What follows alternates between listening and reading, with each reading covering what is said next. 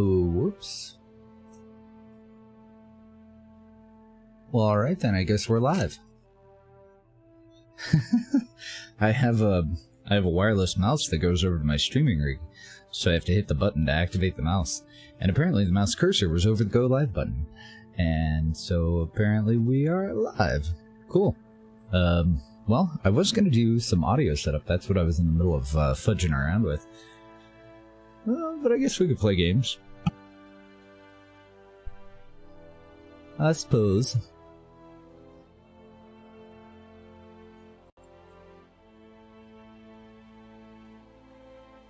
So I was just taking a look real quick at what we have coming up in the tech tree too. I want to grab unmanned tech first, I'm sure, and then I want to go for electronics. So I want to get advanced electrics, and then I want to get electronics. And we're probably going to get high-powered electrics too. We do have large volume containment and advanced metalworks that'll give us more structural parts, alongside specialized construction, which I want to grab before I get large volume containment. And then we do have nuclear engines coming up too, just a couple of them. The NRV and the NERV. So we'll probably grab those, but not until probably after we get command pods. More than likely. So we got a new skybox. Isley helped me put in like an actual cube map of the Milky Way. Look at the skybox back there. I can't hide all of this stuff, unfortunately, not in the tracking station, but we can just zoom out. Look at that skybox.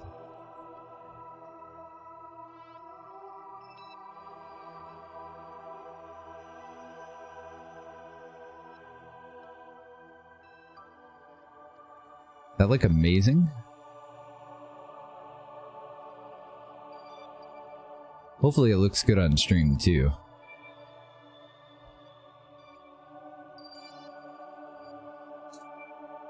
It'd be funny if it looked like shit and I'm like, look at this skybox, and you're like, it just looks like a black background. I don't see shit. This guy's crazy.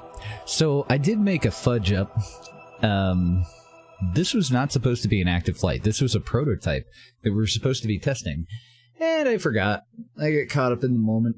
I totally forgot. This is basically a collection of photographs of our actual galaxy, all put together and turned into a background for KSP.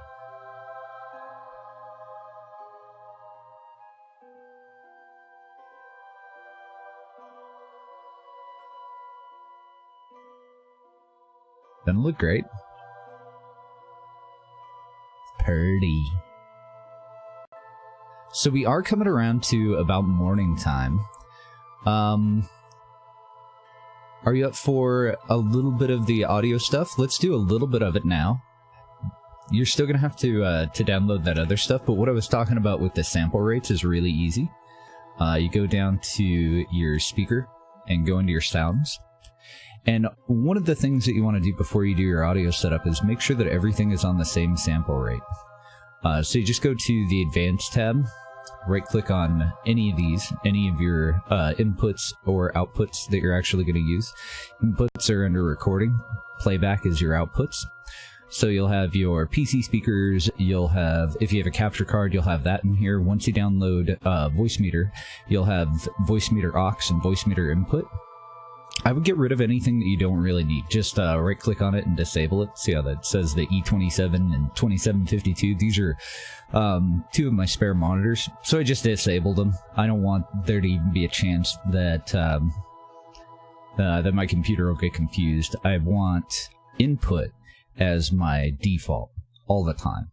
And on both of these, just go in and make sure that they're all, whenever possible, 24-bit 44-100 studio quality, or go for DVD quality, 16-bit 48.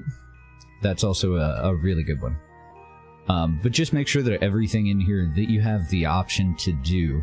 If it's got multiple channels, do 2-channel and do 24-bit 44-1 or 16-bit 48.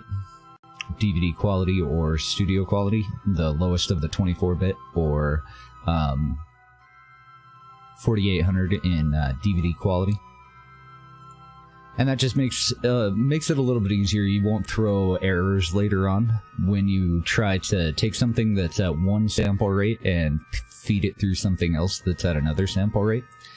So do it for disable anything that you don't need, and do it for pretty much everything, because from now on, you're never going to use this anymore. You're going to use Voicemeeter to decide what you're going to listen through.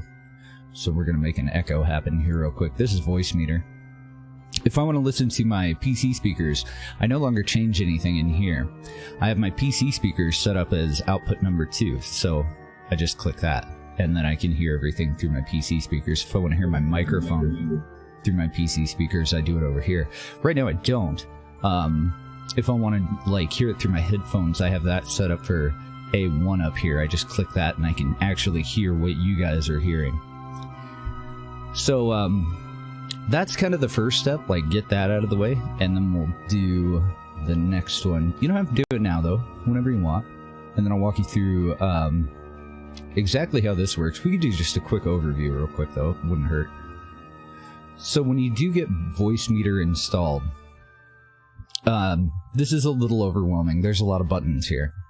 Let's go ahead and pause this too, so that satellite doesn't get out of hand. So what we have, this basically works from the upper left. These are all what you can do with whatever is in the upper left. So this is your inputs. This is what you can do with your inputs. Right now I have my microphone as input number 1. I have the, it's not a compressor, it's what the fuck? It's not a compensator either.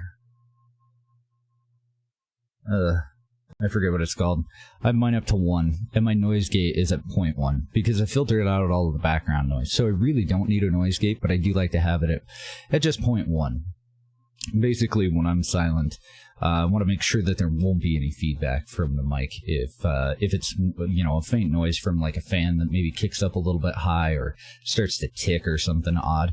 So I do leave just a little bit of a noise gate. So this is your input. This is what you're going to do with your input. These two in the middle are your mixers. And then in your upper right is your output. So it works from up here, down through here. And then these buttons tell it where to go. So A1, A2, and A3 are your outputs in your upper right. B1 and B2 are your mixers over here. And you can even loop these back and forth if I wanted to. Right now I have my mic going to B2, which is my input for Discord. And I don't want to get, like, I know this is going to be pretty overwhelming. Like, I'm sure if I just keep talking about it, it's all just going to fly out the other ear. But what I've done here, I have my microphone. I'm sending my microphone directly to you guys. Elgato is output number 3. I just have that chosen as output number 3. Output number 2 is my TV, my main monitor. And output number 1 is my headphones. So, from my input, my microphone goes to you guys, Elgato. I can't hear it through my headset or through my speakers right now. I'm not mixing it with desktop audio, which is what I've chosen as my main audio in here. So this right here, this is aux. So the auxiliary is the second one. The Voicemeeter input is the first one. So my microphone doesn't get mixed in with anything, it just goes straight to you guys. Then I also send it over to auxiliary so that Discord can pick it up independently. So my input device in Discord is aux. Otherwise, I have some echoing stuff that goes on. Good morning, Tally. So that just kind of gets me around that. And I'll actually walk you through like setting all that up later. Just a quick overview for right now. So, if I want to listen to whatever's going on my computer through Sony TV, I no longer have to use this because I've already selected it as an output here. So I just tick this little thing, and then I can hear my desktop audio through my PC. Right now, I do want to hear my desktop audio through my headphones, so I have A1 selected. A1's up here. So I'm going microphone directly to A3, and also to B2, which is auxiliary. I have nothing for hardware input 2 or 3 because I don't need to do any additional mixing or anything here. Actually, this would be more for like volume control and independent output. So like if I wanted to hear Discord, but I didn't want you guys to hear Discord, I could set that up that way. I could, rather than sending Discord just through my desktop audio over here. Oh, sorry, in Discord, I would actually send it like directly to my headset. And I would probably do that by choosing hardware input number 2 and setting up Discord to output to virtual audio cable, which is another thing that you'll see on the voice meter site. Then that would become hardware output or hardware input number 2, and I would send that just to my headset, but not to the desktop. So you guys wouldn't be able to hear it. So everything over here happens down here, and then you tell it where to go here. And I put it on mono because otherwise if I like move to the left or move to the right, it sounds like I'm walking around you and it triggers the fuck out of people. So right now I just have that on mono. So very, very quick overview of this. You shouldn't throw any errors or anything like that if you put everything in the same sample rate. And for the most part, the default, I think, was 44-100 up here on my virtual input, so I think that's why I chose 44-100, but it's actually been a really long time since I've done my setup. Like, it's really fire and forget. Once you get it all set up, you're pretty well good to go. So, as far as, like, stuff that you want to do first, right-click, go to Properties, on everything, on playback and recording, and just make sure that it's all the same sample rate so that you don't throw any errors later. And then the more advanced stuff, and we can walk through that later or now, it's totally up to you.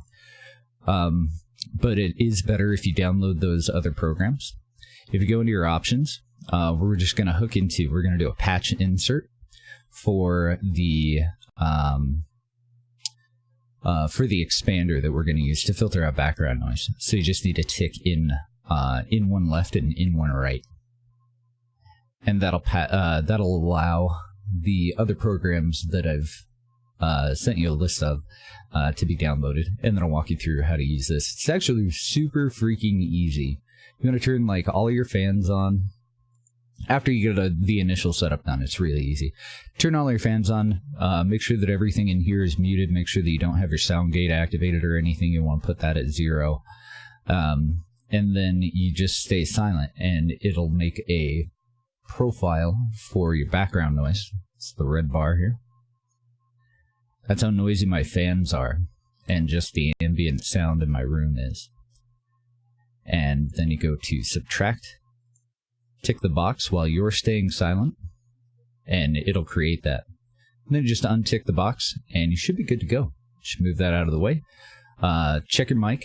So output your mic to your headset. Just test 1, 2, 3. Make sure that you don't sound like a robot. Put your noise gate up to whatever you want. 0.1 and 0.1, 0.2, 0.3. Any of those should be okay. And then you're ready to stream. Like, that's all there is to it. You can follow the step-by-steps that I sent you, but we'll make a proper tutorial. I would like to make like an actual step-by-step where I start everything up on stream, and I would like to put up a video of it so that instead of sending you that step-by-step that I sent you, I can just send you a link. If somebody talks in the background, you can't cut that out because you're only going to want to use an expander for background noise. So, I guess technically you could, but the expander is going to have a really hard time determining, what is actually you and what is the person talking in the background. So your output, like your voice, is going to sound really weird. It's going to cut out part of the sound wave of your own voice. But it does work for even if somebody's like mowing outside, like anything that would kind of qualify as like white noise, fans running especially, just like constant noise in the background that's a different wavelength than your own voice, usually you can cut all that out. So it kind of depends. Like I could maybe cut like your voice out because it's so different from my voice, and mine might sound okay, but it will sound kind of funky, you know, that kind of a thing. So just make sure that you're quiet. If the cat screams or anything like that, then just restart it. Just untick the box, hit reset in the upper left corner, wait until the cat's calmed down, and then hit it again. You just have to leave that on. Enable during noise is all it says. Just leave it on for like 5-10 seconds, and you should be good to go. Always test your mic, though, because you sometimes will, at least sometimes I screw it up, and I don't actually know if I don't test my mic until somebody comes in and they're like, why do you sound like you're made of metal and screaming down a hallway? Cat screaming's not necessarily bad, but it's not something that you want as part of the active filter. It's mostly going to work for like PC fans, or if you have if it's a hot day out and you have a fan like blowing at you and, you know, your microphone because you're so close to your microphone, you can cut all of that out. That kind of a thing. So once you get the sample rates done and get those 3 things downloaded and installed, let me know. And we'll do like a proper from start to beginning. We'll go over voice meter again really quick. And we'll get everything all patched in and set up. It's gonna be amazing. You're gonna love it, I hope. So real quick here, this was supposed to be a prototype. That's what we were talking about as far as back to the game. I wasn't supposed to actually leave this up here. I was supposed to see if it had enough DV to get to where I had sent the damn thing. Then I was going to make the rest of the rocket all fancy and recoverable and everything, and I've totally fucked it up. Oh, of course, Scarlett. Anytime. I screwed the pooch. So, now it's permanent. Oh no, you're fine. That's why it kind of works out. It's kind of like a, you know, getting going thing in the morning. Give everybody a chance to, to stop by. Give people a minute to actually show up, that kind of a thing. It totally works out. So, yeah, I fucked up. I done completely fucked up. I mean, it's not that big of a deal. I don't really care. Like, I'm okay with it, but I could have saved a little bit of money and still had the same result. So anyway, let's do a couple of scans. We are coming around to morning. We had done our previous scans around nighttime, and I'm just waiting on our nav ball here for us to not be pointed at the damn planet. And then I'm going to start doing some scans. We need a few thousand science to unlock this portion up to our limit. Like, we have a limit that we can unlock until we get our next upgrade for the R&D. Oh, I'm loving this skybox. Like, that's all we talked about when I first got going. I actually kind of got going on accident. I was still in the middle of messing around with the skybox, and I need to enable the flag and everything. And so I was going over to OBS, and I have to click. I have a wireless mouse that I use for the streaming computer, so I have to click my mouse button to activate the mouse. And apparently it was still active, so I went live. And didn't notice until chat said exiting host mode, and I'm like, well, that's odd because they're obviously not offline. So we did get a hit. What is this big thing here? I prefer the awesome Duna's red. Ike is apparently orbiting Duna, so we found a moon of Duna. I'm gonna wait for it to get back around. And it looks like this is looks like our nav ball is a little confused because we're obviously not pointed at the planet anymore. So we'll just start when it looks like it's supposed to be running. So hot. This is one of the first things we thought after discovering Moho. If one day we wanted to explore it, well, we'll have to care about temperature. So we did get a hit on Moho, the innermost planet to the sun. And we're getting some faint signals, but I don't have what we need to actually get a track on it. So I just wanted to go around one more time since we got a hit on Moho. We're still hopefully going to find everything at least between us and the sun. I think we're actually pretty close.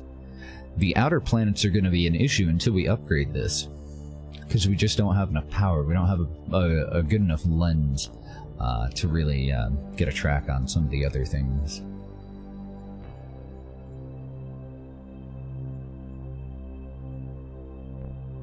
And then after that, I think we'll go in. I'm pretty sure that we got, I think we're up to probably 400 or 500. Our instruments are so powerful that we were able to see a purple dot in the sky. Bob named it Eve. First we thought it was an ice cream like Minmus, but then scientists at R&D said it's impossible, that close to the sun. Okay, so we did get another hit. Let's go around one more time then. If I were to just continue to hit track bodies, I think it skips over the message there, and I do like to read those. Somebody put a lot of work in those. It's not like they just naturally occur. Somebody wrote all that shit, and I do get a kick out of them.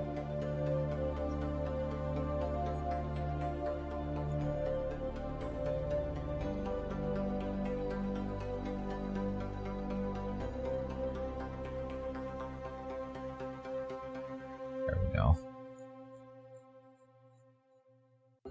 Pretty much gonna do this until we make a rotation where we don't get a signal, because we're gonna need those signals for the next telescope that we're gonna put up this morning. The ultimate question for the time being is how did we do to find Gilly? Okay, so we've got some errors there. Our instruments are so powerful that we were able to see a purple dot in the sky. Okay, and then we got a repeat message on Eve apparently. So we did get a hit on Gilly, though. That puts us at somewhere over 500 science. Because I think we were just in the R&D and I wasn't paying attention. I think we had something like 100 left over from yesterday. And that's 3 or 4 hits at 170 science per hit.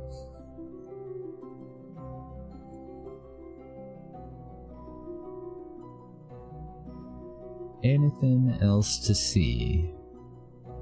Now, I don't know if we're actually going to be able to take pictures of all of these. I do know that the solar system is quite a bit larger than the stock solar system.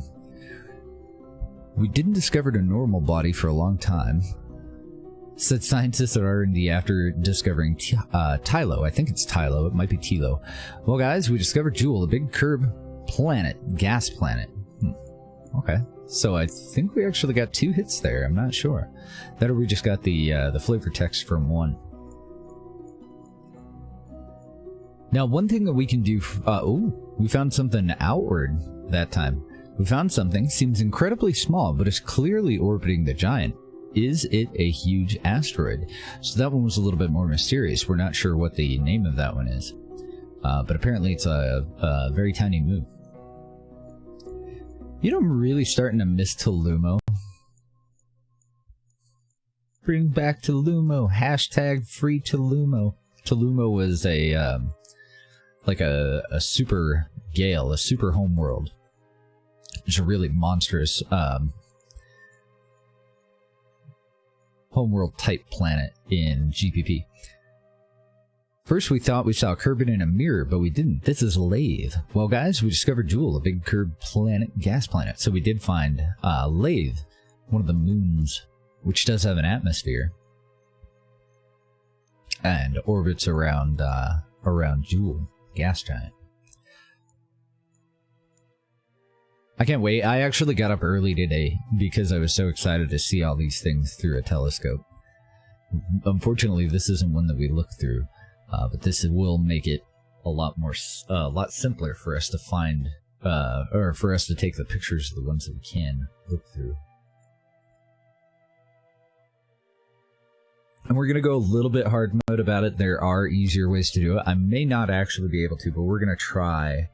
We're going to try doing it without targeting everything and without using the map to target everything. We will target the main body or whatever we get a hit on.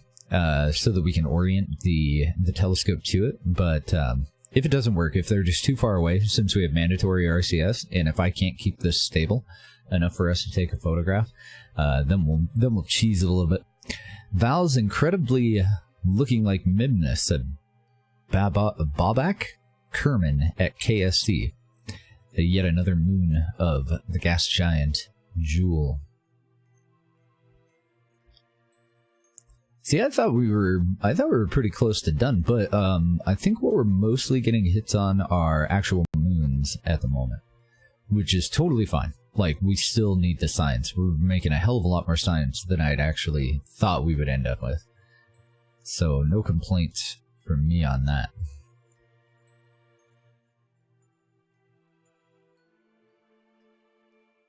This is going to be a really big science day, actually. I wouldn't be surprised if we were able to unlock the next step of the tech tree. We still have a limit of 500 science that we can invest into any node, but Bop, yet another one of Jool's moons. Seems to be a captured asteroid, so it became Jool's satellite. And we got another hit on Jool itself, too.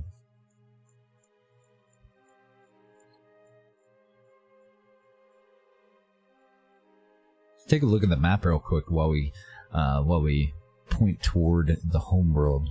Let's check out the spread here. Oh wow, that one's way out there. So we have an unknown... Well, all of these are going to be unknown objects. We have 2 of them, 3 of them that are in a higher orbit than us. 4 of them, 5. Okay, we have all but 2, apparently, that are in a higher orbit than us. So we did find Moho and Eve. We did find Duna here.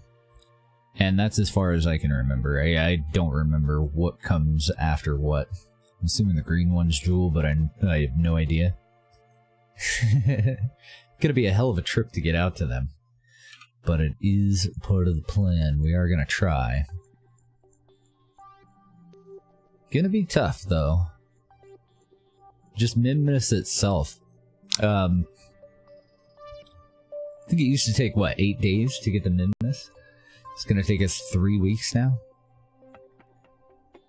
on just a typical encounter.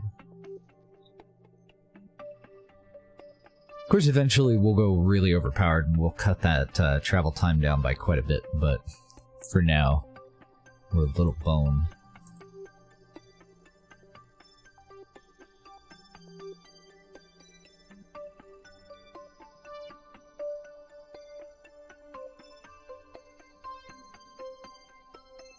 We have 2 faint signals right at the horizon there, but they're too far out for us to actually get a track on. I think we might be out of moons of Jool, but what we'll do is target the unknown entities themselves, and we'll look specifically for moons. And I think now actually probably the time for it. So I want to set the innermost unknown object as our target.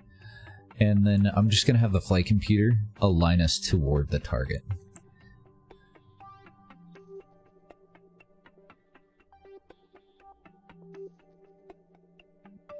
And I don't want it to continue to use monopropellant, so I know that Moho doesn't have any, well, I personally know that Moho doesn't have any moons, but I want to see if we can specifically target it and actually come up with a hit on anything. It doesn't look like it. Let's go over to Eve.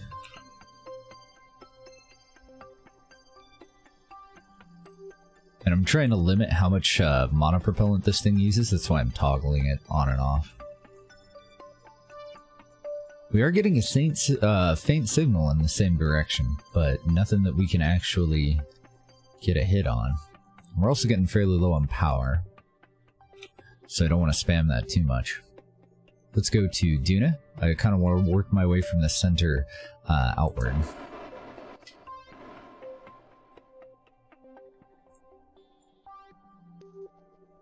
Let's do some scans in Duna's general direction.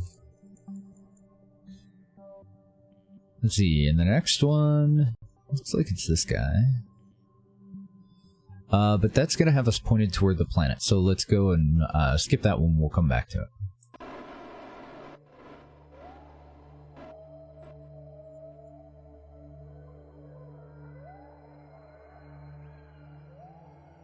Just about out of power, so we're probably going to have to do some time warp in here.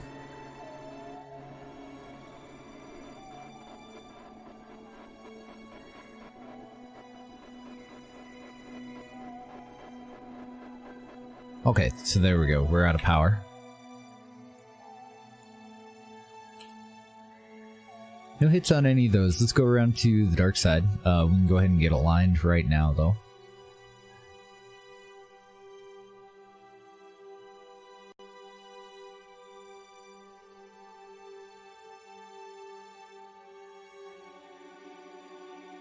We'll just do some time warping.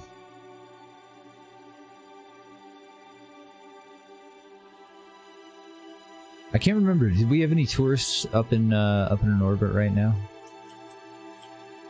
If we do, then they're totally ready to come home. No, I don't see any. I don't see any other active flights. With tourists, anyway. Got a couple of other active flights.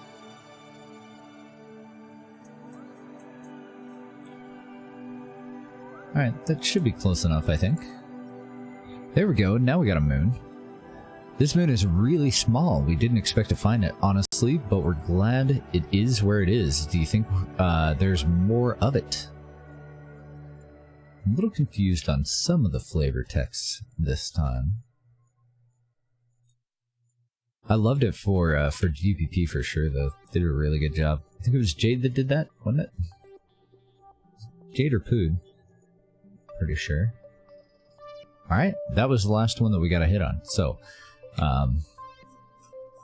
unless I didn't zoom out far enough, I'm pretty sure that we're caught up. Oh shit, I didn't. Well, one more over here.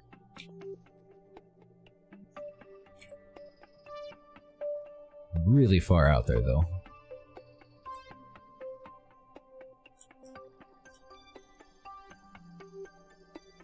Just wait and let the homeworld get out of the way.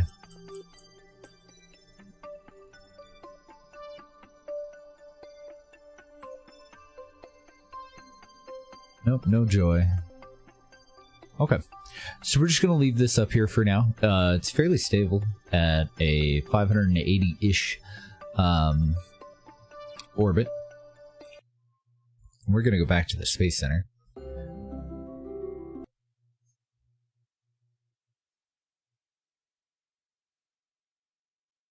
I think we'll look and see what we can spend that on first.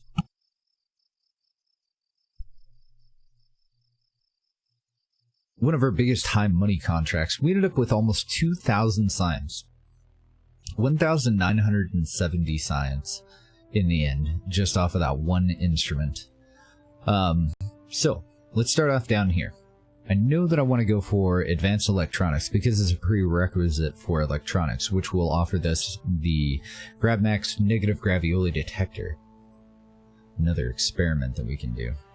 Didn't really look through it all that closely. I don't think we have any other experiments that we get in this stage with electronics. But we do get antennas, and that's very important as well.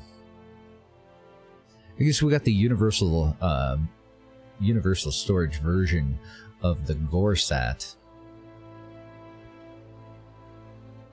But that's about it as far as experiments. I do want to grab this capacitor, and we also have the Little Brother surveillance camera, the Cacti telescope, yet another telescope that we can use to get some science. I think that this is actually going to be more important than the other nodes that I was coming over here for.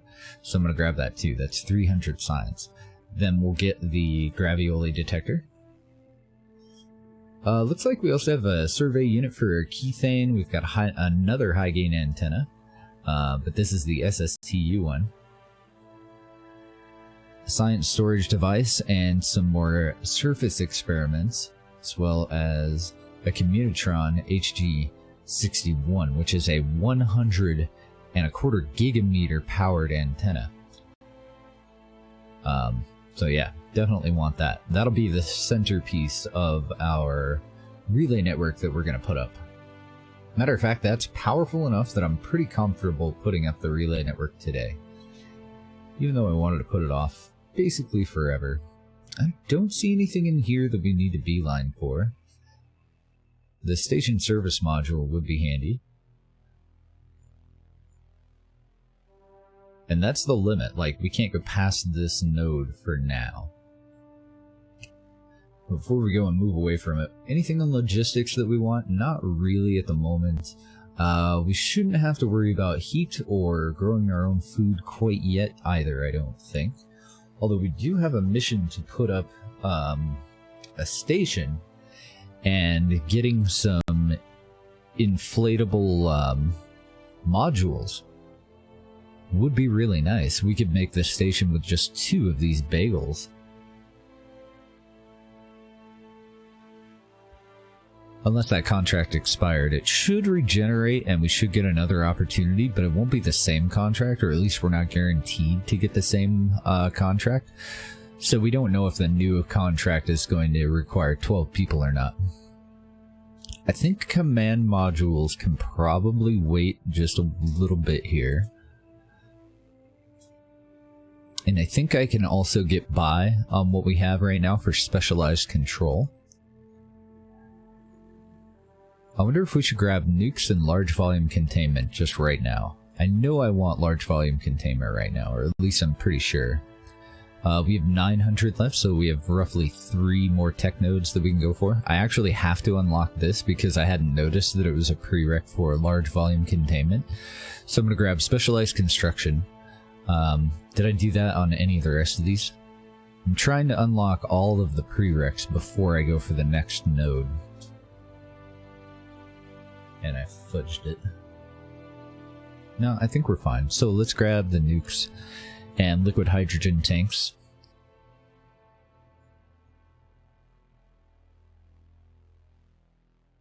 A lot of fancy trusses in there that would be really nice to have for our relay network. Good morning, halftime. Ooh, we have another inflatable module with a deployed crew capacity of 9.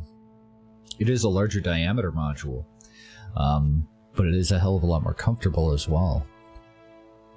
That would also give us some adapters. So this is all like station life right here. Pressurized crew tube. I think the hitchhiker is in another node. I think that princess is in another castle right now. We could get a service compartment though, it's like a baby hitchhiker.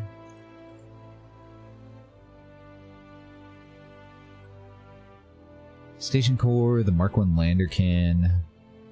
I really want to grab these, but I'm not sure what I'm going to use them on quite yet.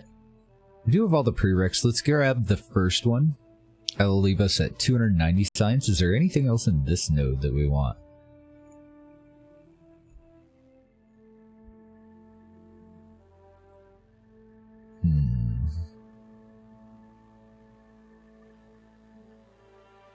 Bunch of landing legs and whatnot. Mr. Hulk. Now this is how to say hello. Hello. Good morning. Thank you for the 9 months, man. Appreciate you. How you been? Hope you've been doing well. I haven't seen you online when I get off lately. I was looking for you the other day when we came back to KSP. Have you been streaming a little bit earlier? Doing pretty well. Coming along nicely. Spamming them hearts. At 1 a.m. Eastern? Okay, so you get going at about 11 p.m. my time, I think. So yeah, even if you put in like an 8-hour day, I've still got like a gap there. Bummer, man.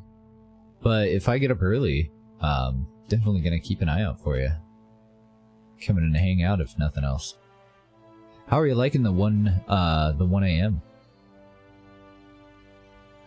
I loved streaming at 1 a.m. honestly. Like it's a really good time slot for growing your stream. Everybody else is getting offline. Lots of people are looking for somebody that'll be on for a little while that they can raid. A really good time slot for meeting new people. I don't think we need any of that. I don't think we need any of that. I don't think we need... we do have a soil sampler in here. A science experiment at 160. I think we'll go for it. Okay. We unlocked a lot of stuff. So we have two main things that we're going to be looking for today. We're going to want to put up a telescope today, and we're also probably going to want to put up our relay network, the first 4 parts of our 6-part relay network. Hooked on Division 2? Nice. Start doing 2 streams? That's a really good way to grow your channel too. And it really kind of cuts down on the exhaustion. Stream for 3 or 4 hours, take a 3 or 4 hour break, stream again for another shorty. Time freaking flies. Did we grab those HAB modules? Like, we have 2 things that we're gonna do, and I'm gonna start off by doing neither of them, because I want to look at my my new inflatables here. So previously we had this set up for Winstons, which aren't stackable. I can't add anything to the other side of a Winston because it's an inflatable. It doesn't have the doesn't have a built-in hatch or anything like that. Now we have volleyballs, which are roughly the same thing, but they do have that extra hatch. So we definitely have an upgrade for these. The Winston can hold 3 curveballs. We also have the Eclair, which is actually one of my favorites. That's twice the crew capacity as this little guy, and it's much more comfortable. Then, oh, we did get the Hitchhiker. I just didn't really notice it. It's got kind of a makeover. Everything's got a freaking makeover since last time I played.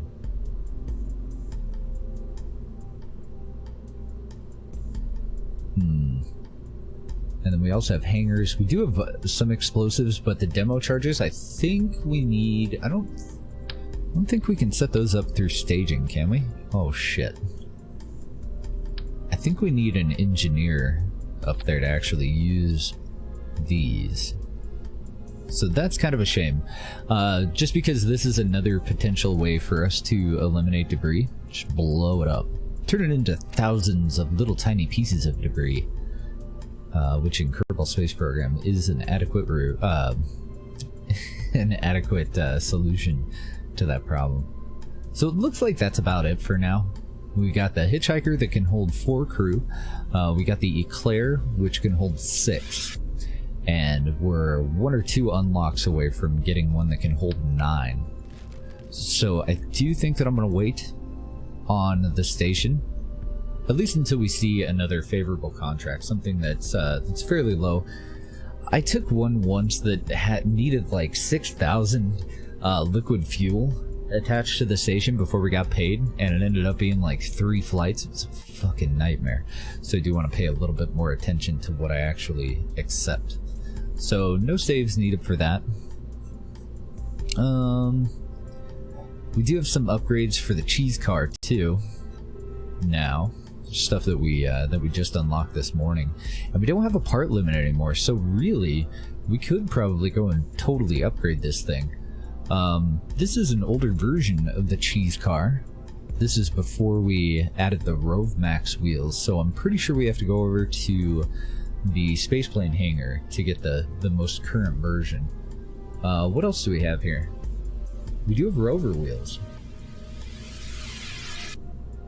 And they are motorized. Those would definitely be a much better option than either of the wheels that we're currently using. We would no longer have a need for a jet engine or any intakes or anything like that. So we might work on the cheese car today too, before we get too many of these upgrades. Because there's some buildings that as we upgrade our facility, we can go out and run a whole round of tests on. Plus we have new tests. We unlocked a whole shitload of science experiments that we did not have access to when we originally built this car.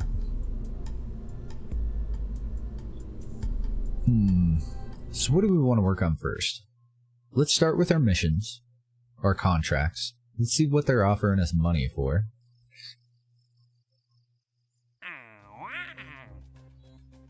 Work on both? We probably will, but which one do we want to work on first? We did get heavier lifters and bigger cans too, bigger gas cans. So we might be able to do something there. So we still have the 1 and 2 tourists over site, and these don't really pay as well as most of that type of mission. 2 tourists want to go up into orbit for an hour. 4 people want to go on a flyby of the moon. That's gonna be a toughie. Oh, motorized wheels and jet engines? We could.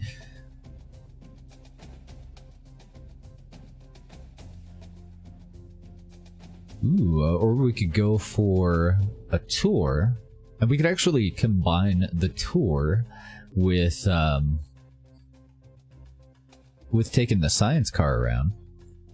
And then we have VIP that wants to go into orbit around Kerbin, so we get just a couple extra dollars if we take that guy with. What do these guys want to do? Oh, nice! Commander Root and CLG Taylor Swift have joined us. And it looks like they just want to go up into orbit and come back home. And this one doesn't pay too bad, I guess. All of our contracts have kind of gone downhill as far as those go. The scanned satellite contracts are going to take a decent amount of time. I think I want to upgrade this facility one more time before I take all of those. So I'm actually kind of leaning, before we go for our telescope, we have 2 of them that we want to launch today. We have a Hubble facsimile and a James Webb facsimile that we want to launch today. Before we do that, I think I want to do this tour, the investor tour. And the contract doesn't pay anything, but we don't really invest anything. I think we're going to work on our car. I think that's the way to go. We're looking to save up almost $900,000. It's $845,000 to upgrade our VAB for the final time. The launch pad is fully upgraded, and we still need to get another upgrade for the tracking station. The next upgrade that I want to save up for is actually probably going to be mission control, so that we can get unlimited contracts. It's not actually unlimited, but we'll make it unlimited once we get that upgrade, because it says that it's unlimited, and so I want it to be freaking unlimited. We might actually do a launch in the middle here, because it is nighttime and I don't really want to do the tour at night. Better get some coffee. Looks like you're going to be here a while. Nice.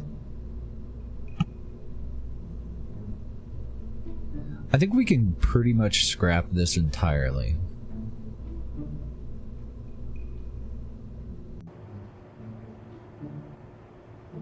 I don't really see much of a benefit of keeping any of this right now.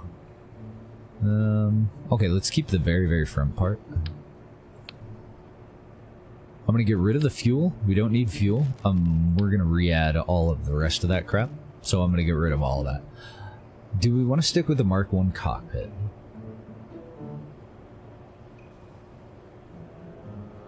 Oh man, we unlocked the Gohira. Look at the size of that bad boy. That motherfucker can hold 8 people.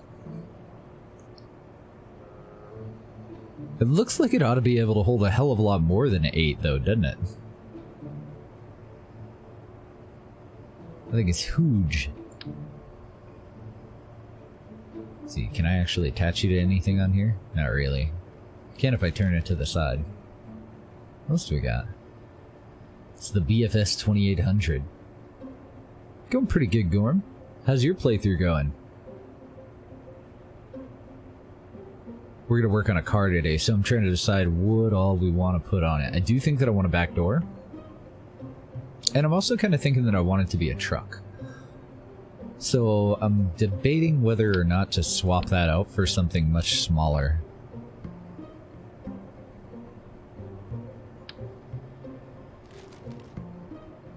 Yeah, we did get good wheels, so that was the important thing.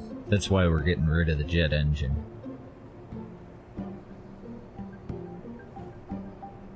I really like that little one.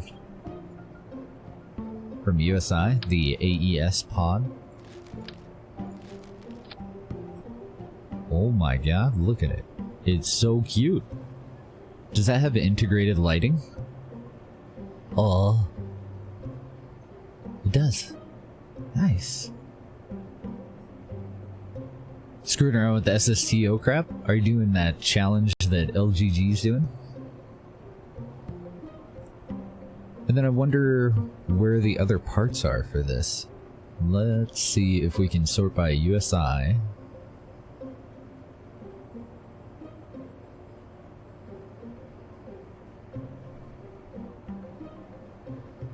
I might just be able to do a search for it.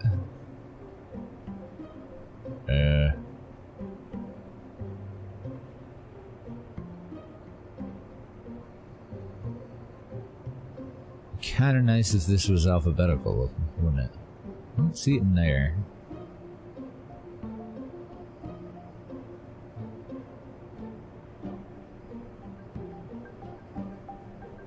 I don't think it'll work, because if I search for USI, it's not actually part of the name, so I don't think it'll show up in here, but...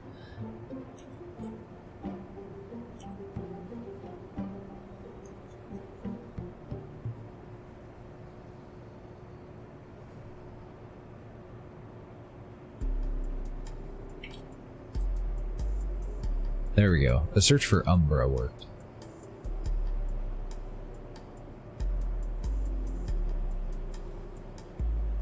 At least I think it worked. So that's for an otter. That's for an otter. I was hoping that this had like a flatbed or something that we could put it on. Doesn't look like it though. At least not at the moment. There's a vehicle that I was debating putting in. Oh, we do have cargo racks.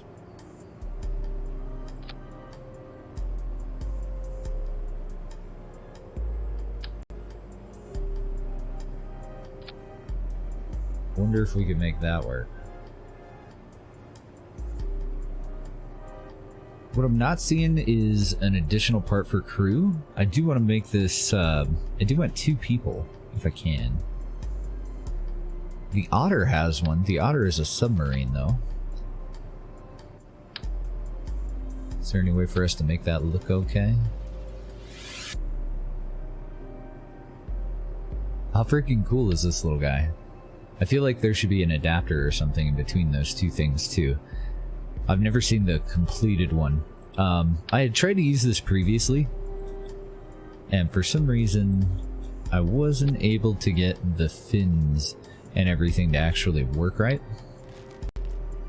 So in my previous plays, I did put a full one together, and I ended up having to take it out. I couldn't get the little attached parts to work together, really.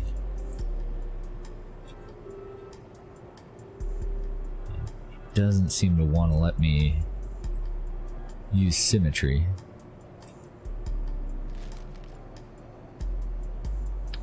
Okay, maybe I won't go with those. I might just stick with this guy, because I know that we have all the parts that I want for this guy. I was just looking to see if we had any alternatives that we might be interested in. So we're still going to make it look like a box truck. I do want... I think it's in structural. It's either in structural or miscellaneous. I want the crew cabin on the back. That'll give us an internal capacity for tourist. I'm going to cover up the back windows. I might actually end up covering both of them up. I also want a hatch on the back, which will count as a 4th seat. We have 1 in the cockpit, we have 2 in here, and then technically the airlock here also counts as a seat. Let's go with no mount.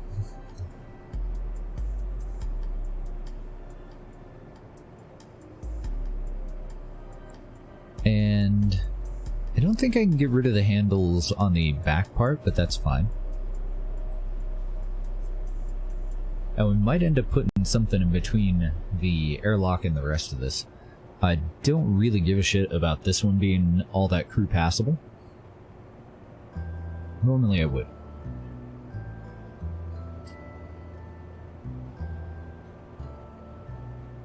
Yeah, I think we're fine without it. Now we do have a 30-part limit in this editor, so we're probably going to have to save it in the other editor. Let's get some pieces that we can attach wheels to. Let's go up to Science. And I was saying that we might put something in the middle there because we do have the universal storage version of a lot of experiments now.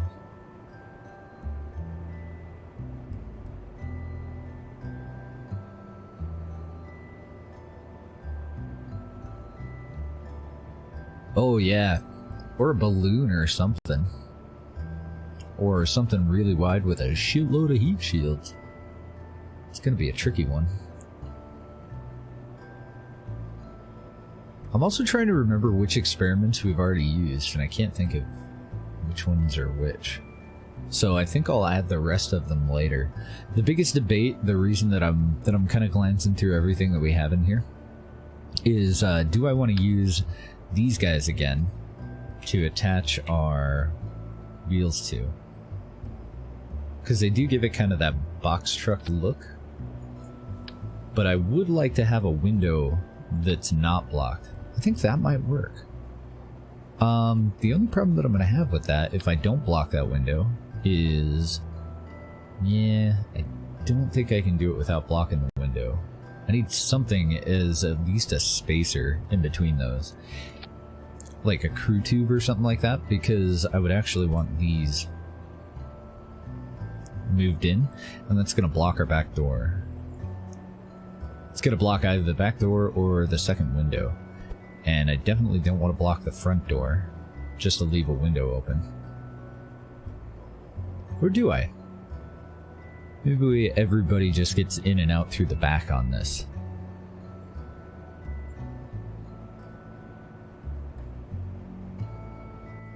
That'll leave a little bit of the front window. We'll have a center window. And something nice and boxy for us to attach our wheels to. Let's also move these up.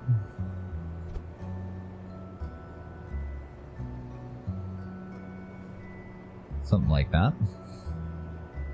Racing. I don't know if I want to do seismic sensor pods and hammers on this version of the car.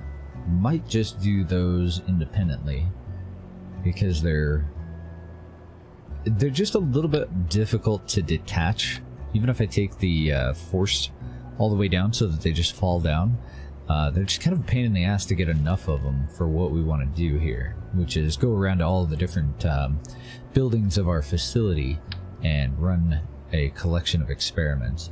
I think it's totally fine for all of our single-use experiments to just come up on one side of the vehicle here. And I think I'm just going to put those in a row. Let's actually start at the top. So we have our thermometer. I've already attached the barometer.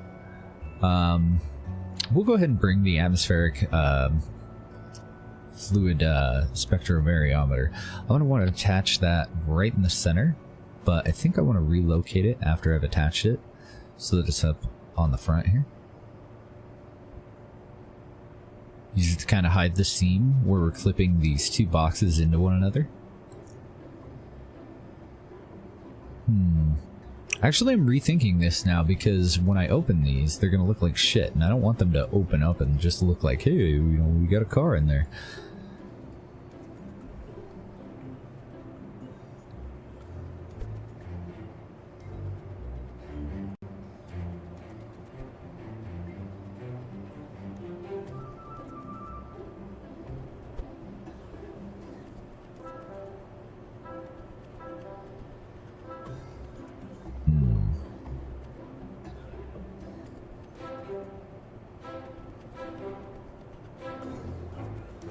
I don't know, that's pretty far out though, isn't it?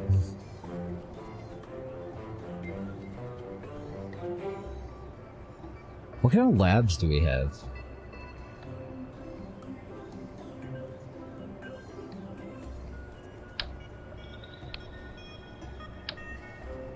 Ooh, I like that one.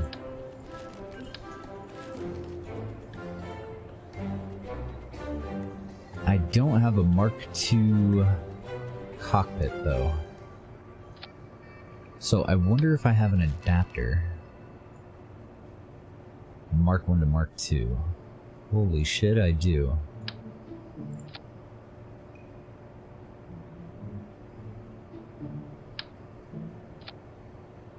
So with a lab attached to this, even though it does make it quite a bit longer, we don't actually have to go external to reset our experiments. Our scientists can reset our experiments from inside the lab, I'm pretty sure.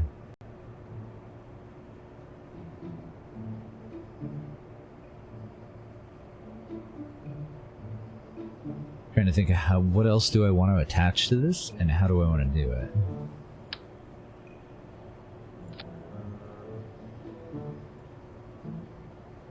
Ooh, I like that little material bay.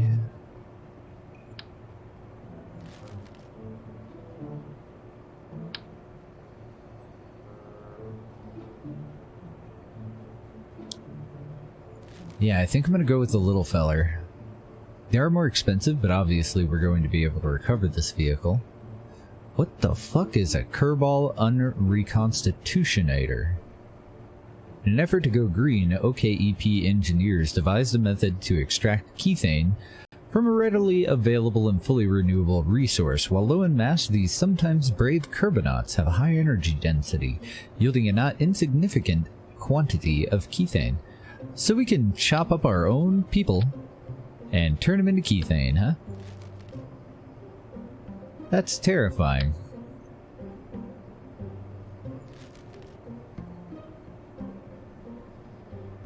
Yeah, I think I'm gonna go with those little guys. And what do we have that we can put on the back of this thing? I'm a little concerned with how long it is. Giggity. I don't think I have a shorter adapter, though. Literally Soylent Green. If you're interested, I do know that there is a Soylent Green mod for Kerbal Space Program. But it works. Honestly, I'm really thinking about putting this off and getting that telescope up so that we can just unlock a Mark II cockpit for it.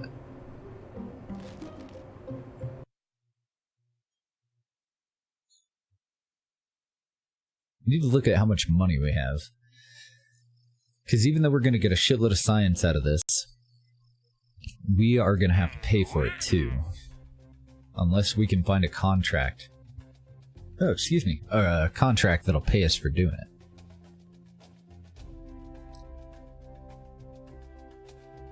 We do have these.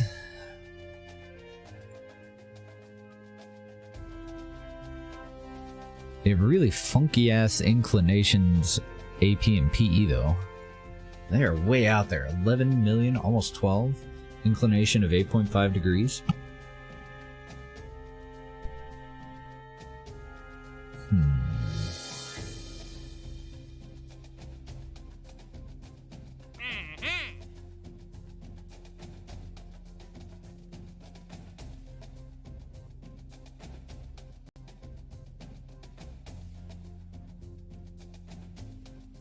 I wonder if we could put it on the back of a tourist vessel to deliver it into a low orbit and then move it under its own power up to a higher orbit. And I think we might even be able to modify... no. The main body of the telescope that we're using right now is actually the fuel can and everything, isn't it?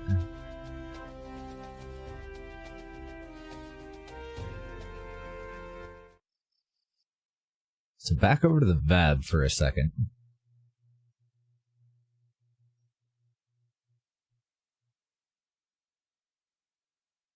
Trying to think of how can I use $116,000, which is what we have right now, 115. How can I use that to turn it into enough, for, you know, somewhere around 50 or 60,000 for a launch?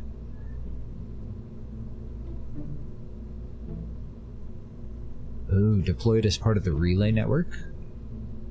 115 is going to be a little slim, though, for deploying a relay. And do I want to send a person up to deploy our relay? I probably do, just so that we don't have to worry about any interruptions.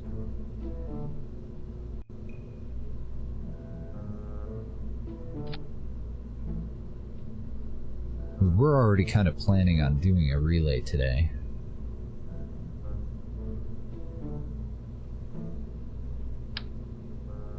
I'll check out some of these other command pods. Oh, check out this flag that Isley made. I forgot that I had it in here. I had tested it out on the wrong install.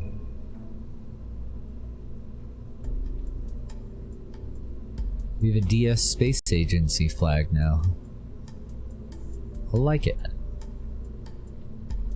I think it fits in really well too. And then I gotta figure out how to enable the other ones. I was really tired last night when Isley was walking me through it.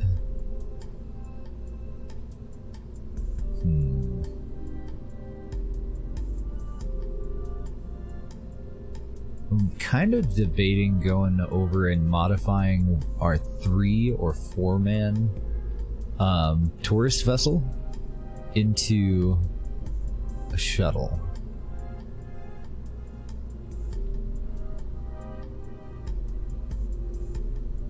I wonder if I have any bays that I could actually use for that. This container. Actually, a hangar would be fantastic for this. Or a complete nightmare. One or the other.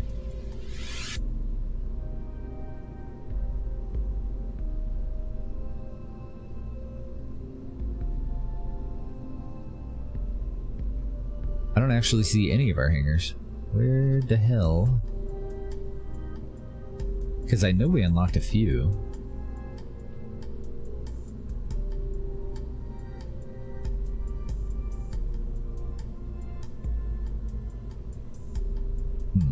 Are hangars not in there? Are they in utility? Oh, hangars are in utility. Okay. Well, I won't be using that one. I can't make it any smaller than that.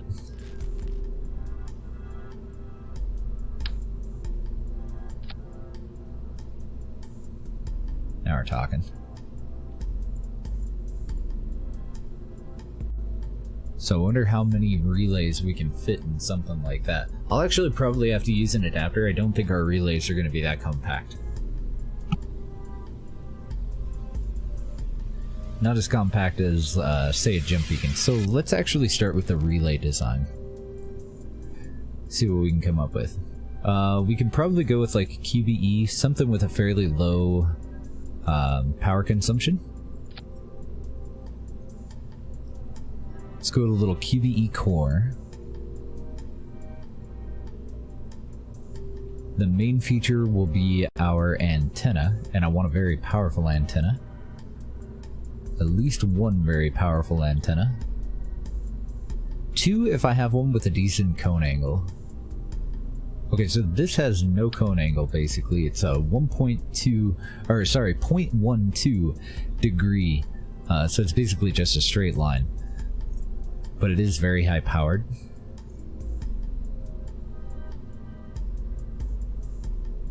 $250 megameter, 10 megameter, 20 megameter. Probably gonna want an Omni on here.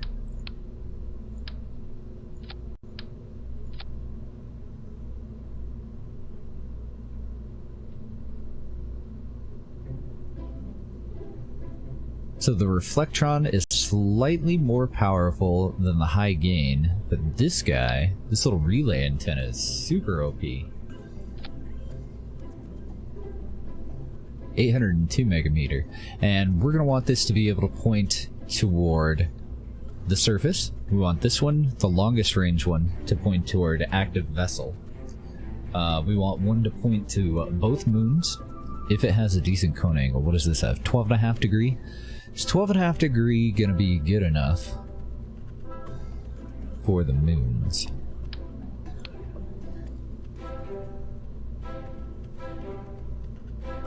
Might be.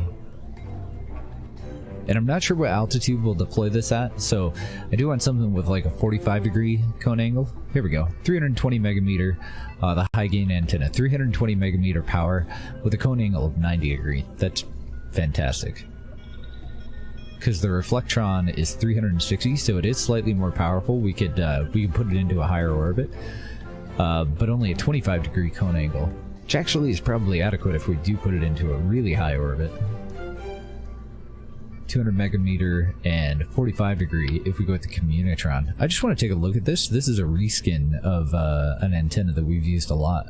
Oh, it looks wonderful. Very cool.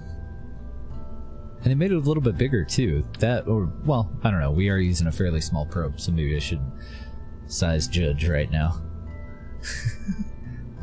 So I think that all the rest of this, actually, you'll go up top. I think I want that into a service bay.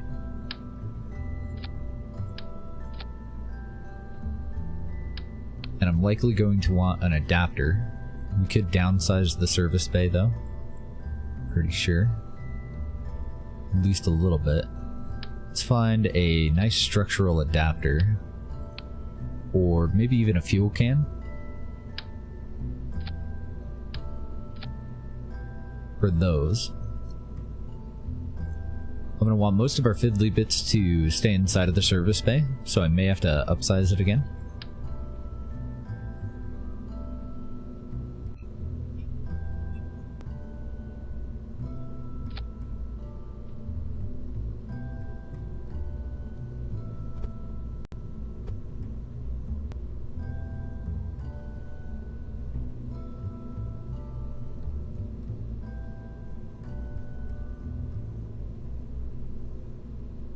And I don't know if these like rotate or deploy or anything. Nope. Looks like they're static. Oh, we do have a truss connection too. Ooh, I like that.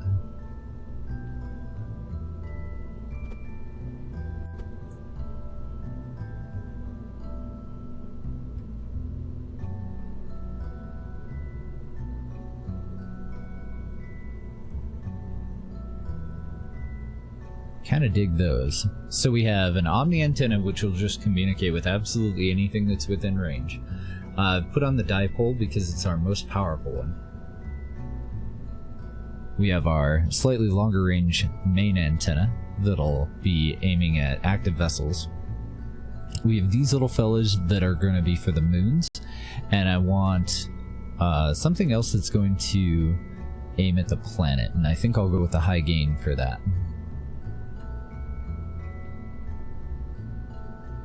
Because of the 90-degree cone angle on it.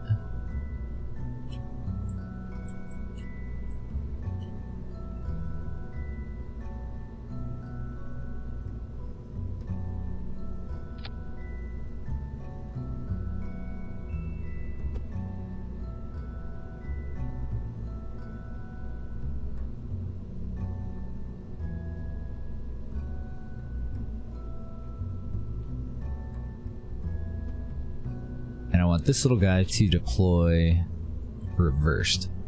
While these are pointed outward, this one will be pointed backward. And is there anything else that we should use a high gain antenna for? I guess actually if the Omni isn't going to be powerful enough to communicate with the next antenna in the chain, I may need 2 additional smaller antennas. Because we're going to have 4 of these.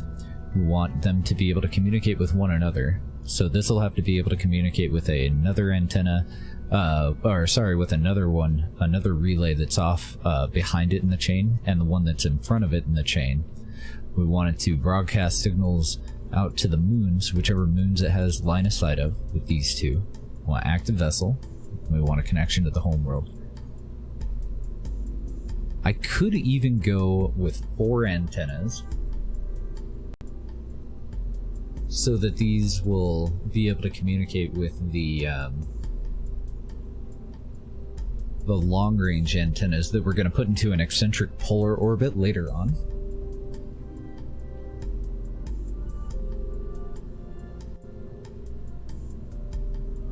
wonder if I want to do that with high gain. I don't know, it is kind of a long range. They're going to go out to the edge of the SOI.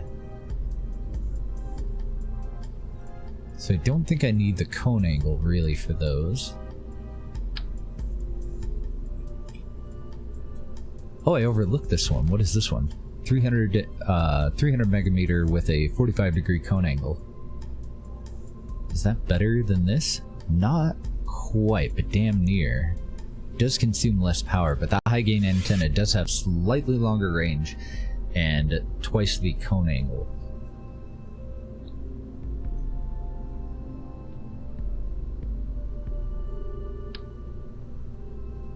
I'm gonna have to put that dipole off at an angle too.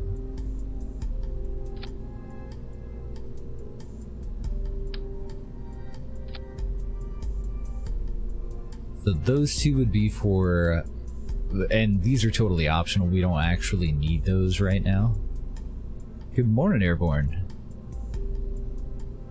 From Rayville, Louisiana to Fort Worth, Texas. Oh man, hopefully I won't let you down. We're gonna be working on satellites, telescopes, and a tour car today. That's the itinerary so far anyway.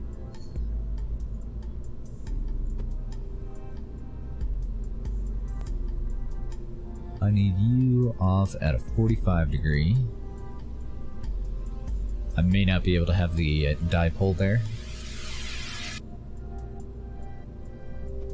Which is going to be a shame because I won't really have any other good place to put it unless I do a little structural extension to make that a little bit longer. Doesn't appear that it's going to clip into any of this stuff, so maybe it'll be alright.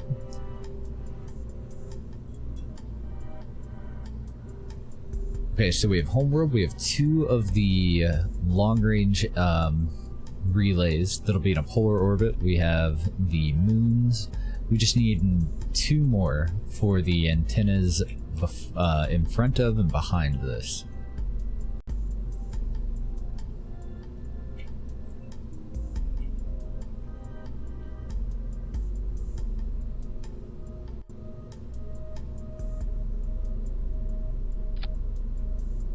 Oh, interesting. If I add it and mirrored, one of them is pointed backward.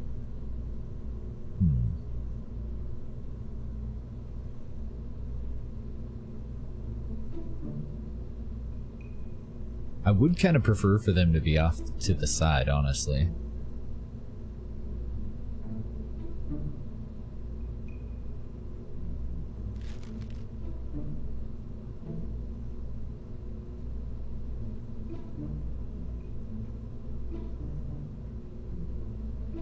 .800 megameter and 1.15 consumption per second.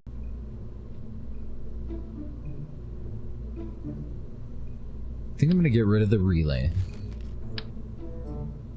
I think I'm just going to go for the high-powered ones for anything that's going to target one specific thing. Oh wait, those were for the moons though, so I do need a decent cone angle. These will not work for that. These will work for targeting the other satellites in the chain though.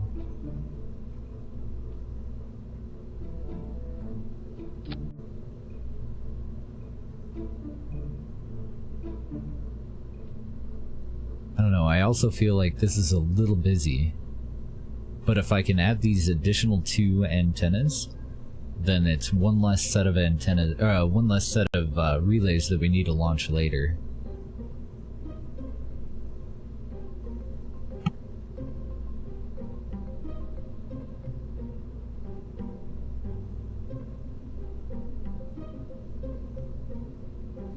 Uh-oh, do you have me muted?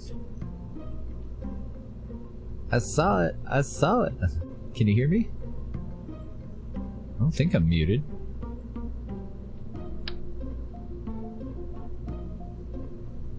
Drive safe, man.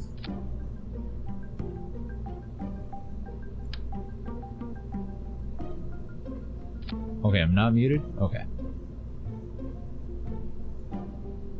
Deb can hear me? Sweet.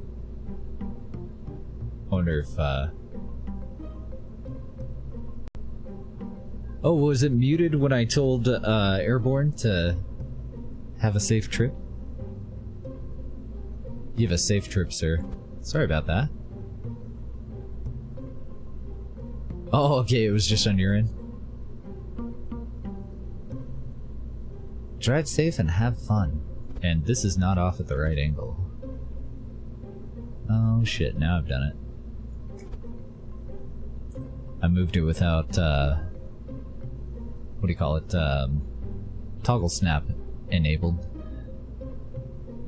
So I had to hit space and revert it. Alright, I'm okay with that part. Is there any other color that I can make this? We can do black and white. We can do orange and gray. Let's go black and white. What about you? Nope, all I can change on the service bay is caps and size.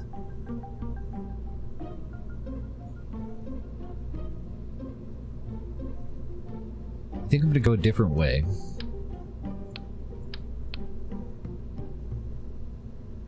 I think I like the rest of what we've got going on here. I think I want this to be the total surface area of the whole thing, so a lot of these things can actually go on the back. So I'm gonna leave the high gain antenna where it is. Yeah, actually I think we'll do that.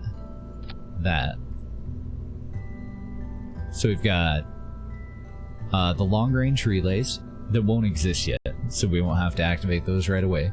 We've got a high gain antenna with a decent cone angle for the home world. We've got two different kinds of omni antenna. One of them is active all the time, and we're going to need that until we activate the dipole, which will just extend our range a little bit. Active vessel, the two long range relays, the relays before and behind this relay, and then two with a decent cone angle and a high power that will target the moves.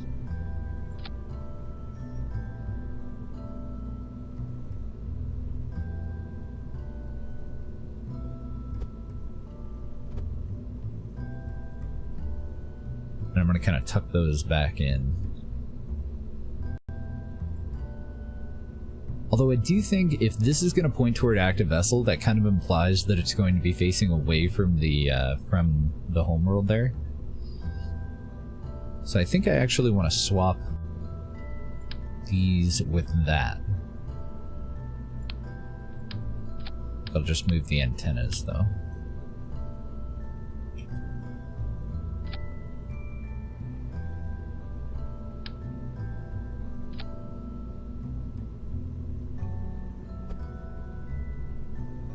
Then I'm going to move those down enough so that it looks like they're kind of molded into the tank.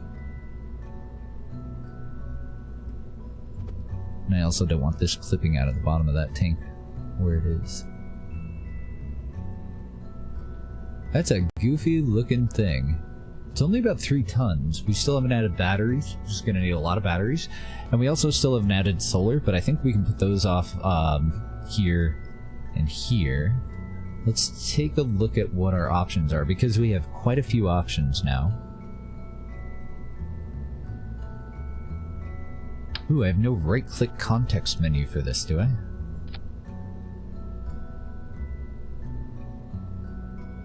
Ooh, those are nifty. I've never used the SSTU solar panels before. We're going to put 4 of these into a synchronous orbit around the equator.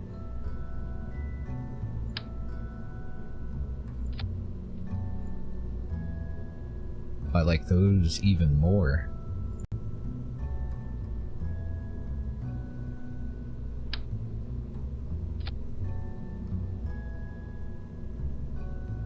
My God, look at all these options. It's a shame that I don't have more info though, because I can't actually tell how much power they generate. Oh, nope. You go back where you were. I meant to click on the solar panel. Take these off for now.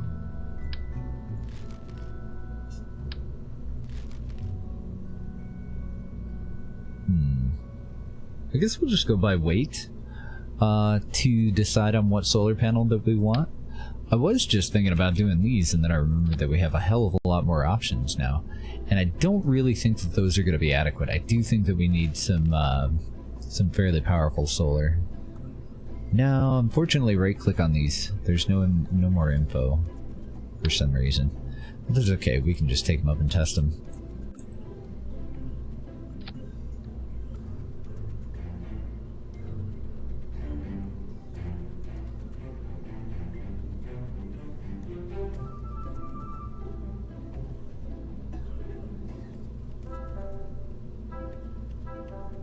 So that's the DSP SMA-M.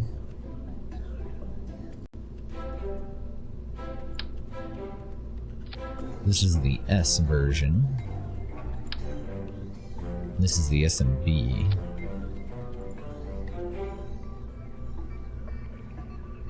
I think the SMB has enough of a standoff that that'll be just fine.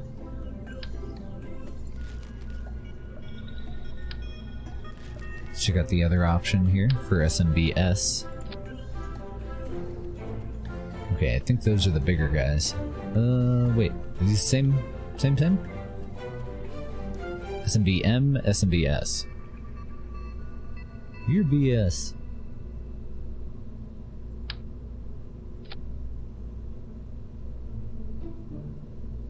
Okay, there's a bigger version.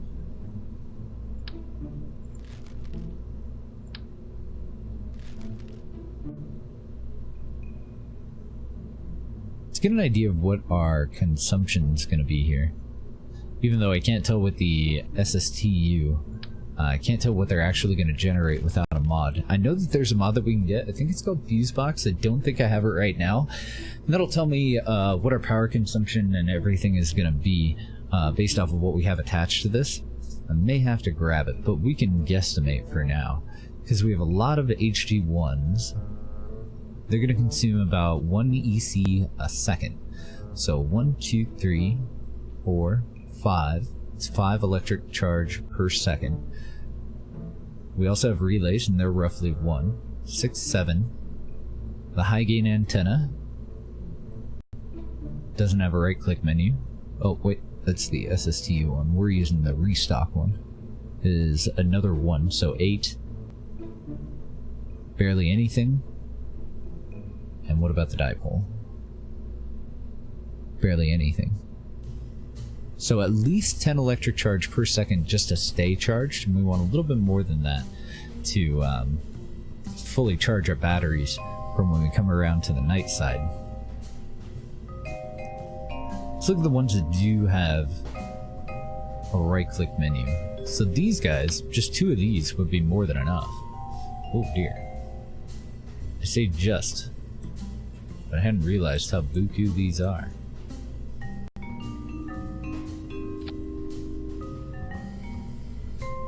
Those big, and they're gonna clip. So I don't want those. I don't want to clip into any of my other goodies here.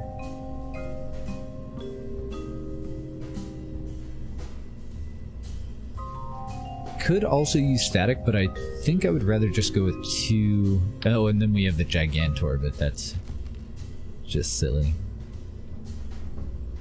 Not these little guys.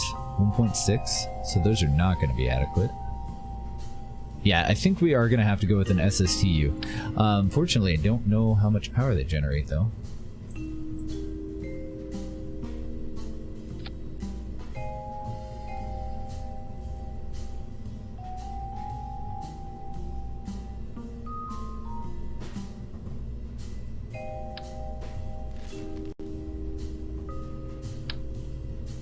I think I want either that one or this one. Looks like this one's more expensive, so let's just assume that it's better. It's usually how it works, right?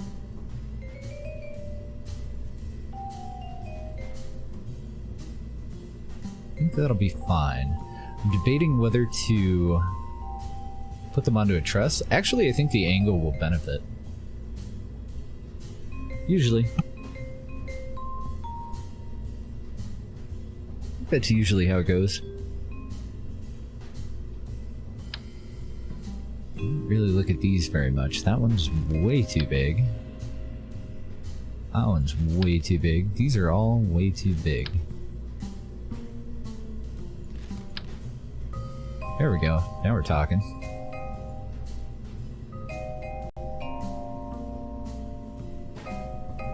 It doesn't quite block, but I don't know if it's going to be able to track the sun the same way that these will. So I don't know if this is really going to work out for us. I'm assuming that these will be able to rotate.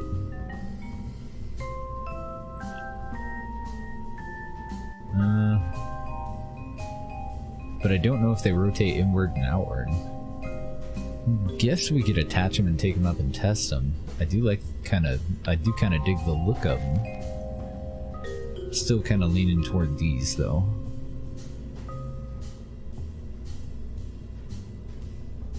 And that's the M version.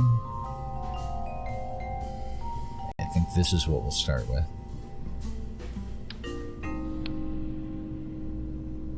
So I do think that I want a structural standoff for these. Something for these to attach to.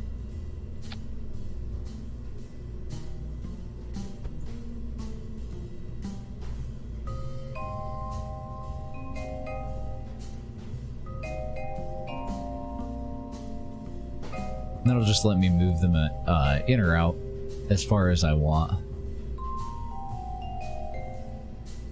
And then I want to see how they're going to act when they're retracted.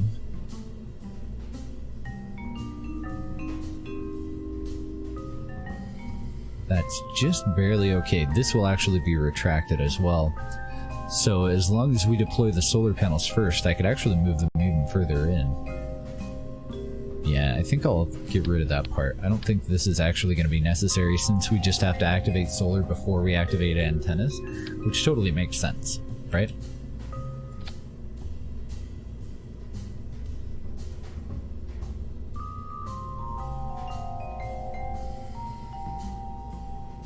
Yeah, I don't think that those will interfere with one another.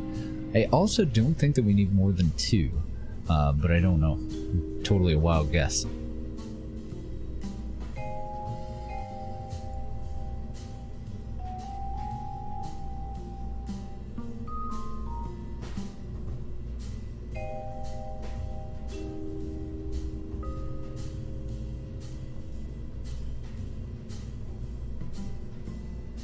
Oh yeah, shit.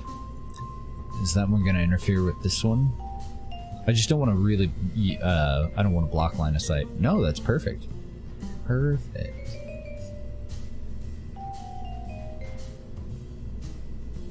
So I'm thinking the butt end of this pointed toward the homeworld. This guy will be pointed backward, looking down its backside. That'll point toward the homeworld to connect us with our centers. Then, since that's going to be pointed at the homeworld, one of the two on the back for the north and south polar long-range antenna relays, and we just won't have to activate those for now. Those will be fine. These little guys off to the side to point to the satellite in front of and behind this satellite in the relay network. These little guys for the moons pointed away from the homeworld. This little guy on active vessel pointed away from the homeworld. And the Omni antenna just for kicks, really. So I am going to leave this one up here because it's going to offset a little bit of the weight of this one. We're going to have a little bit of a... we're going to be a little out of symmetry here. It's going to retract that. Might need more solar, not really sure. And then I wonder if I want to move these subsurface just a little bit.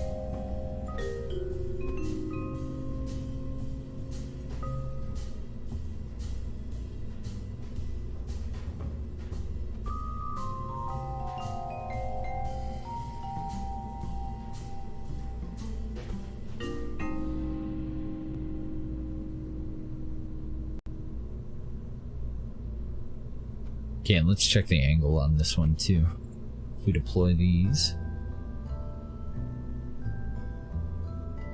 that hopefully will be okay. because it'll actually be deployed at the time, and it's got that little bit of a standoff. Let's go ahead and rotate that around with angle snap just to see. Yeah, so that'll be fine as long as we're deploying the solar before we're activating the antenna.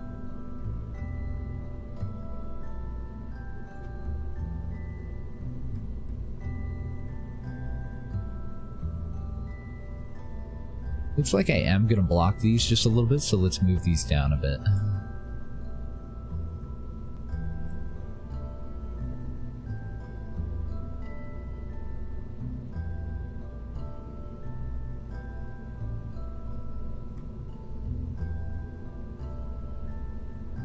Okay. Back to the fiddly bits. We've got all the functional stuff. We've got everything that I think we need. Let's see if we're going to be okay on power generation when we take it up for its test. Now, we do have fuel in here. What we don't have is monopropellant. That's one thing that we definitely don't have. Can I fit you in here? I think I'm okay with this going right here. And this little guy. I need the actual bay here. Going about like that. Then I'm thinking batteries on the ceiling. And monopropellant thrusters on the can itself.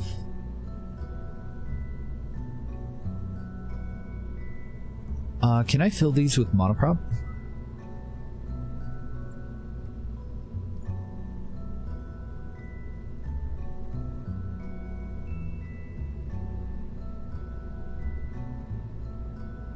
Damn, I can't. That would have been nice. Because then we could just use a little orbital maneuvering stage, engine right here. But we do have alternatives. We do have like the spark.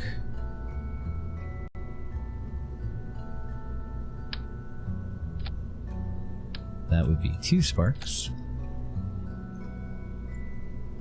That'll be fine. That's still 1,872 meters a second of delta V at current.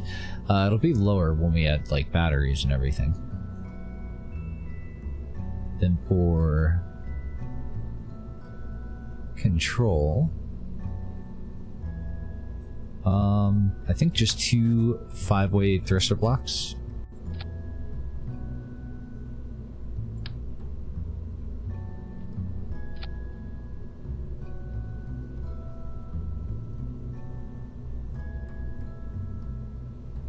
Okay, and they fit internally pretty well, so we shouldn't have to have an action group to activate those.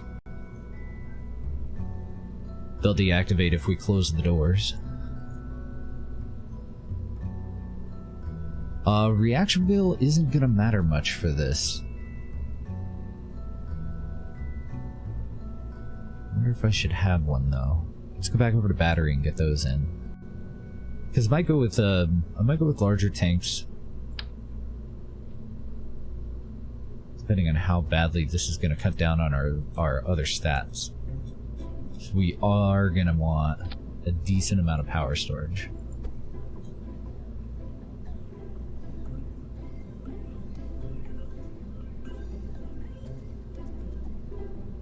The only problem that I see with this is accessing the probe core's right-click menu might be a pain in the butt. Oh, and I'm also blocking my thruster, so these are gonna have to go in even further. Just make it into one big ring battery, I guess, with 6 of them. What else do we have as far as battery options, though? We did unlock some additional stuff. So the batteries that I'm currently using... Oh, fuck, we have a capacitor. Bye, batteries. We're totally gonna use a downscaled capacitor. These are amazing. But I am actually seeing electric charge here, so might be a little fudged. And I can't actually remember how the hell you configure this. I think I want it on 10. in favor of electric charge, so that maybe I wanted a 1. I'm gonna have to fiddle with that. Been a long time, and they're a little interesting. They're different. But that should, I think, store enough megajoules. I don't know, I'm seeing electric charge here and not megajoules. I may have to go and fiddle with this part.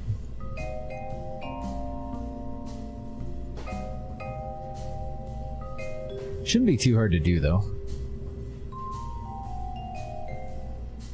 Oh, what the hell is this? A shrouded solar array. Holy moly. Those are neat.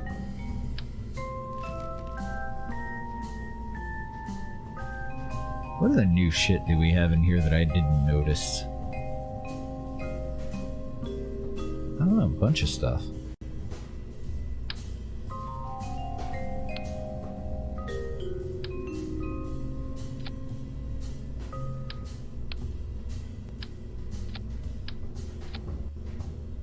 Put one battery on the front for a standoff there. Okay, back over to utility. Let's also add some lights to this before I forget.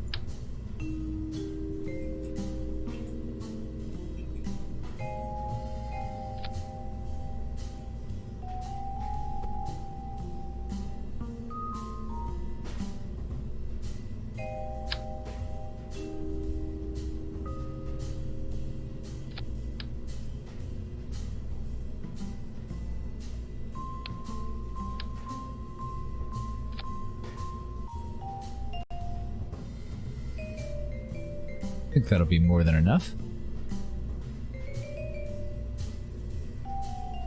Won't need parachutes or anything like that. If we do end up taking this down, we'll either put it into a cargo bay and deorbit it while it's inside the cargo bay, or we'll just bring some explosives up and blow it up.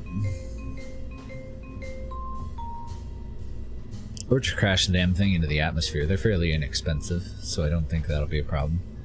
Make sure that they, light's not going to clip into this. Oh, it is. So I'll just move these back out, the ones that are next to the lights.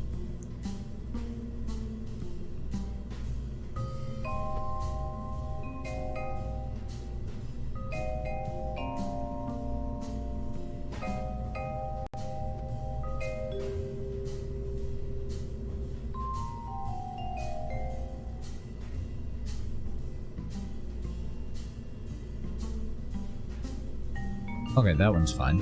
Ooh. Oh, right.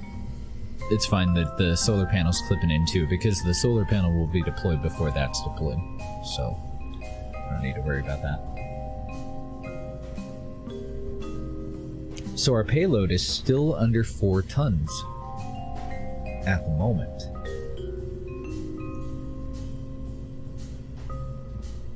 Yeah, I think we're looking really good, honestly. The only other thing that I'm kind of considering adding is more actual liquid fuel for the spark, just to give it a little bit of additional delta V in case we need it.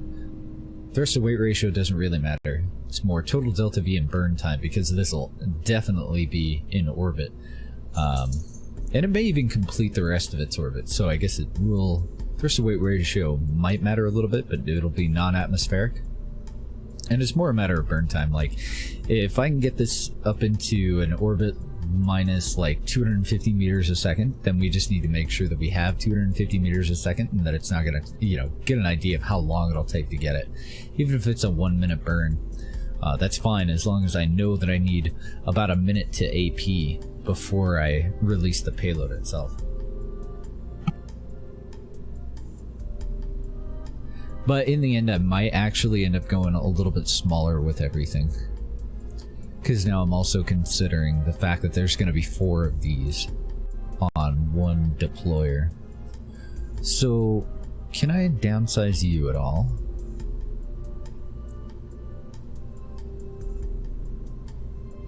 I can almost downsize it to 1.25. So let's go 1.5.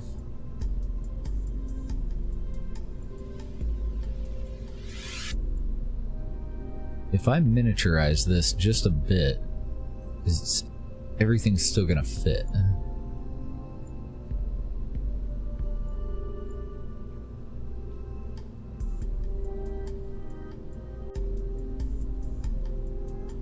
It's a little bit more cramped for sure.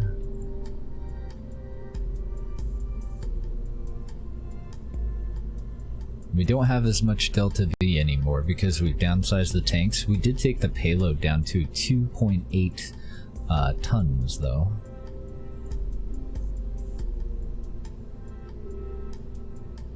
Those are going to be a little bit too close to one another. We should be able to deploy the solar panels before we activate the engine. So I'm kind of okay with these coming down and almost acting like a shroud.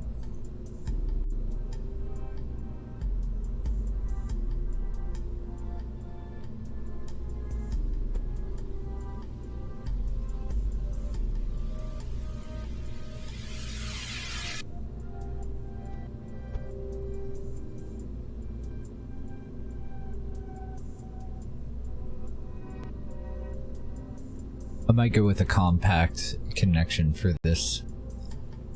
It's got a boat tail. Actually, the boat tail looks really good too.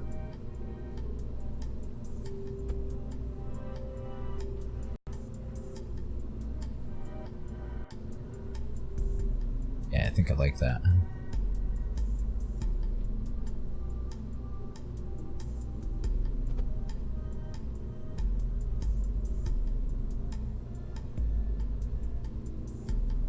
Oh, I'm probably not going to have enough room in that bay unless I downsize our RCS fuel tank.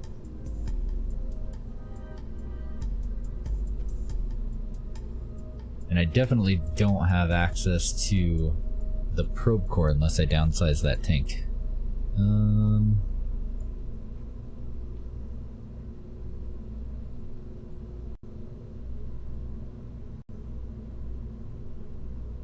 I think I'm going to get rid of the tank altogether, and I'm going to go with the radially attached toroidal tanks. These little guys.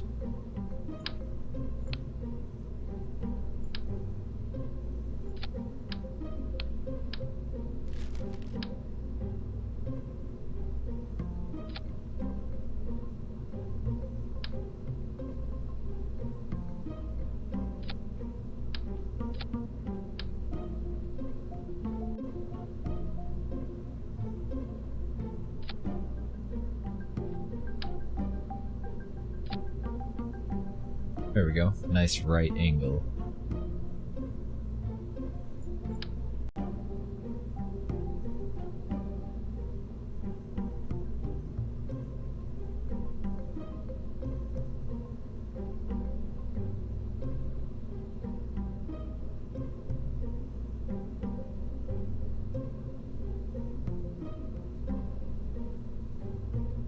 Don't like how those are attaching. If I put them off at a 45 degree, they're kind of like quarter turned.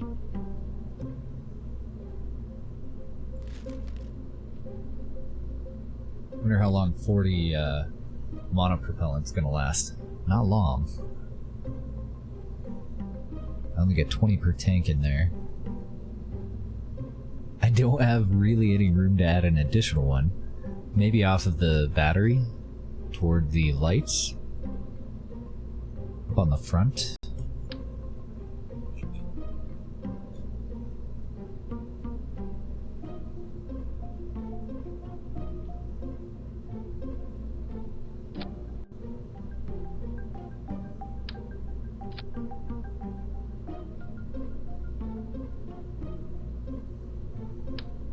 Nope. Hate it.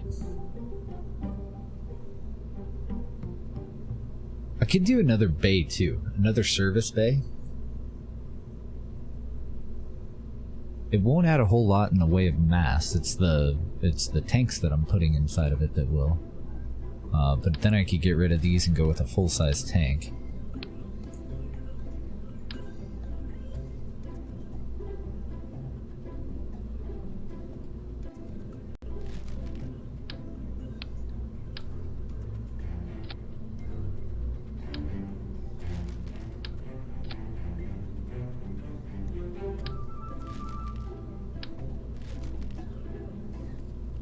Move that down to the center. Payload went up, yeah, barely. Just a tiny bit. I think if I do that, then I do need 2 sets of thrusters, though, because I won't really be able to center them. So I'm gonna need like 1 in the middle there and 1 in the middle here.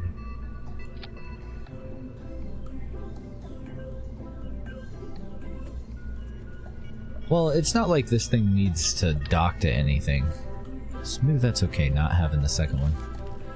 Enjoy your lurk. And I hope you're having a good day.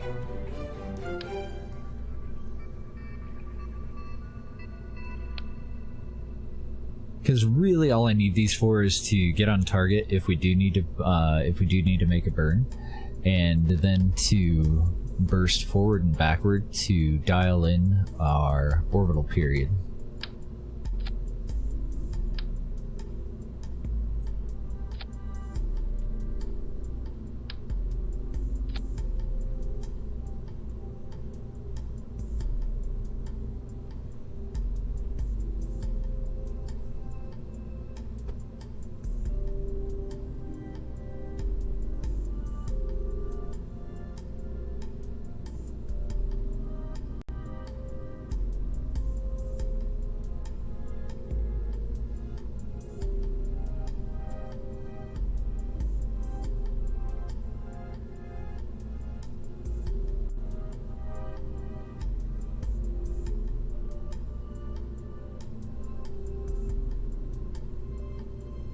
Oh, shit.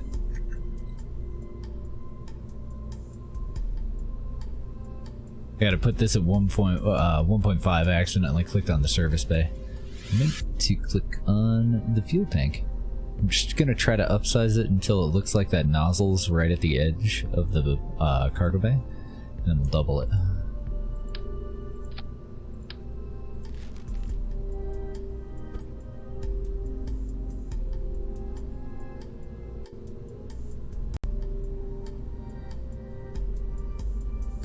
So the top bay actually won't need to be open anymore. But I don't think it's going to matter. We could normally integrate that into our design and like cover the outside of the service bay with more things. But I don't think we need to. I think that's everything that we need. That's a 2.5 ton, 2,653 kilogram relay now. With just over 1,000 DV, which isn't much. But it should be enough. Because if everything works out right, this is only going to have to do a circularization burn. It is going to be a little bit too big for me to likely fit into a hangar, though. So we're going to make it a platform to deploy these on. Track you.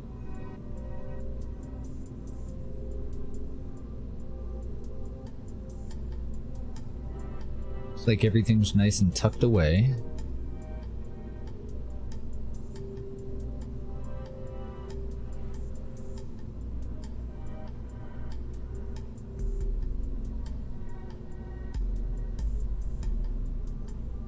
Now I just gotta right click these and make sure that they're not deployed.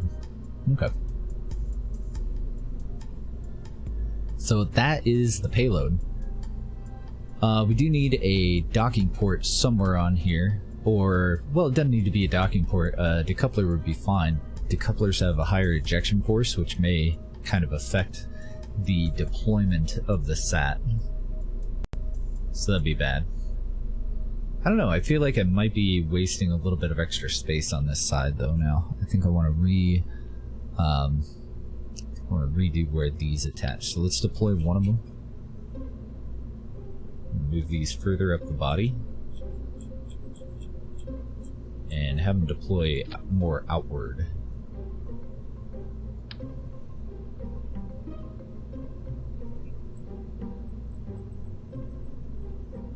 Yeah, I think what I'll do is actually chuck those ones and I'll flat attach them, and then we'll move them down to the bottom there and put them at an angle. So on the SMB M.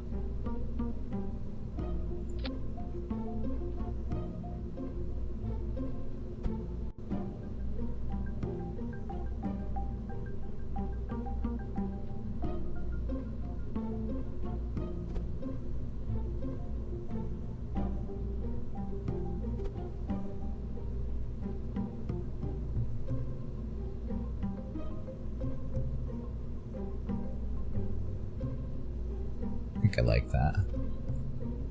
Maybe.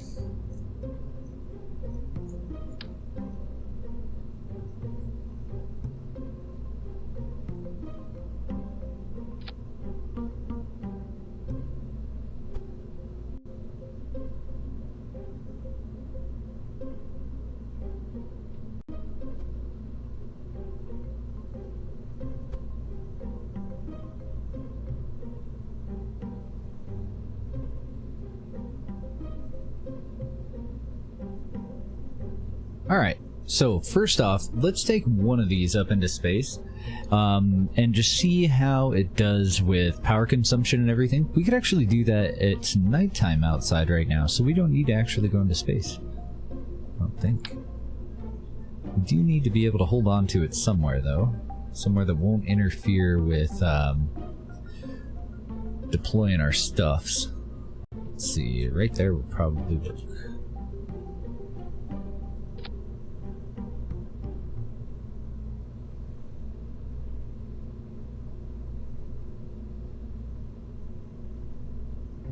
I'm just going to take it out onto the launch pad.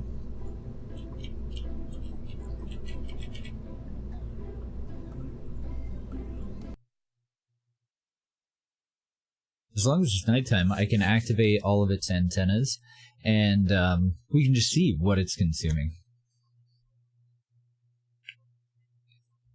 Then we can do a little bit of time warp and see how our solar panels are going to do. And I also need to check those capacitors. Because I think what I have it doing right now is storing up electric charge first, and then after it's fully charged up with EC, it should hopefully start to store megajoules. And megajoules, I believe 1 megajoule is 1,000 electric charge. So we have somewhere around 22,500 electric charge in the form of megajoules, plus another 850 on top of that of electric charge. But I can't remember which way I put the slider. I think I have a 1% conversion from megajoule to electric charge right now. So this should be really easy. We want to, well, actually what I really want is activate all antenna. I don't think that extending all actually turns them on. Yeah, so I'm going to have to activate. And I don't want these to clip, actually, now that I think of it. So let's deactivate that one just for a second here. We'll deploy our solar panels.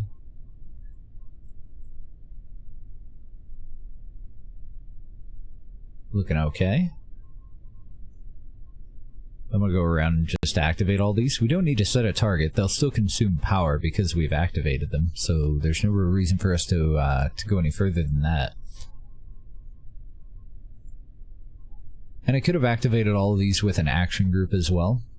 I don't think I'm going to, because as I activate these, I'm also going to be assigning their target. So that way we at least have, you know, a visual representation of what is and is not activated other than these 2 relay satellites. Because they don't actually move or deploy or anything, I just activate them.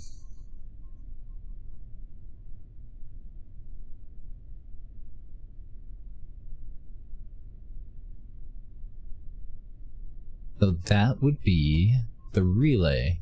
This part of it pointed toward the homeworld. This part of it pointed outward. I think I'm cool with it. Now, as far as consumption, I may have done that wrong. I'm going to have to time warp and run out of megajoules.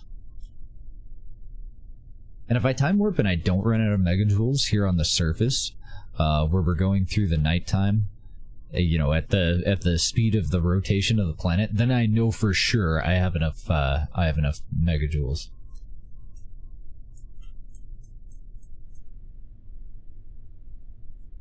It's odd. It looked like it recharged itself.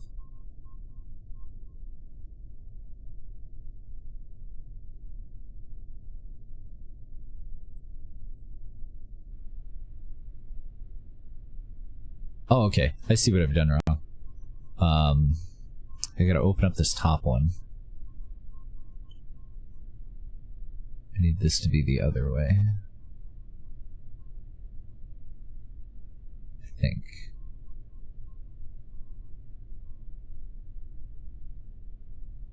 trying to go for negative 0.1, or negative 1. No, fuck it, we'll leave it at negative 4. Can't remember how the hell you configure those.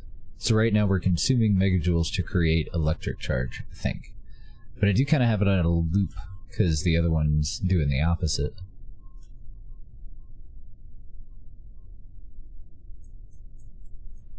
Interesting. Every time I come out of time warp, it regenerates, like it throws some more megajoules back in there. How odd.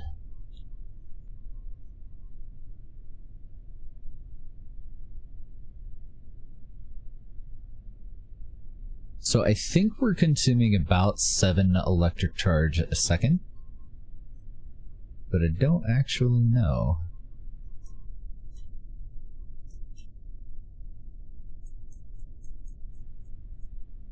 Yeah, okay.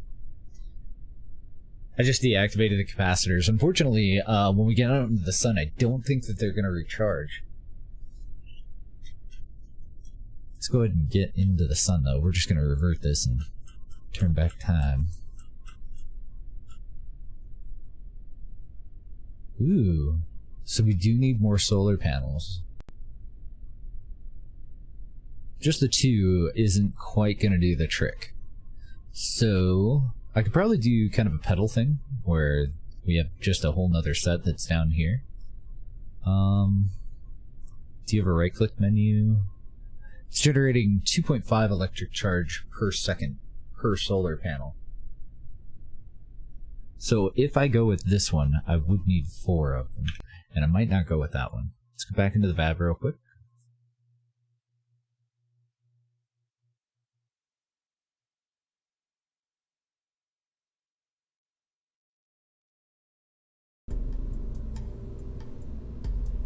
Let's take care of these guys first.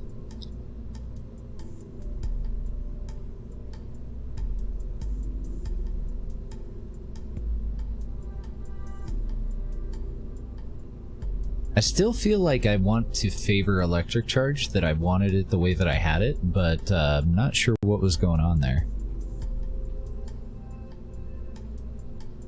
Let's address solar. 2.8, 4.5, 5.5. This is 12 a second, but it kind of counts as one panel and it rotates, so it's really difficult to integrate into this kind of a design. And that was the medium.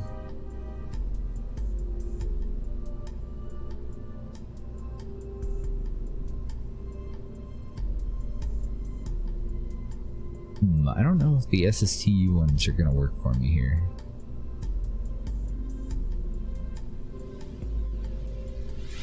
$13.5, that would definitely be adequate, but is it too big? It certainly seems to be pretty fucking big. What's the weight on that bad boy? 0.5 ton. It's like 1/3 of our vessel weight in 2 solar panels. Takes the payload up to 3.5 tons. And without a standoff, I'm pretty sure that they would clip, so that won't do. Those are from Tundra Exploration.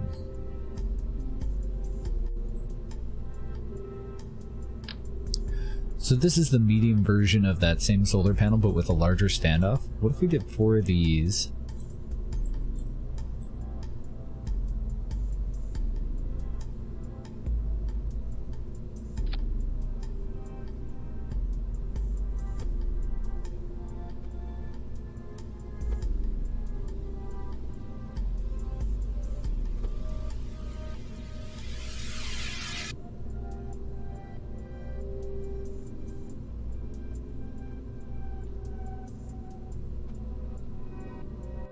Because I think with the standoff, they won't interfere with the antenna.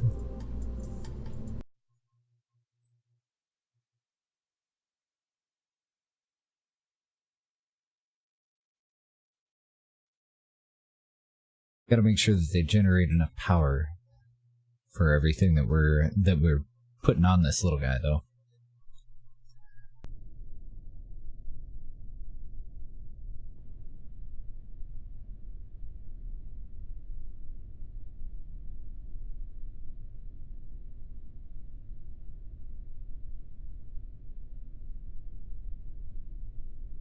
I think for testing I will go in, actually, and add an action group so that I can just hit the number 1 after this to activate all these at the same time.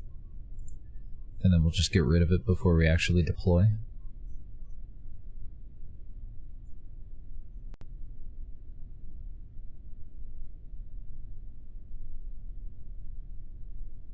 Okay, so nothing clipping, nothing really blocking the line of sight of any of our antennas. I'm happy about that part. Let's keep an eye on our power here.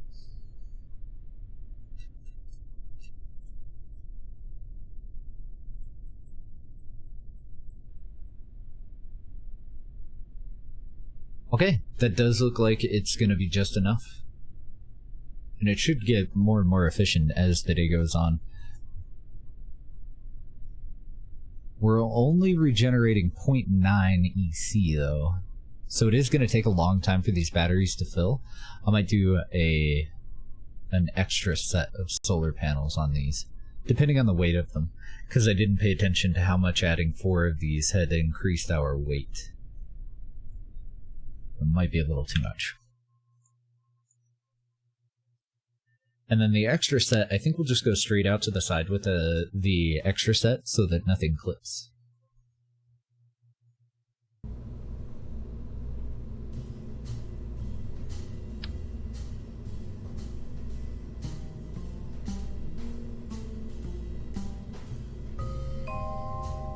Why can I never remember how to rotate?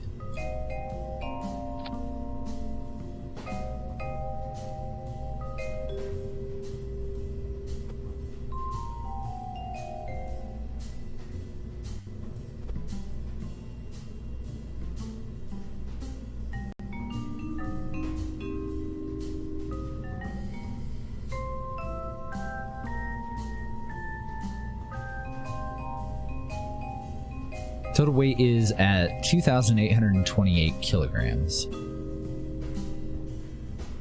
Which hopefully is doable. This is going to be a fairly large payload, though. We're looking at a minimum of 10-ton payload. We did just get some upgraded engines and larger tanks, though.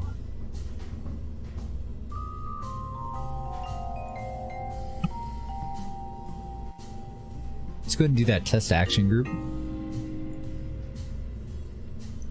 I want that set up for just custom 1 for now, and all I wanted to do is activate all these at one time.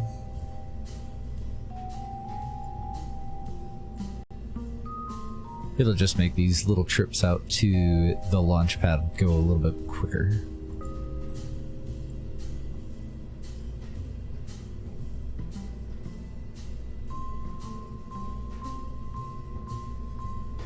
Okay, pretty sure that I got all of them. And we have to activate the lights too, because that will cost us electric charge.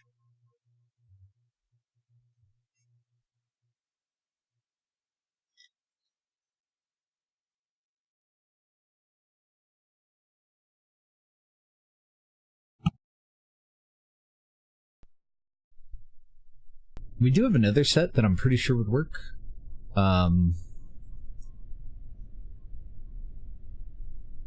They're not going to look as nice, though. I'll probably have to have them just in kind of a pedal formation, just straight out. Let's go ahead and deploy all of our solar.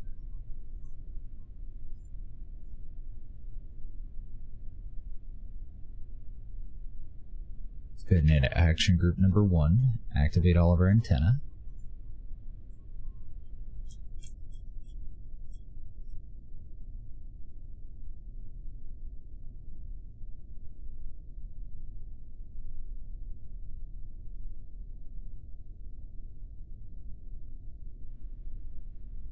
There we go. Now we're regenerating power very quickly. Okay, yeah, I think that I do need these the other way, because otherwise I don't think I can regenerate megajoules.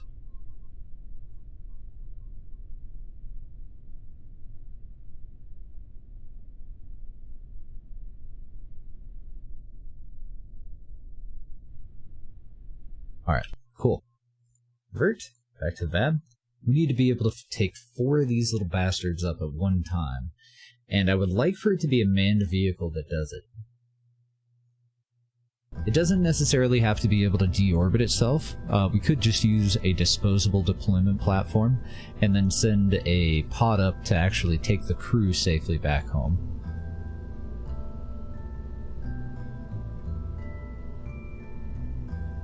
Or we could do it with just a re-entry module.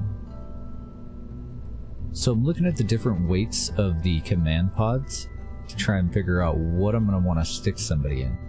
But I'm probably just going to go with the Mark 1, and it'll be right in the center of the 4 payloads.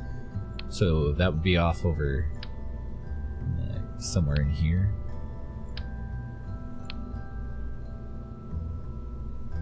With a payload on either side and above and below it.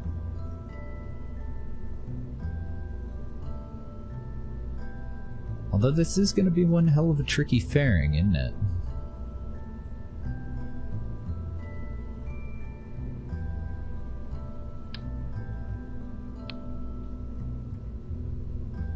Kind of brainstorming, like, how do I want to shape the rest of the vessel?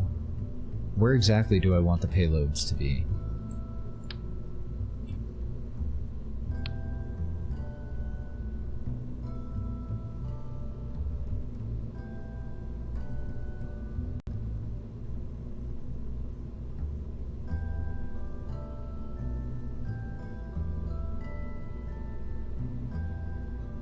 I think we can make that work. Okay, so as far as this little guy goes, I'm going to try to test it with all 4 of them because then we make a little bit of progress on the deployment method too. So let's do a decoupler or a docking port, but I would actually need a very, very small docking port, and I don't even think the junior...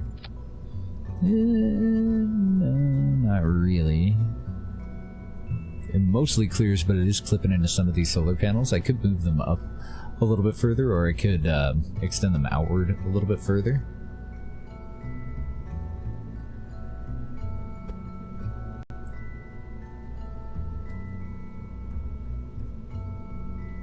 That's so borderline, though.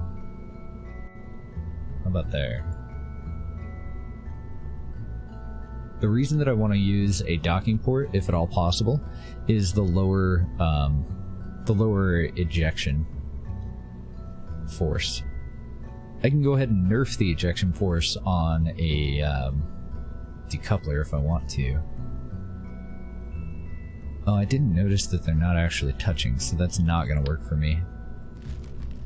Alright, let's go decoupler then.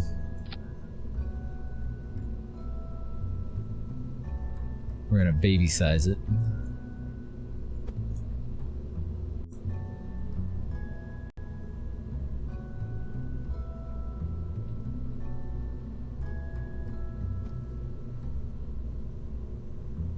Okay, that's a little too baby sized. I want it about the same size as the width of the nozzle.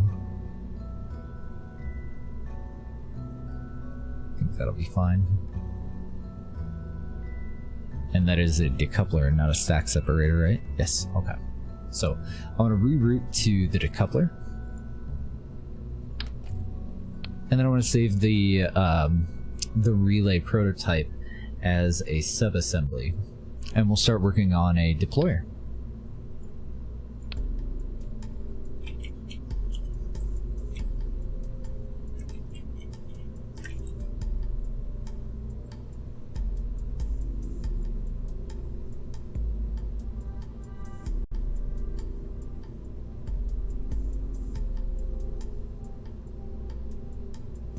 So I am still thinking Mark 1. Because I believe all we're going to need is just a single pilot. Let's go ahead and rotate that around. We know that we're going to deploy these on the equator. So we should be able to design the whole thing so that it's going to nose down to the east for its gravity turn. I am going to want a flight computer on this. So somewhere on here I do need a probe core. Oh yeah. Love this game. How you doing, Sai? You excited for tomorrow? Oh, and the SSTU one doesn't really work. I need to work on that. We made a little bit of progress on it last night, but after I ate dinner, I got so freaking tired. That's why I ended the stream fairly abruptly. It started to feel like I was kind of falling out and that I was being really, really quiet, so I just threw a host over to Scarlet. And then I ended up leaving the game so that I could go and have dinner, and by the time I finished that, I was just wiped out for some reason.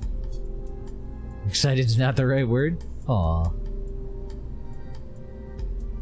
So I think we have to go with a fuel stack right down the center, and then I think we build the platform for the deployment off of the center stack engine, off of the center fuel tank.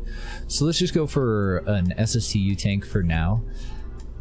No, I don't want to go with an SSTU tank for now, because I do want an SSTU tank on the bottom of this to extend or miniaturize the build, but I want a static tank that's the same diameter for us to attach the parts that we're going to use to deploy the satellites to.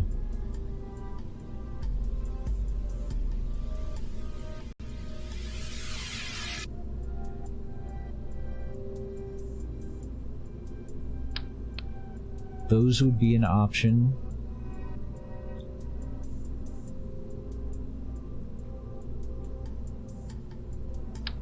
Those would be an option.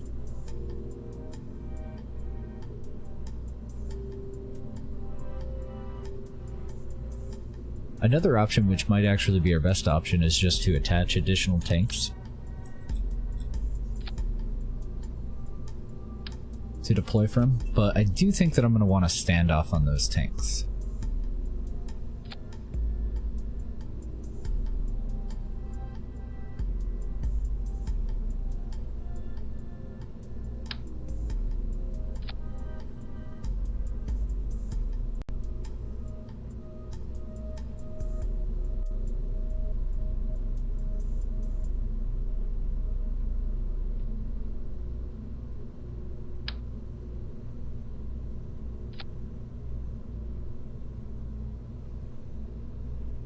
Alright, so that's not gonna work. They're all too close together. They're gonna clip into one another. What if we take the decoupler? Can we quarter turn these or anything? Can we make it happen?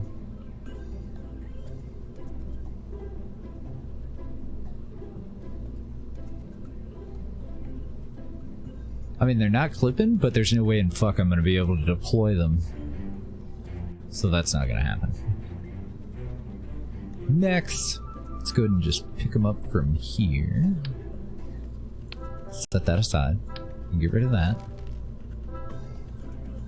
Hello, Paula.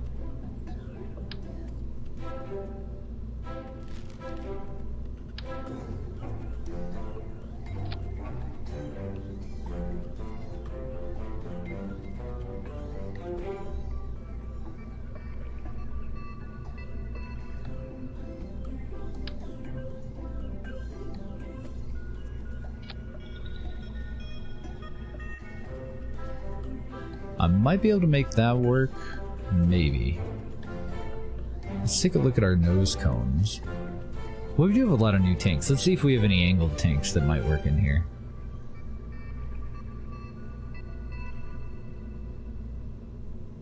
Nope. A donut. I mean, something like that would probably do.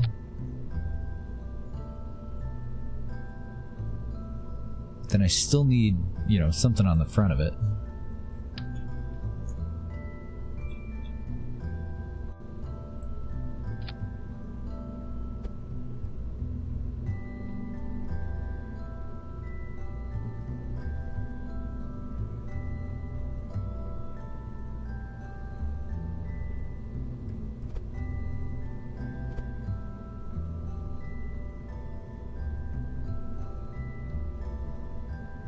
I gotta make sure that nothing blocks that door, too. I've done that shit before. I've sent somebody up on this same mission to deploy multiple satellites, and I had a fucking fuel tank that was blocking him. I actually had to send a rescue mission up with wrenches to take apart the ship around him so that he could get out of the damn thing. Hadn't even dawned on me until the mission was complete. And I couldn't get the poor little bastard out of the ship. And he was just up there by himself. There was no other way out of the ship, so he actually had to have another crew come up to rescue him. I think we could balance that out. I think we can make this work.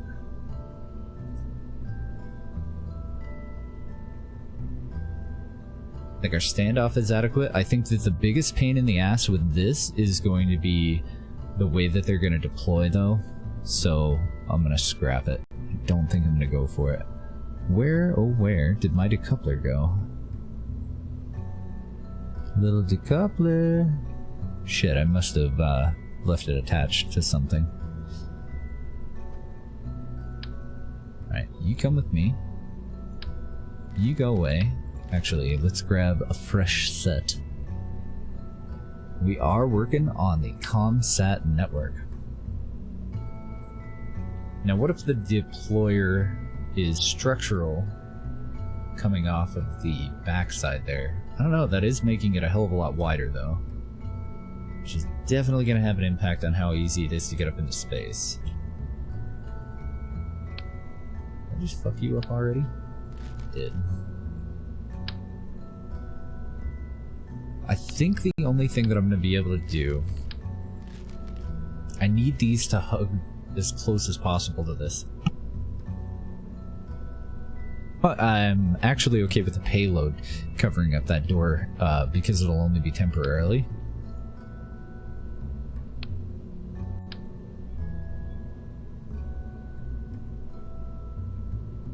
So I'm trying to see which side is more flush than the other.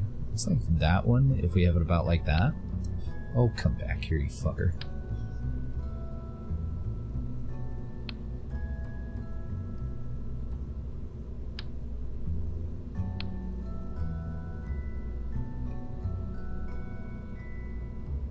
Oh. There's that decoupler. The one that was just missing off of the last set. That's okay, though. Because I'd also quarter turn them. There's a couple of advantages to actually attaching to the side of the payload, and I think I'm going to.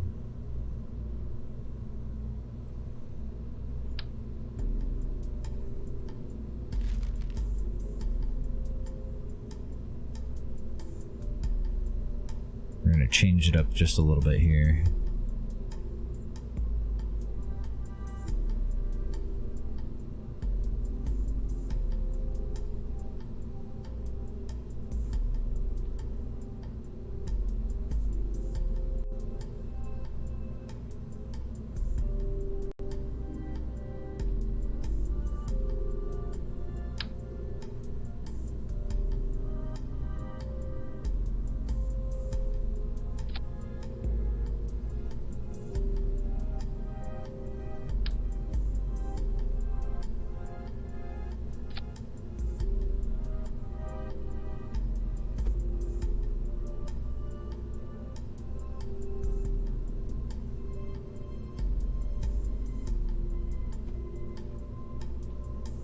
I'm going to reroute to the docking port, and I want to see if I can then attach that to the side of the deployment rocket and what our standoff is going to be.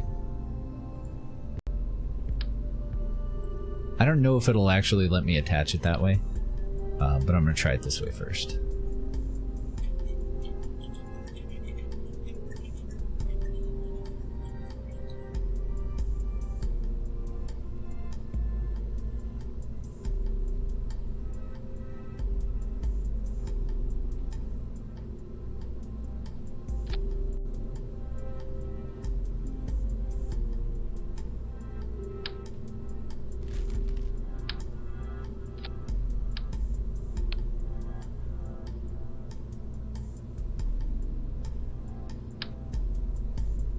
Oh, fuck yeah.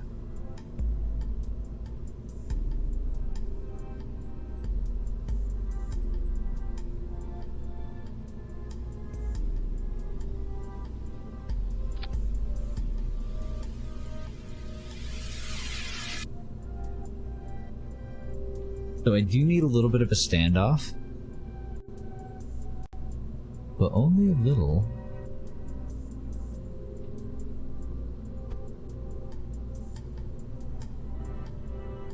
Just a little tiny bugger underneath these. Let's go and pop those off.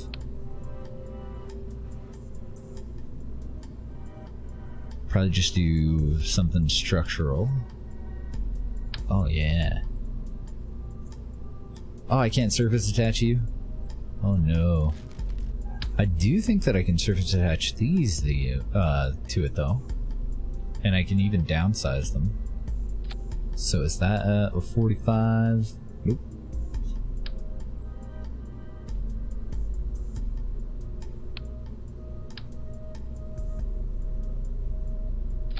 There's a 45. Downscale those, no mount.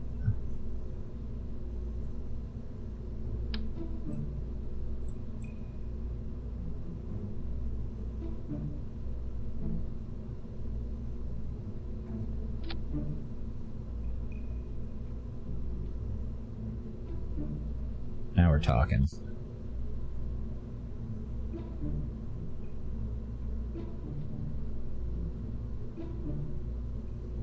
I think we're in business. Now, I don't know if I have a fairing that's going to be an adequate size for this. I might get rid of the Mark 1 in favor of just a regular Mark 1 cockpit. Because I think that might be easier to deorbit than this Mark 1. And if I can keep it down to one vessel instead of having to send somebody else up, I think that's the better way to go. So let's do either a Mark 1 or a Mark 2. Mark 2 is more like a Gemini. It does have a crew capacity of 2. We could also do an Onion, or hell, we could build a Soyuz into the middle of this if we wanted to. Do whatever the hell we want. I'm gonna go ahead and rotate that. Chuck that back up on the top for now. It's gonna have a lot more fiddly bits that'll go in there, decoupler and all that good stuff. I have no idea what the fuck the valve is doing. Just attach it. Okay, that part looks fine. So let's pull this away. I also want this to be able to deorbit itself in the case of an emergency. So we'll go over fuel. Let's add 2 compartments to it. I'm going to put a RCS fuel tank on the top of it, and I'm going to give it some control there. And I think I'm just going to do 2 of the 5-way nozzles.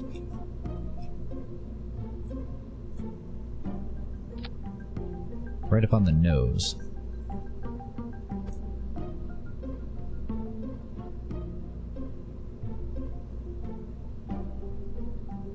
So if something were to happen and were to destroy the rest of this thing's stuff, hopefully that would be enough to save it.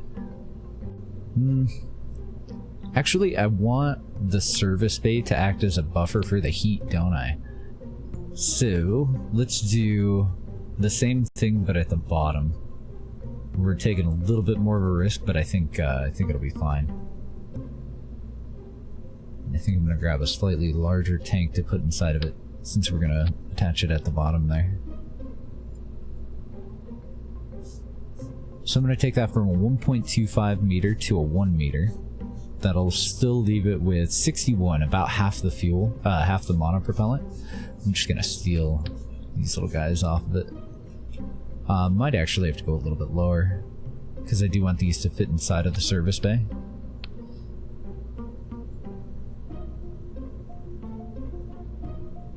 If I can remember where the fuck the service bay is. There it is.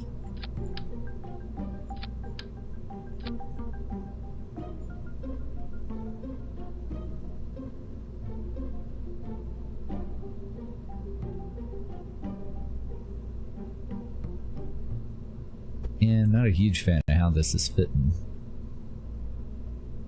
I might do some radially attached tanks as well. Get up there, buddy. Don't be punk. There.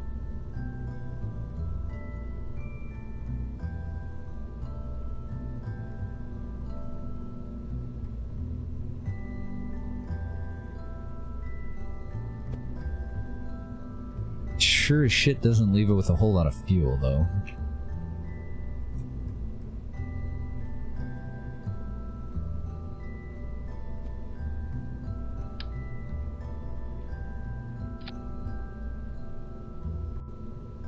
"23 monopropellant and then an additional 10 monopropellant that's actually up in the command pod itself. That might be okay.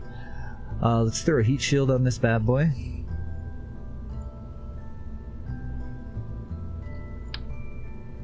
Okay, that might be excessive. 1.8. What the fuck diameter was I at? Oh, 1.25. Okay. 200 ablator.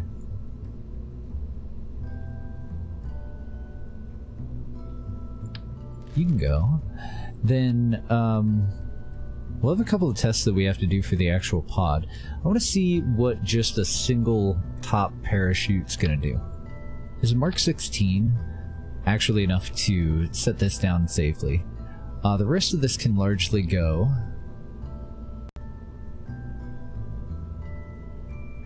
Yeah, that'll be fine. We can pop that back together, no problem. I was just looking over it real quick to kind of make a mental note of anything odd that we had done in there. Let's take this out for a quick test. I'm going to throw a just a little solid rocket booster on the bottom of it. Going back to the very first stages of manned flight, which we haven't really had to deal with in this one because we started out with probes first. So we just kind of went straight into like Mark 1 cockpit oriented designs.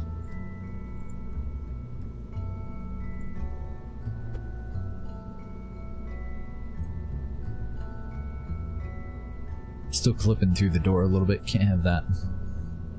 Let's also grab a little baby capacitor.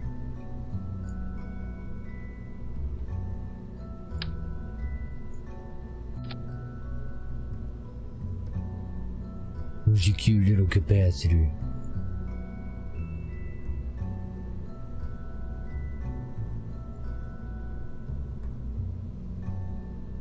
And then outside of that, we will want gyroscopic control too, won't we?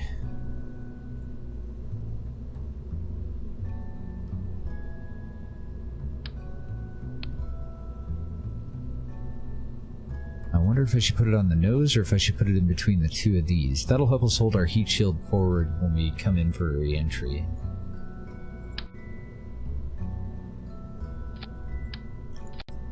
I feel like that might be a little much. Because I want a general idea of, you know, how large is the payload going to be. I don't think that he's going to be up in space. Whoever pilots this, he or she will be up in space long enough to need any supplies, like any food.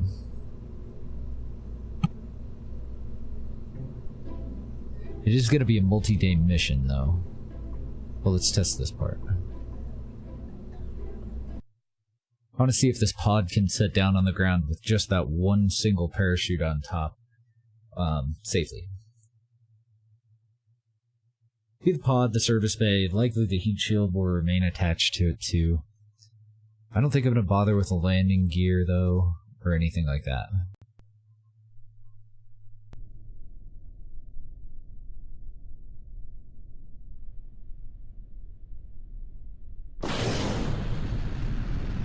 Whee! No control surfaces, we're just getting high.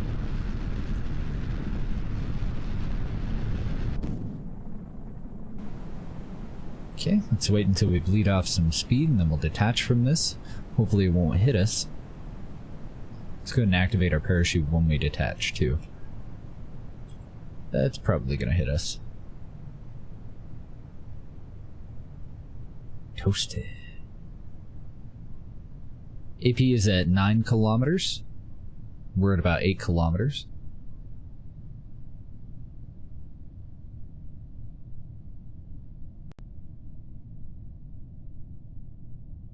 Almost at our apex here. Hello? Thank you.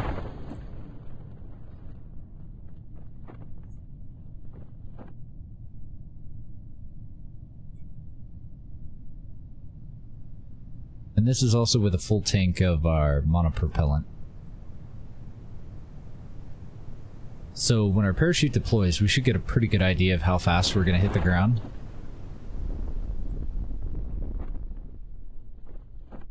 Anything under 6 I'm pretty well happy with. Looks like we're going to be at 7. I think that still would be enough. I think that would still be slow enough to prevent like any explosions like that one. That was our little booster. Just gonna time warp down to the ground.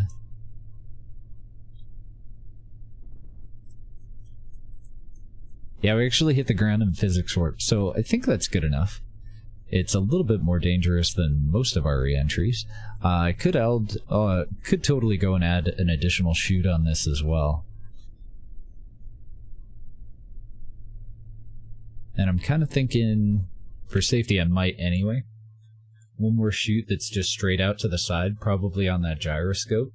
So that if it looks like we're going to actually touch down on a mountain where we have to worry about rolling, we can set down on our side and open up our deployment bay for a kickstand to keep us from tumbling. It wouldn't stop us from sliding, though.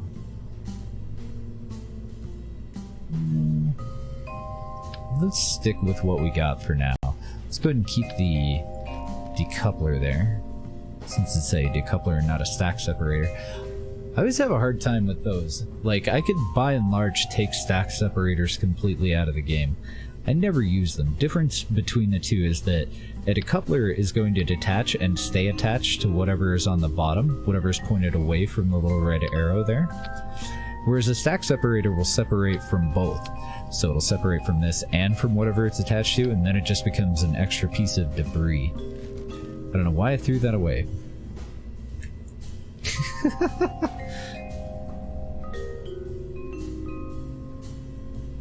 Probably need to drink more coffee. You can go back on there. I think it'll be totally fine for us to activate our chute as soon as we separate from whatever our final maneuvering stage is going to be. I don't want our maneuvering stage to have additional stages though, because I don't want to have to leave anything in orbit. I don't want any debris whatsoever.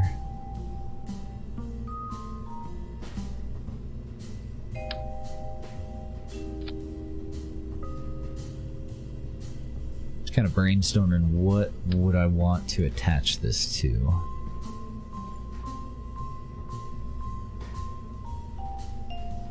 Because this is going to be the hard part. This is going to be a fairly wide, fairly large, heavy payload. Somewhat early on in the tech tree. I think I want a static tank. Let's go with the KW tank. This guy. Then I want an SSTU tank underneath that is more of a variable tank. So anything that's going to be permanently attached to this, such as our payload, should be fine, and we should fully be able to extend or retract the lower portion. Ooh. Yeah, I think that'll be cool.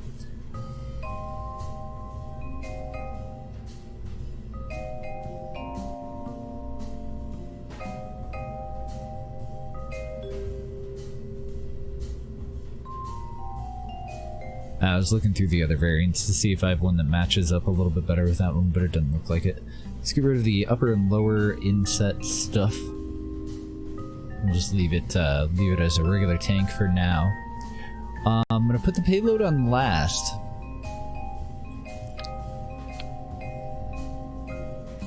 So at the bottom of this, obviously we want an engine, but below that, do we have a freaking fairing that's gonna work? I can't think of any time where I would decouple from something and I would want the stack separator to just be debris in the middle though. Like even a docking port, I wouldn't want to put a stack separator in between two docking ports because I could just, you know, have the docking ports connected to one another, not have debris. And typically if I'm, I really can't think of a single situation where I would want a stack separator over something else. Like between docking ports and decouplers, I just feel like they have no place, you know?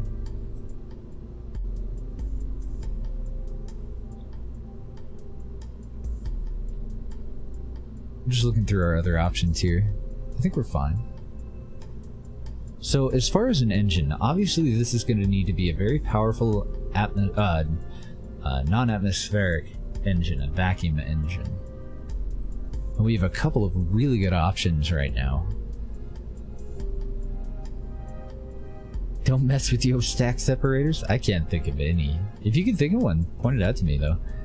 So maybe there's something that I'm overlooking where it would be a handier way to go, a more useful solution. I can't think of a single time where I've ever used them though. We have so much shit that we unlocked just this morning with our telescope. Got the skipper, we now have the mainsail engine. We're probably going to put that into use on this launch. We had the Bobcats before. We have the orbital maneuvering engine cluster now, and I love this thing. It runs off of monopropellant. Oh my god, so many options. I think that we have both of these cryogenic engines, but I'm not positive on that one. Oh, and the Odin, that's a new cryogenic engine that we didn't have access to before. Matter of fact, with all those cryogenic engines, I'm a little bit tempted to go for a liquid hydrogen upper stage.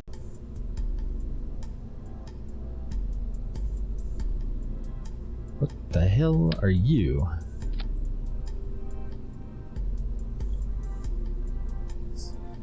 An orbital maneuvering system. Operates off of monopropellant. Outrageously high consumption rate.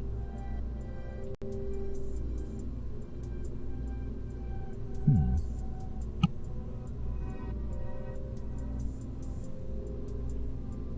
300 engine ISP in the vacuum.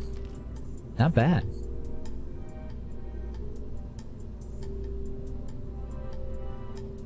Ah, did we unlock the Wolfhound yet? I think we might need our final upgrade to get the actual Wolfhound.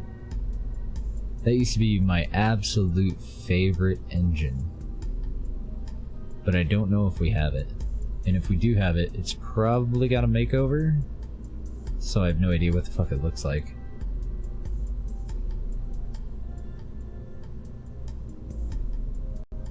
Raptors, Marlins. Don't think we have it yet. I think we need very heavy rocketry for that one. What is an octopus?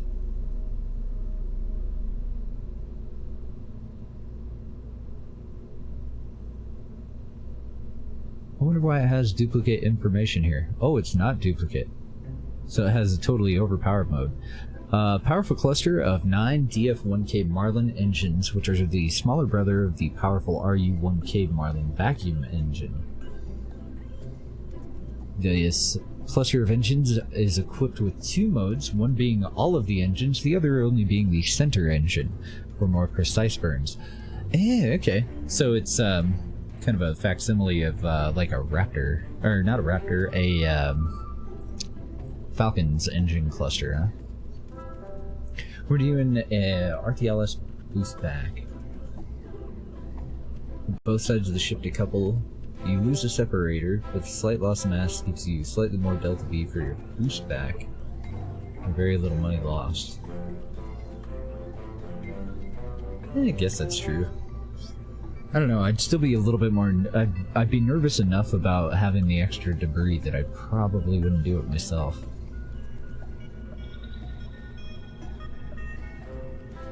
If they weighed a ton, hell yeah, fuck it.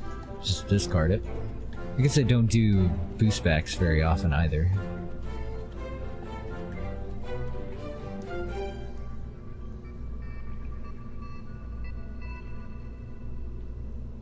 Yeah, I'm not seeing it here. Okay, well, that sucks. I love the Wolfhound, but it doesn't look like I have the Wolfhound. I'm gonna feel like a real ditz if I find it later, though. Oh, we do have the Thors. Oh, baby. And we still have a part limit, but we no longer have a mass limit. So we can go as big as necessary to accomplish the mission. within our budget anyway. We only have $115,000. We're gonna make $200,000 off of successfully completing this mission though, so I'm pretty happy about that. Alright, so if I don't have that, let's start off with either the Mothra or... what's the other one that looks like the Mothra's big brother? The Marlin.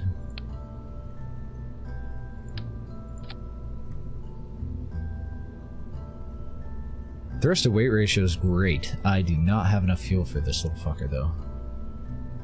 Let me just double check and make sure that those are liquid fuel. Okay, cool. It seems like I should get a hell of a lot more DV out of that though. What about this guy if we 50% it? I'd have to take it down to a 1 1/4. So that one's going to be the more powerful of the two. I'm going to go back up a size.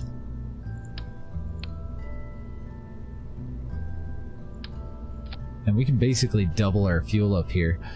Thrust to weight ratio really doesn't matter all that much, just total delta V and burn time.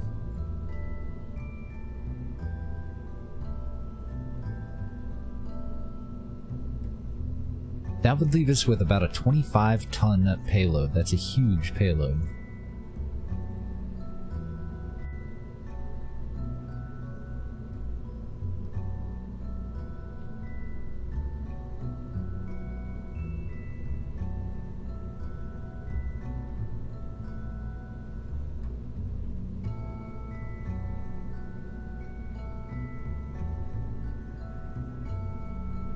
Huge in a lot of ways. Wide ways. Yeah, I don't know. I think I might want this more compact and for this part to actually deorbit itself. Oh no, I didn't mean that they should get rid of it. I meant that I should go through and delete the parts because I don't use them.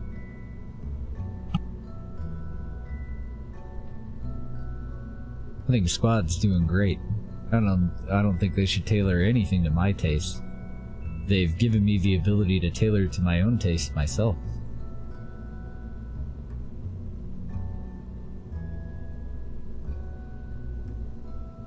Torch, Bobcat, Valiant.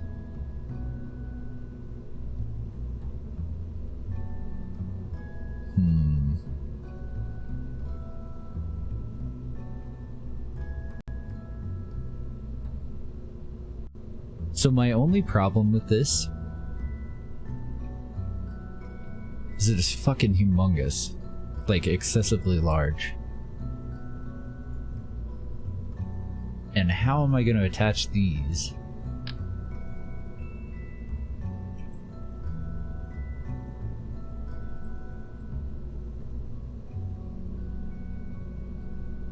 Maybe it won't be that bad. I was worried about the size of the fairing. That might not be that bad. Set those aside. Let's grab that structural piece that we actually want to attach the decoupler to.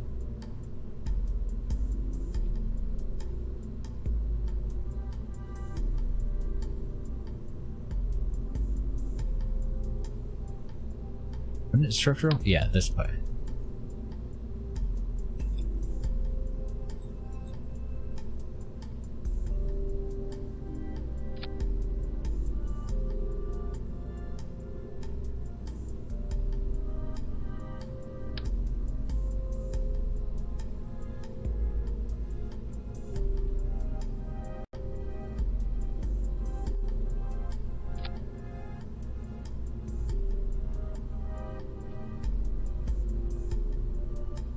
I don't know, that might work out with them being on the belly.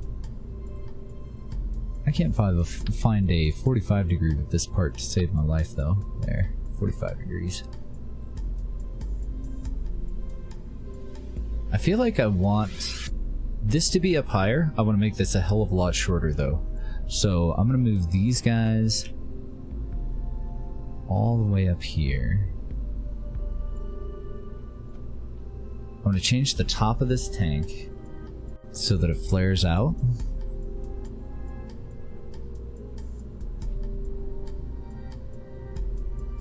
And And I'm going to increase the diameter of the tank. Just to whatever it needs to be to match. So you've still got a little bit of a lip there.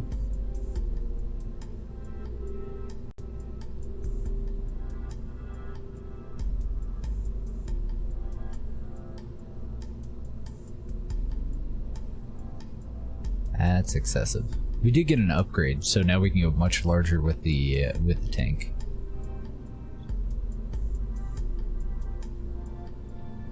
There we go, 1875. I should have known.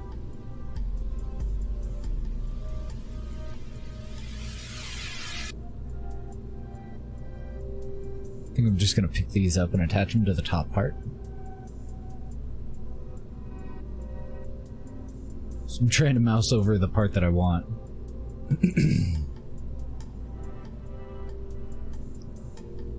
Not the docking port, not the resource tank. I want this little guy. Might have to grab a new one.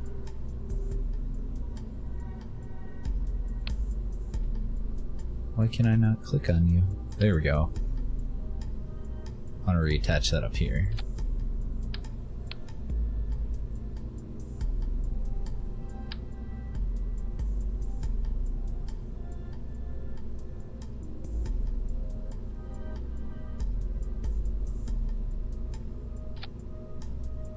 Okay.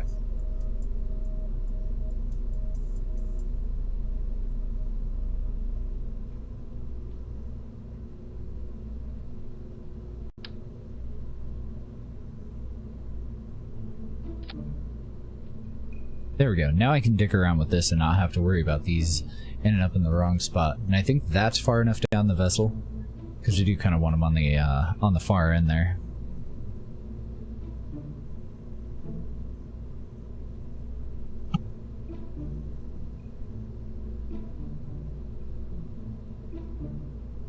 Yeah, as long as I can avoid it most of the time.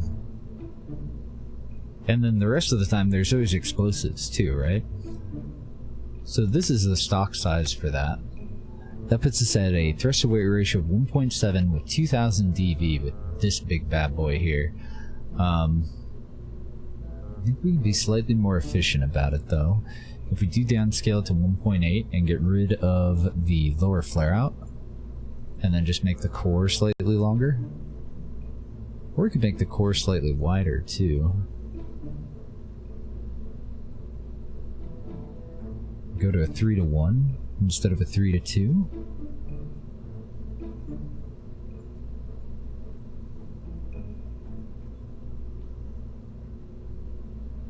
I don't know if I'm a huge fan, but we still only have a 3.5 minute burn time. And a little over 2000 DV.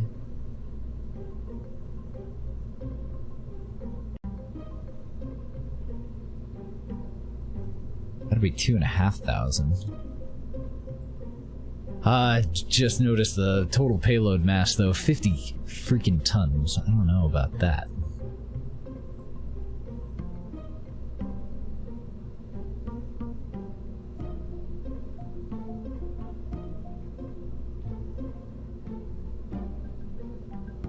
Just making a match up with the adapter there.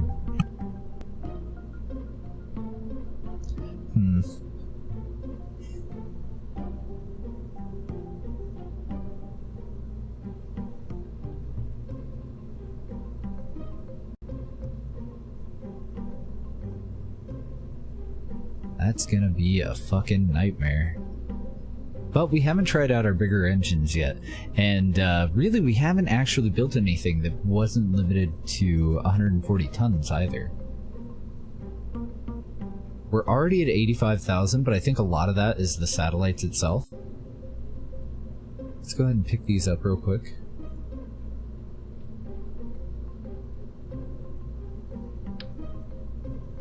Oh yeah, this is only 10 grand.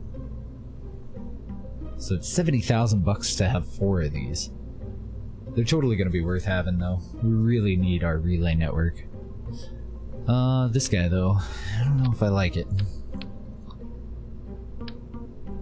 I think I'm going to be a little bit happier if I just go with radially attached tanks. Sanjo, good morning.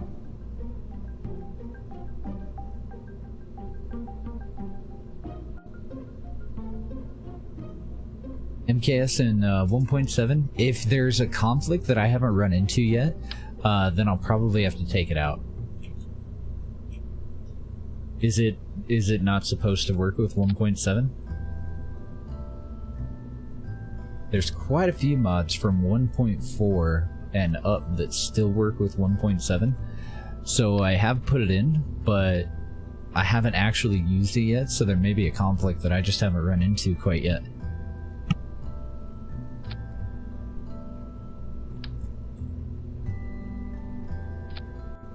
And then depending on the conflict, we'll fix it. But if it's something that just isn't gonna happen, then screw it, you know, we'll just take it out.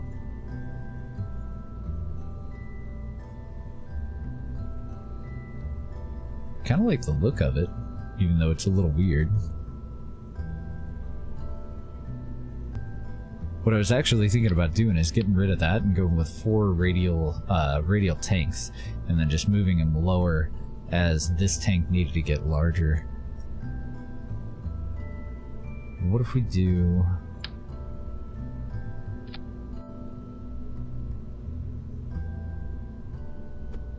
something more like this just for looks?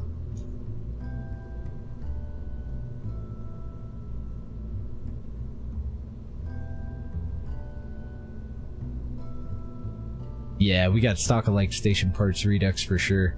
I don't know how much we're going to be able to use, though. Gonna be tougher in the scaled solar system for sure. Nowhere near as tough as your playthrough. If you guys are looking for somebody who does realism overhaul streams, Sanjo there is your man. Let me get that man a shout.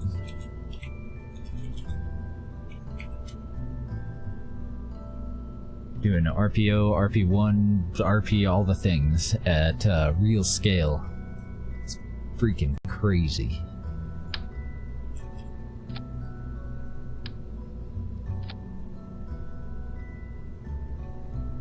Now we're talking 4,500 VV without payload.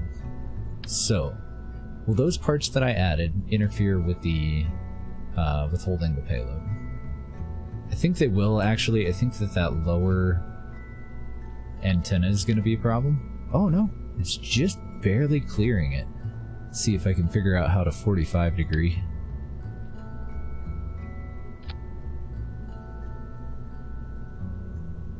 Well, it was barely clearing it because I was attached to this as a standoff.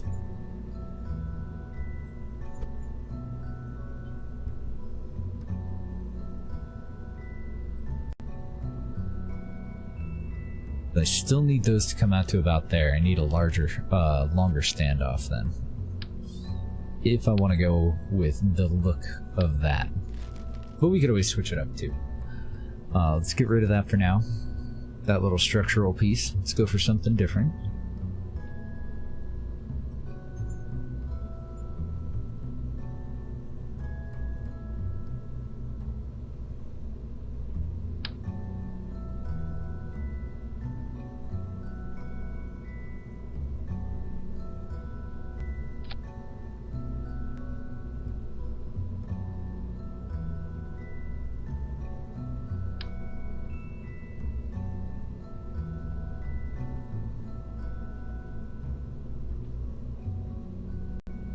Come on, pivot. I never know if it's VAB lag, like when you have that many parts and you're trying to rotate it around and the game's trying to figure out how the hell to attach it and render all of it. All of a sudden there's this little bit of a delay. Or if it's just that I didn't click with conviction.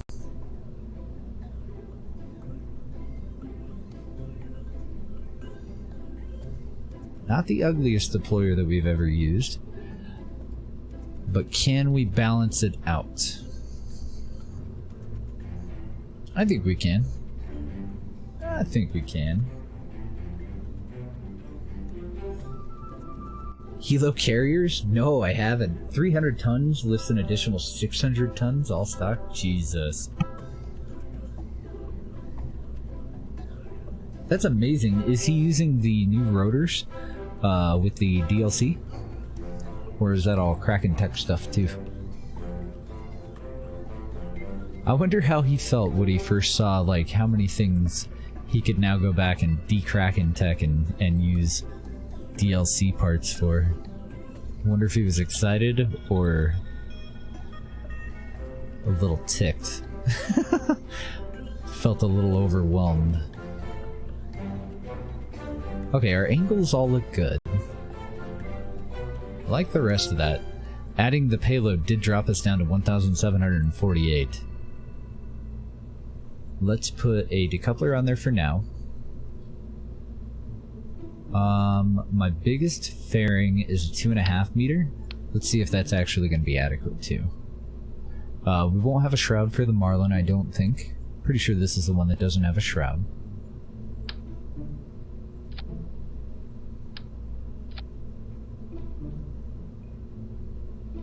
That's a big boy.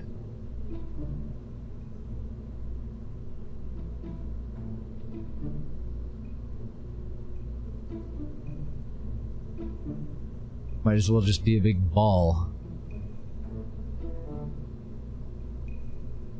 Yikes.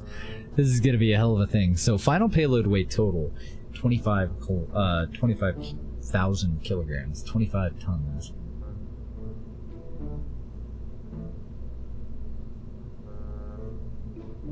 When he figured out what the DLC was, he turned the stream into a variety game stream for about a month. Because he refused to... Oh, okay, yeah, that makes sense.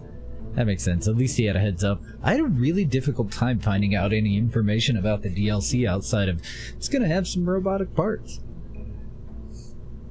I couldn't figure out, like... I couldn't figure out why I couldn't pre-order it. Like, there were a bunch of things where I was like, what the fuck is going on right now?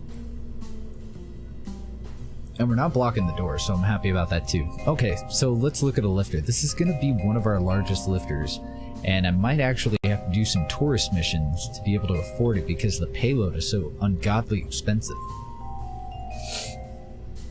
Let's go with an SSTU tank here.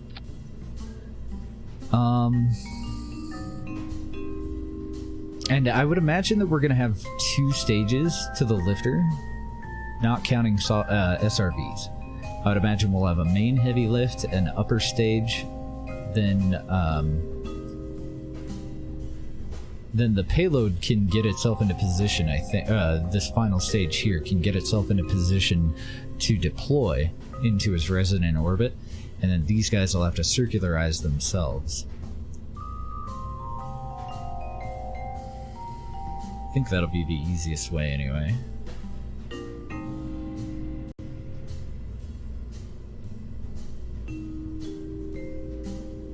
Yeah, that's very true. Integrating robotics that are now part of the stock game into Kraken Tech is a whole new branch of science, isn't it?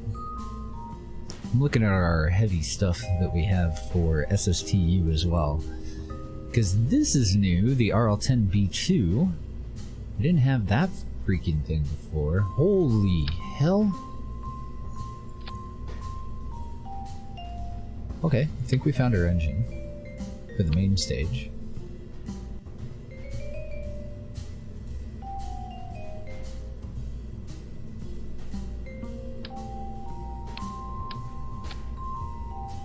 With a TWR-4. That's a pretty powerful engine.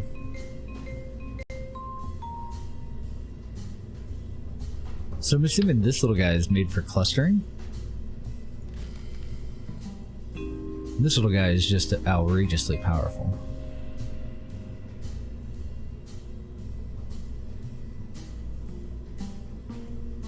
I still want to use it because holy shit.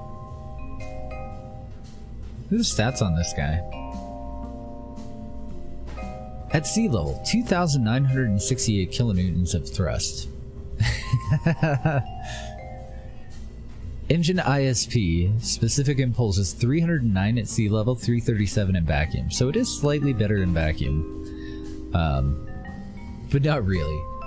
And it's just gonna burn through all the fuel you can feed it.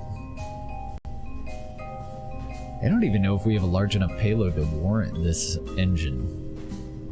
If I got a max core size on a single tank, we still have a thrust to weight ratio, although I am a non-atmospheric, of over 2. With 2,720 delta V. Oh my god. Yeah, definitely a first stage engine.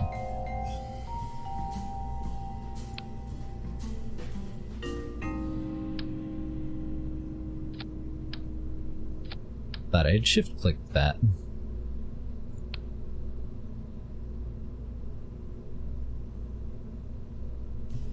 Okay, so let's take that down just a little bit for now. Let's set that aside. We'll come back to that. Let's make a copy of that tank, though. Let's figure out what we're going to do for the second stage.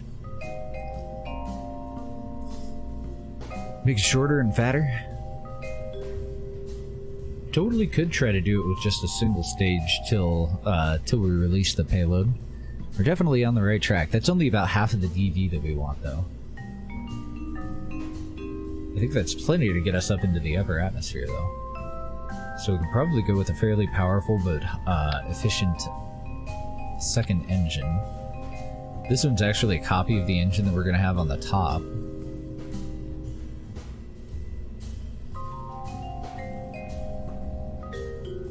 That'll be TWR1 with a non-atmospheric delta V of 2,000. In the atmosphere, it's not going to do anywhere near as well. It's got about a 3-minute burn time on it. If we put those two together, how are we looking? I'm going to put an interstage in there too, since that one doesn't have a fairing.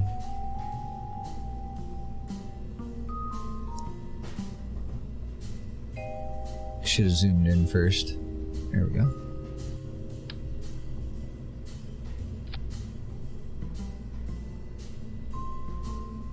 Oh my god, this thing is powerful.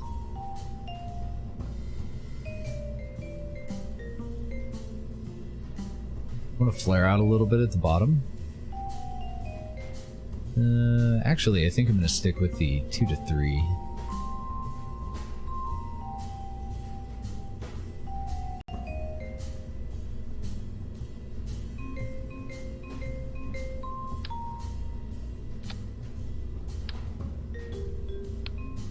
And we have other stuff that we'll eventually add to this, so 1.7 is not too bad. But I want to know how far that 1,851 meters a second is actually going to get us with what we have right now. So, do I want control surfaces on this, or do we just let her rip? My god, we're getting to the size of the tank where our control surfaces look tiny. Yes. I'm just gonna throw these on for now. Do 6. Let's see how far this gets us. We're just gonna hot fire the next stages. And is that my final payload fairing? It is. So I probably want you 1 stage up higher. We'll separate out the engine ignitions later on. Oh shit, I still have decouplers on these. Let's get rid of those. That'd be bad. Well, it wouldn't really matter, but totally unnecessary, wouldn't it? Okay, and it shouldn't matter if this is all one stage. These 4 engines will be ignited manually. Alright, let's see what she does. I'm just going to leave it as untitled spacecraft. I would imagine with how huge this payload fairing is, we're just going to go into a somersault. So this is mostly just to test out the first stage. Oh, you're right, I totally can't afford to launch it, so I can't even afford really to test it. Okay, so...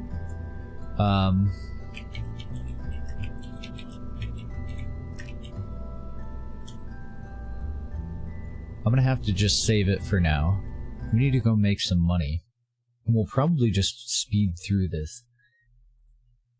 So I think we just have like 2 contracts that we need to do that'll pay for this. So we're gonna rely on tourism.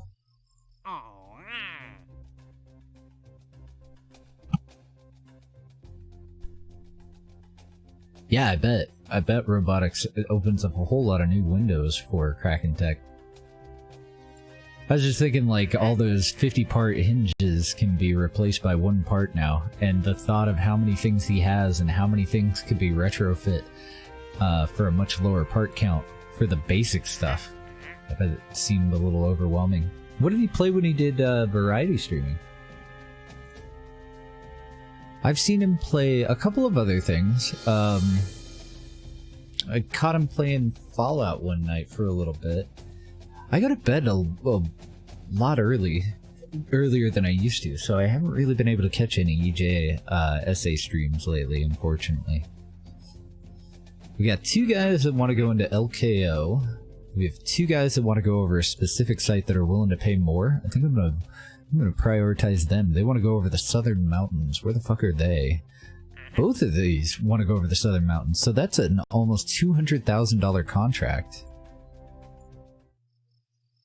But where the hell are the Southern Mountains?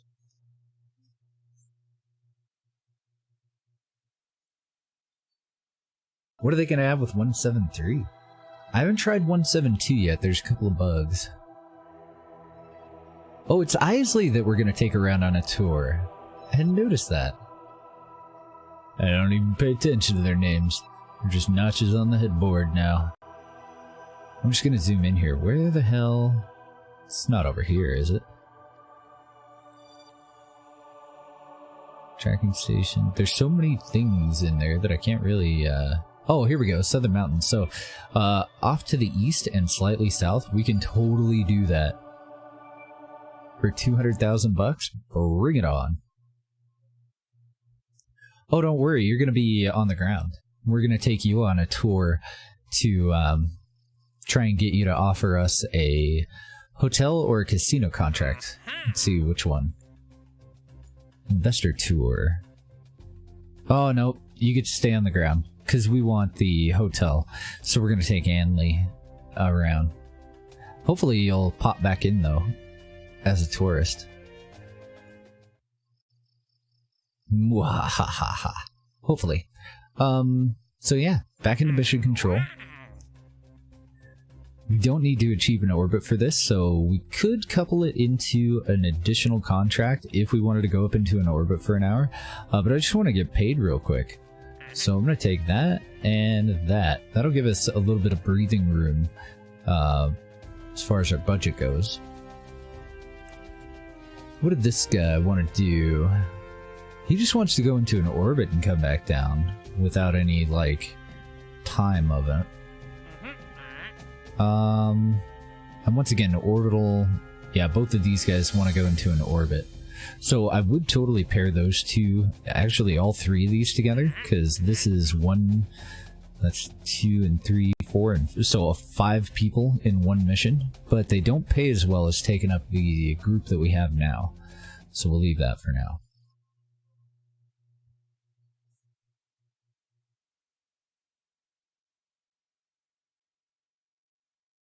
Oh, really? Are they going to integrate snacks into the game itself? Very cool.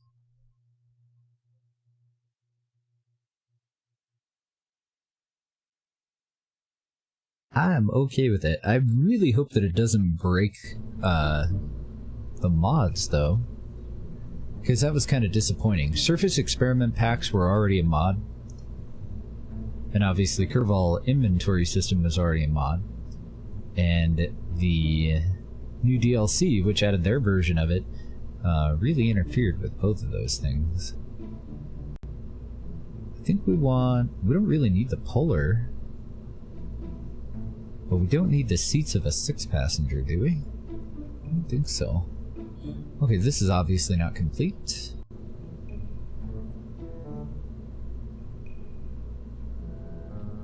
Guess we'll just go with the 4. And this is set up to head to a polar orbit, which is what it was designed for, so we'll just point it off to the east. Oh, they got a couple of hints out on Twitter. I'll check it when I get done if I remember. Yeah, I'm sure it will break them.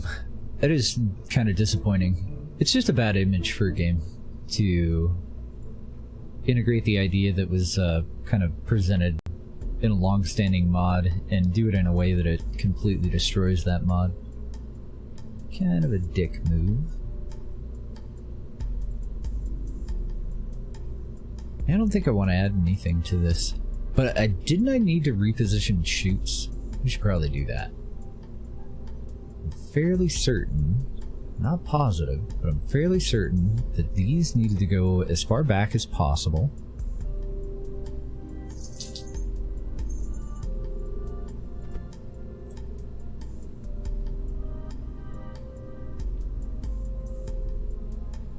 Let's see how that goes.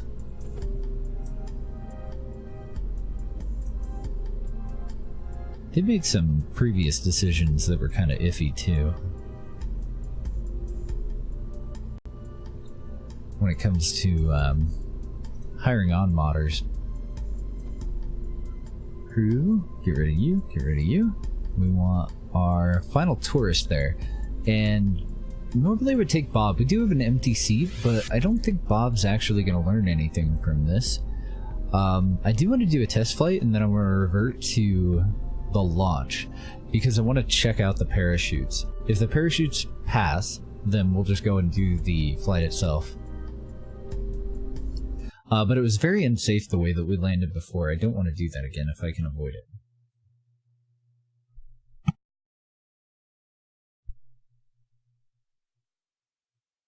I don't know, I was saving one mod team at a time. It almost seems like the teams are kind of excluded, but that's just what it seems like. I'm not a modder. I don't know. They've never approached me for anything at all. I'm totally just talking about how it seems from my point of view, you know.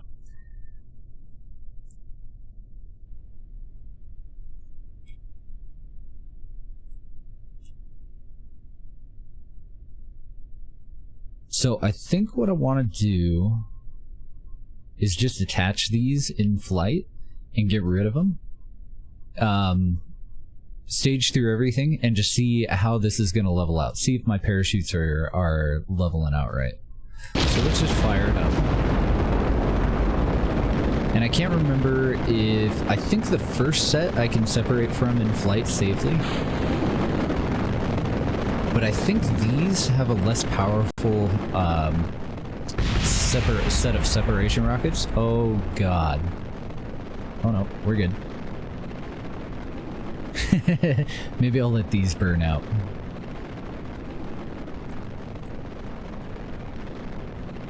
This is not going to make the test any faster if I destroy the freaking vessel. So we'll just let them burn out. Let's go and activate our liquid engine too and get some height here.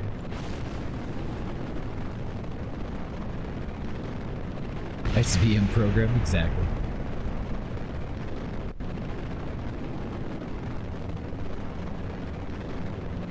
I just didn't want to sit through the entire burn time for those. Let's get our DV up and see how our liquid fuel engine's gonna do. 1.7 if I stage the rest of these, so that would be fine. But I think I undersized the separation rockets, the rockets that are responsible for moving them away from the vessel. So I'm nervous about staging them. I don't want these to come in and destroy the, you know, the command pod or anything. So we'll just let it burn out. That's fine. Make it take a little bit longer. Look at the stars twinkling. Oh, I love that.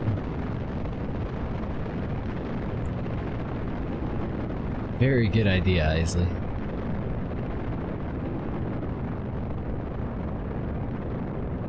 I gotta confess, I've never really paid much attention to my skybox before. But it's kind of hard not to be distracted by this one.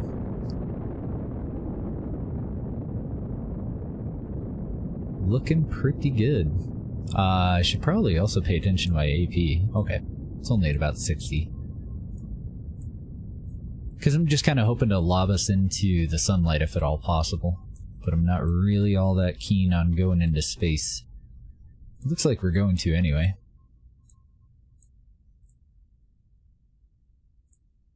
Does it seem like Audio Muffler cut the sound way too early? We're about 48K.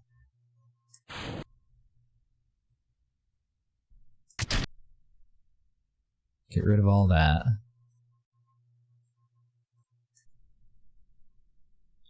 Alright. Where are we gonna set down at? Oh my god. I had to do the launch at midnight, didn't I? Alright, so we'll just burn this guy. And we'll do it in physics warp. I'm gonna give us a decent angle, because we're just kind of going for a lob here.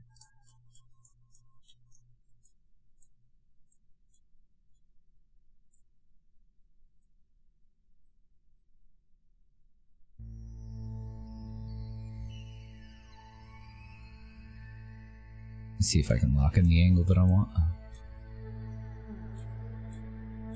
We're gonna end up at about 110 kilometers. Let's pull that down a bit.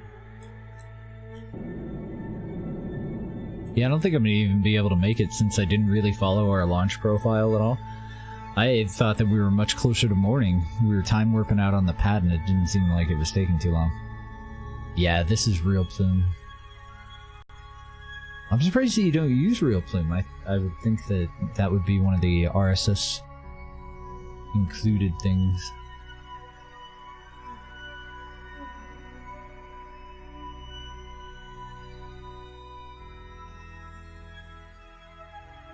Yeah, we're not gonna make it. Oh well, fuck it. We'll just time warp through the rest of it. Let's get rid of that. Let's open up our bay. Let's move away from it.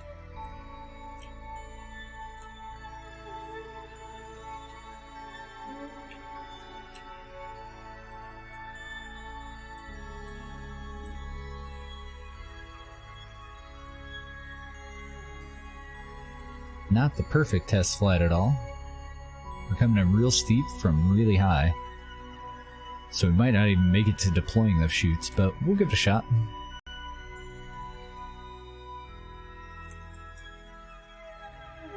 Oops, I wanted physics warp. Didn't mean for that to cut my throttle.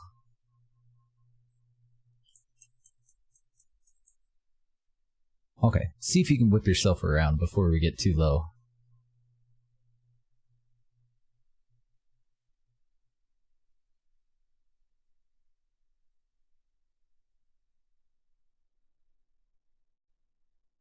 If we end up having to do this again, I'll time warp before we do the test launch, so that we can do it through the during the daytime. I do like the skybox though.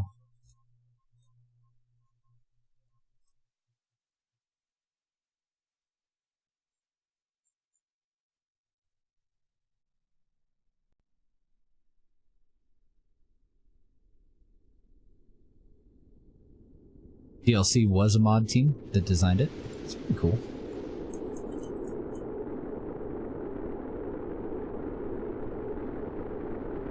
I don't even think I'm going to survive the test flight. No, we'll be fine.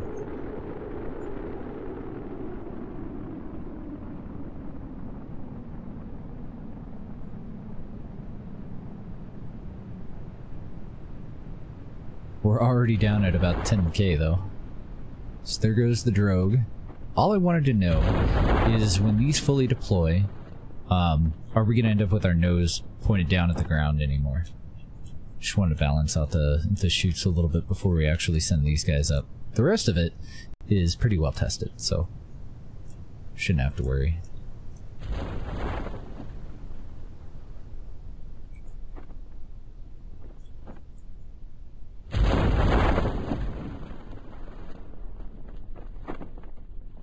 That's not that bad. It is still a little bit low. I think the front chutes just need to come back a bit.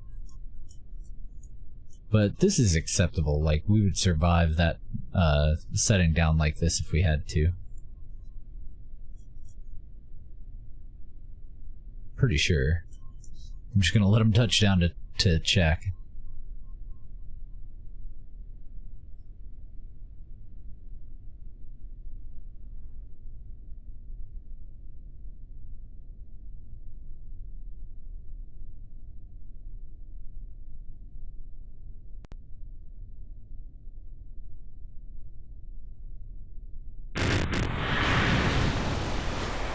Little rough. Let's go move the front chutes back. And then we'll load everybody up and we'll go out and do the mission. Yeah, any kind of additional content I'm pretty happy about.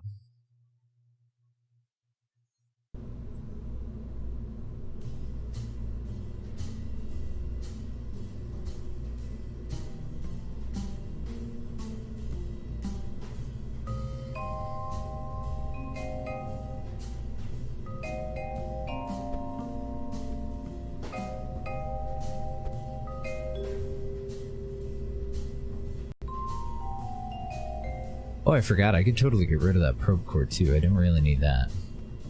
KSP2 with proper multi-threading would be fan-fucking-tastic, wouldn't it? Then we'd all have to get some 12-core CPUs. Build our little hearts out. So I gotta kick one of these or both of these guys out. Let's just go ahead and leave Bob here, because we're gonna be heading up and down pretty quickly. Staging should be fine, I'm pretty sure. Yeah. We'll just launch it. We're just gonna eyeball it. All we gotta do is be in a suborbital trajectory with an apoapsis of about 85K over a very specific point for these tours. That's all they're paying us for. We don't need to get them up into orbit or anything like that. This rocket is actually a little overpowered for what we need to do with it, but I'm hoping that most of our parts will be recoverable and that we won't pay out too much in fuel. Because we're going to make just a little under $200,000 off of this one launch. The launch itself is going to cost somewhere around $50,000. Let's get our DV info up. Let's get our AP and PE.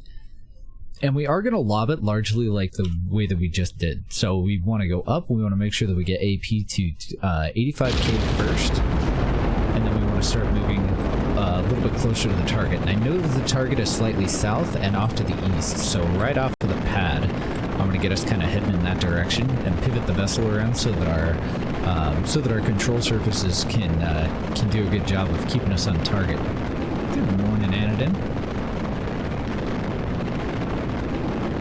I wonder if they will do a KSP2 and what it will entail. I'd pay for it. I don't give a shit what it is. Unless it's a mobile game, probably not a mobile game. I'm definitely not a mobile gamer. Oh, did the exact opposite of what I said I was going to do. I want to give us an angle off to the south, slightly to the south. This is our target over here.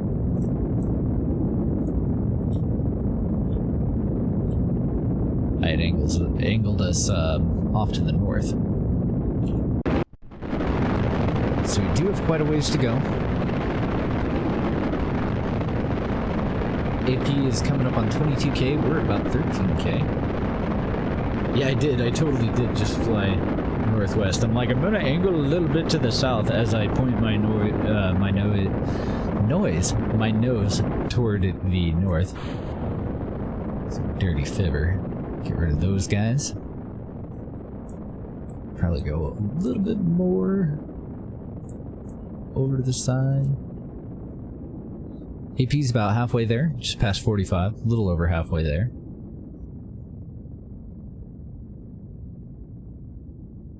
And we could just say fuck it and go into an orbit over that and then burn retrograde, but I'm hoping that we can recover more fuel off of this thing if we just push AP up to 85 and then maintain altitude until we get over the point that they're paying us to go over.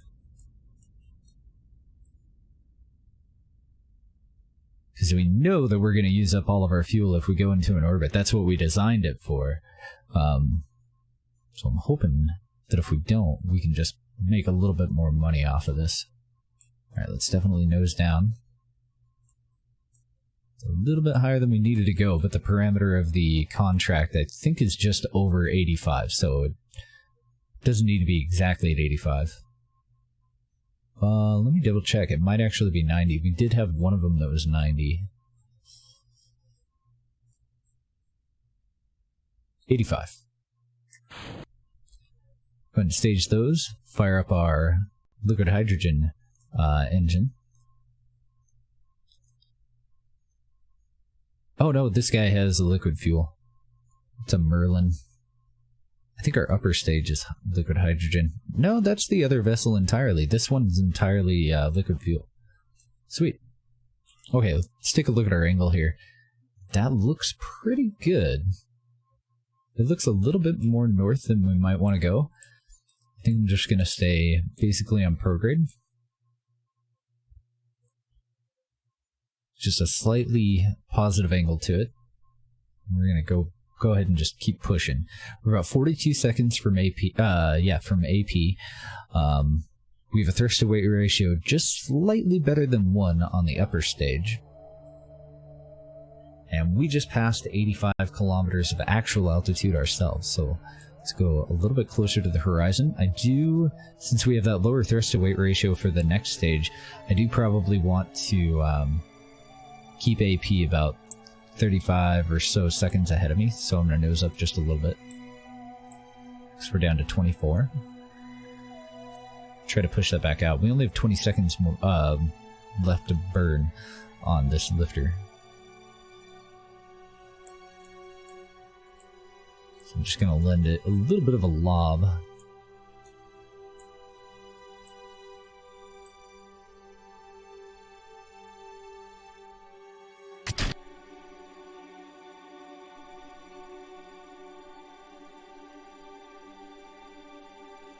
It's so silent up here. I don't know if I like it. It's so different. I'm using an audio muffler, and I've used it before. There were a couple of things that I added back in last time I used it. We're just kind of taking it on a test run, so it's not on the CCAN favorite list or anything like that. Not yet. Okay, we need to go further to the south for sure. 49 seconds to AP. I can actually angle down a little bit. Let's just go up to a 45. I'm trying to push this line so that it intersects the bottom of this marker here.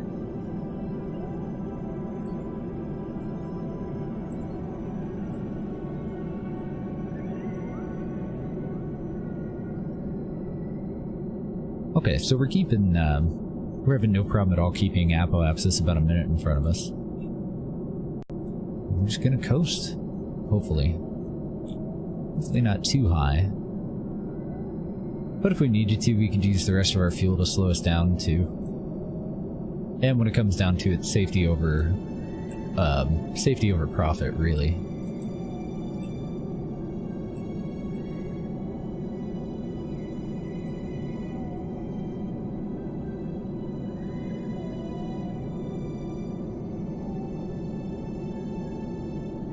Okay, I think we're still going to be high enough because AP is actually at 130, so I'm going to go all the way over to just pointed south.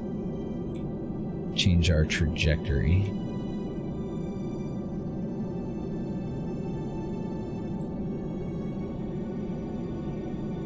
And then we'll cut the engine. How much fuel do we have left? Barely any. Barely any at all. Let's go ahead and get pointed prograde.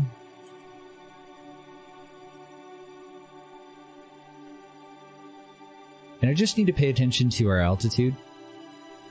We'll probably point radial out, so basically directly up into the sky. If it looks like our actual altitude isn't going to be good enough to satisfy the mission when we get there, we should see the actual marker in flight mode too. So we're still approaching AP. AP is at 130k. Our target's 85, much lower. It's going to be a rather steep re-entry.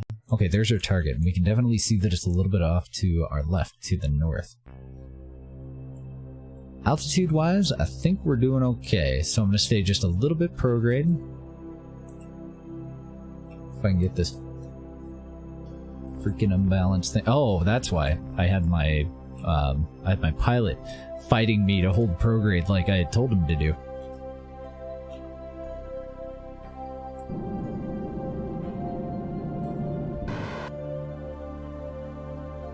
Okay, now we're down to monopropellant.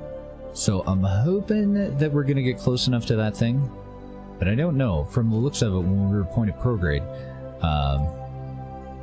looked like we were going to fly a little bit too far south. As far as the map goes, it looks like we're going to go right over the bottom of that. So maybe instead of aiming for like the tip of it, which is what I thought was where we needed to be, maybe we need to aim for more of the center of this indicator. Not sure. This isn't going to do much, but...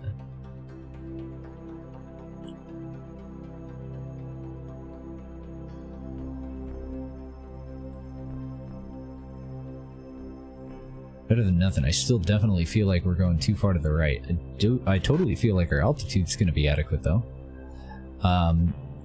With our mods that we're using, if I had a maneuver node there and tell it to circularize, I can then see that we are going to be at 116 kilometers, and we're going to be in a suborbital, so that should be good enough for the mission.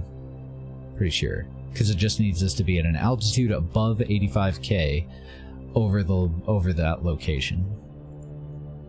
So we don't need to worry about prograde or retrograde unless we want to slow down. Here, just get rid of that down there. I'm going to use, I don't know, as much of the monopropellant that I can in the travel stage, I guess. No reason not to, really.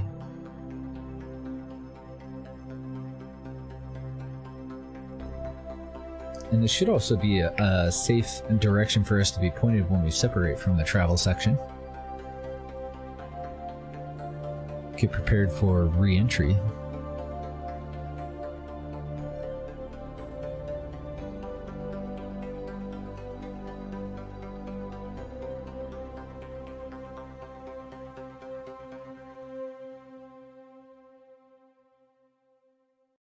I don't know, maybe it was the angle that I was looking at it from, because it definitely, even on the map, seems like I'm way too far south.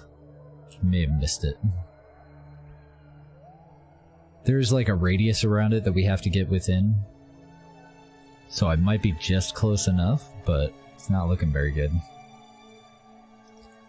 We're just trying to make a quick buck with some tourist missions, and then we're gonna go and put up a relay network.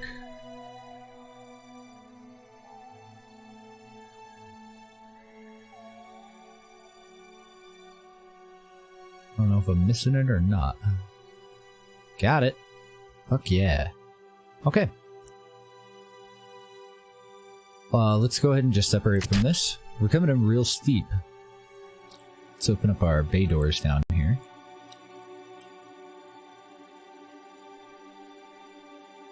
Get our heat shield pointed forward. Probably should have done a little bit more of a burst that direction just to move us further away from that. I think I'm going to. We have plenty of time. We're at a fairly high altitude.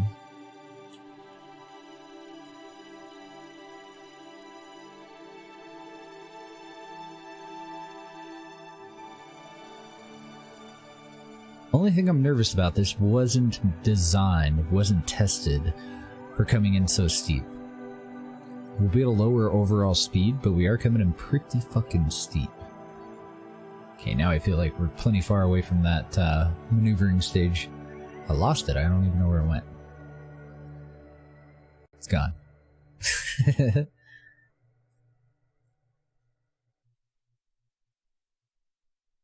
I wonder if we should use a little bit of monopropellant to change the angle of our orbit so that we're going to go through more atmosphere. Let's point to... well, let's point radial in. We don't have a whole lot of monoprop, so I won't be able to do much about it. Just going to burst forward so that we move upward. This might help out. This case might be dead, though. I went a hell of a lot higher than I should have.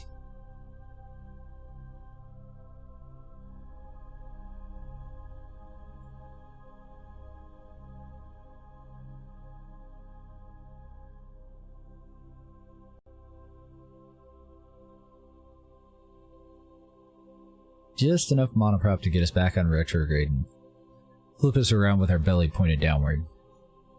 Excellent. I'm just going to use up the rest of it and we'll close our little bay there. Alright, fingers crossed, see how it goes. Do have a slightly oversized heat shield that'll help out a lot, but we're going pretty fucking fast. Thankfully we don't weigh a whole lot. I'm just worried about us losing a chute. That would be terrible. Would not want.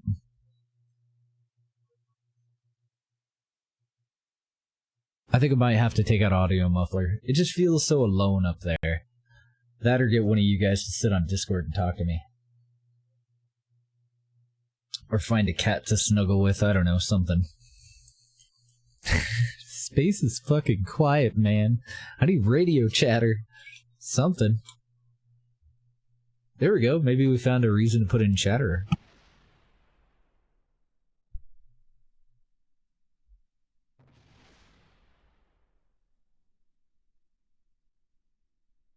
I'm okay with already seeing overheating here. We do have that service bay attached to it. It has a higher temperature tolerance than the inline stabilizer that's attached to the top of it. So, fingers crossed there, too. Snuggle the Kraken? Oh, I'm sure we will. Sure we will later on when we start working on modular spaceships and stations.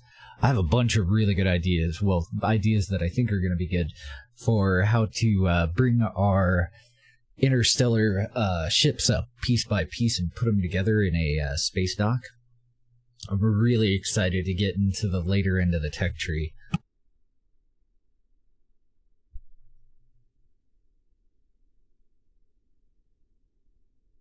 Oh, well, scratch that idea. I didn't know that it would also muffle chatter.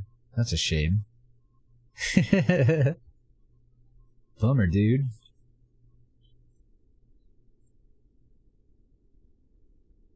Total bummer. Also a bummer is us going 3.4 kilometers a second at 36K.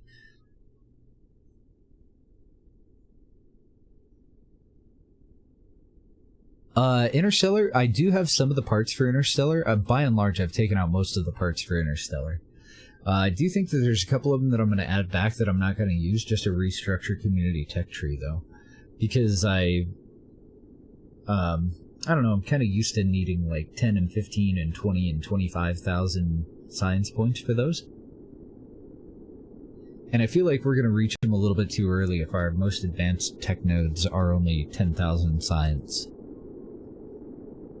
So mostly I kept like the power stuff and the radiators from Interstellar. But I've taken out the vast majority of the rest of it because of conflicts with other stuff.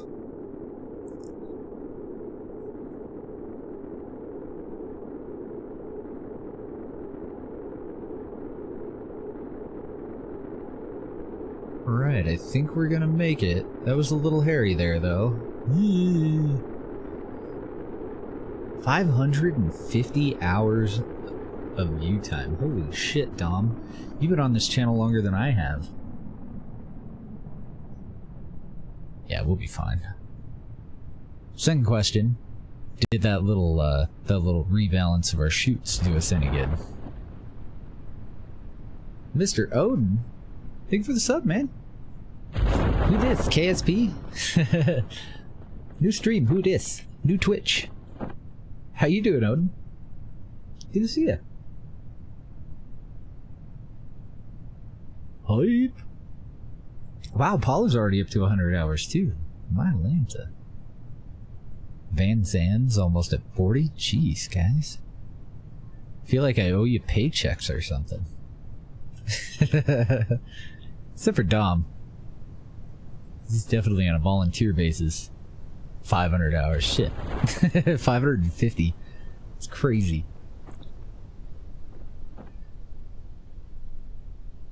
Yeah, that's true. The first like 350 and 400 were like pretty much every single day. I think you got in here before I did. Every day. Oh. Okay. Alright. I'm liking it. They could go back just a little bit further. We're definitely a lot more leveled out now. We could try to pop this off. I tried it before, and yeah, it just, it says it's decoupling, and then it's like, no, why won't you let me love you? And it stays with us.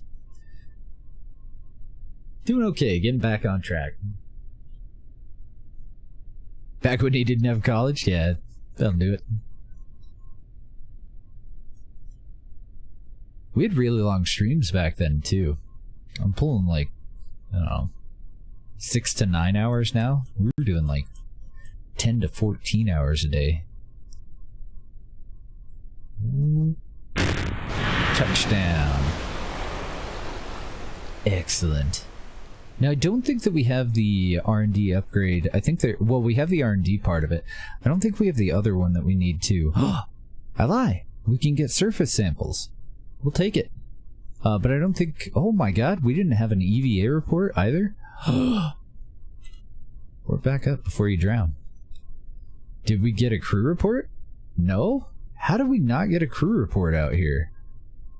Let's get a fucking telemetry report too. Why not? Oh, okay, because we have got one from the ocean, but this counts as Kerbin's Western Sea. So I'm glad that I checked it. Awesome. Free science. We'll take it. Recover the vessel. Most importantly, though, we got almost $200,000 for it. Always gets in the way of your plans? Yeah.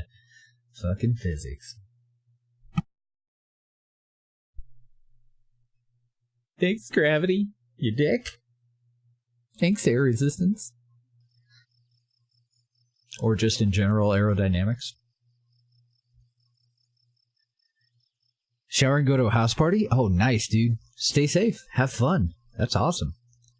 We actually have enough that we can unlock one of the lower nodes if we want to. We're up to 175, and we have 289,000, so we can start to test the deployer now. No new ribbons for poor Jebediah, though. Is there anything that we want out of these lower tiers? The top tier is 300. What about unmanned tech? Was there anything that we wanted in here? Octogirder guidance unit, remote guidance unit. So it's mostly probe cores. We do have a, like a box hanger? I don't know how to even describe that. Oh, never mind. Never mind. That's not the right one. I think it's this one. Where you, like, land it like a box and then it just kind of crumbles around the payload to expose it. Single-use hanger. Caribou radial probe, mech-jeb unit. I think we're good on those two. I'm checking the higher tiered ones first, because if there's something that I really want up here, then I'm going to want to save this. Like the Chem would be excellent to have for our science car. Yeah, and the BTDT. Been there, done that scanner. What the fuck is a Pack Rover data camera? I've never seen that part. I don't know if it's... It is a science experiment. We can take photographs with it. Okay. And we get more parts for the Pack Rat, which is a little rover that might make a good science car. We get the Akita flatbed too, and some 2 different kinds of wheels. That's kind of tempting for the car. If we want that, then we need advanced landing first. That will give us the Mark 16 and Mark 25 parachute. Oh, is it massive? They look like a little teeny guy. The Caribou modular wheels. I love the wide landing legs and the LT2 landing struts. The Falcon and... are these Falcon 2? LT2s? I don't know if those are the same thing or not. But they are pretty cool landing gear. A lot of cool stuff in this middle part now. Otherwise, I would save up for unmanned tech, but I don't see any experiments in here, so there's nothing that we're really chomping for. I think that we can live without the 6-man re-entry module for now. Specialized control is also compelling.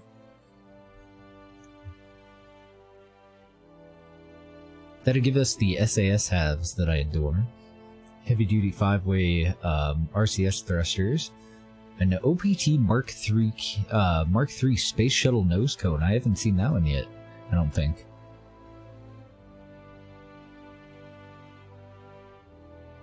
I don't see anything that's really going to impact our current mission, though. Oh, I bet you that cockpit that I wanted, yeah, one of them is in here. We don't get a Mark II in this node, do we? Nope. So no matter which way I went, we would have a cockpit that we could use for a deployer. Move it up to a Mark II. Oh, actually, I wanted that for the science car. Never mind. Because the science car is kind of on hold for now.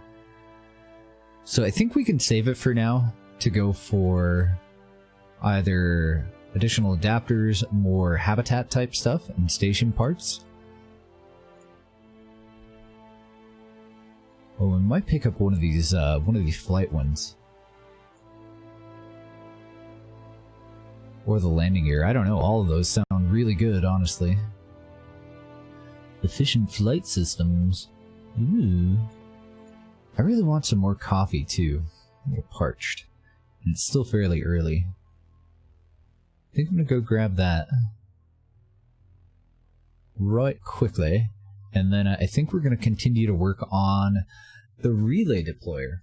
We're gonna have to pull up a resonant orbit calculator, too. I'll be right back. I'm gonna throw the BRB up. Give me about 2 minutes. I'm gonna nuke some coffee.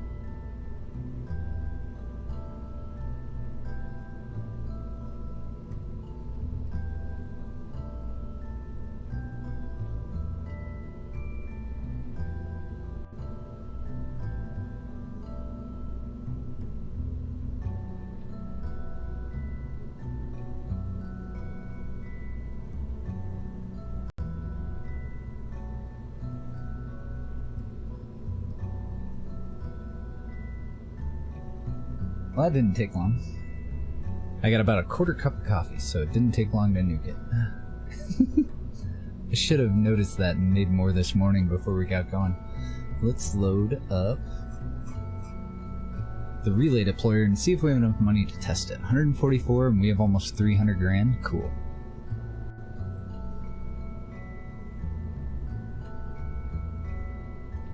So this is a huge payload fairing.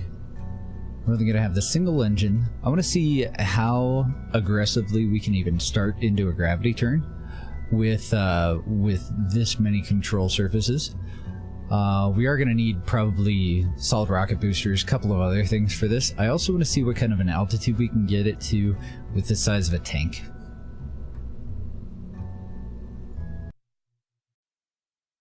So we'll give it a shot.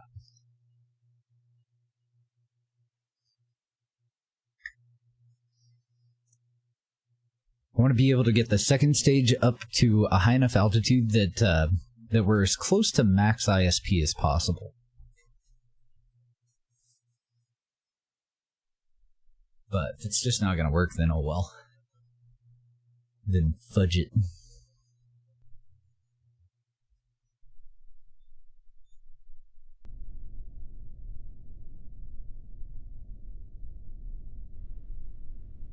Is it gonna fall over?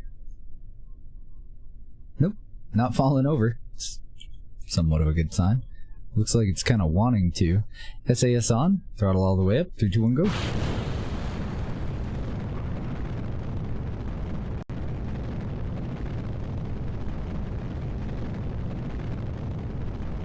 Plenty of lift.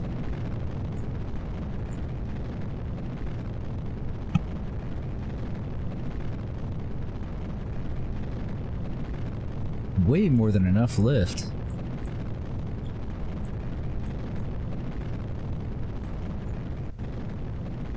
I'm already back to about 2/3 throttle. I'm just nosing down to the east. There's definitely a spin going on here, though. And that's never good.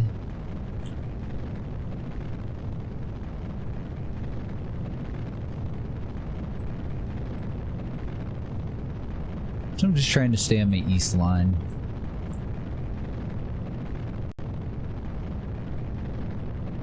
And I want to go a little bit aggressive into it. I want to see if I can get this whole thing down to like a 45-degree angle before it runs out of fuel without it doing a somersault.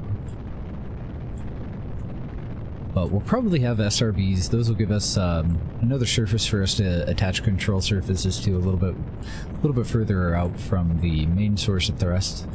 So a little bit more control, and they also have engine gimbal, so that'll be welcome as well.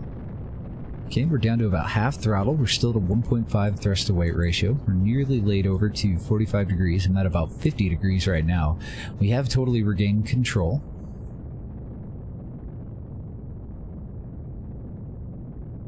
Apoapsis just past 33K. Actual altitude just past 23K.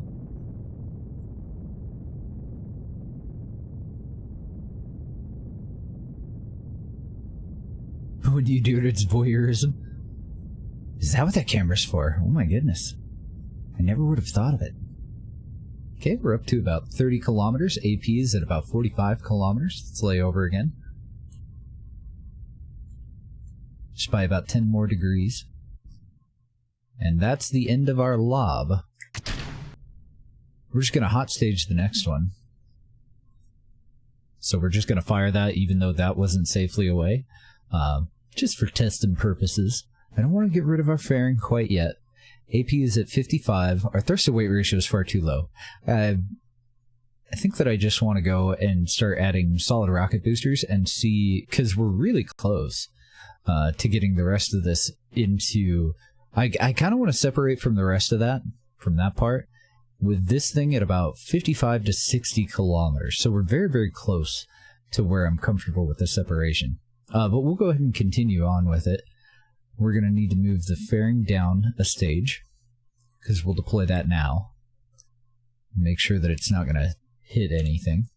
Let's go and turn our lights on for all this stuff up here. Oh, I have my throttle all the way down. No wonder it was so low. I didn't remember it being that shitty in the VAB. It's not that shitty. I was at half throttle. Like a boss. We're just conserving fuel.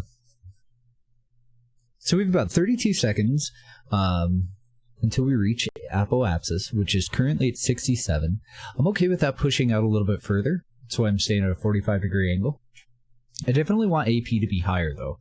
I definitely want to push that up to 85. And I've definitely sacrificed some efficiency in the mission by not throttling back up on stage. I should have done that when I staged. That was silly.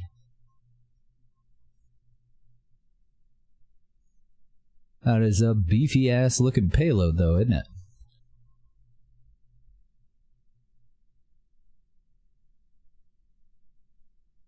We did have a hell of a lot of DV on this stage, too. Okay, AP's up to about 81K, and we're about 45 seconds out from it. Let's start to nose down.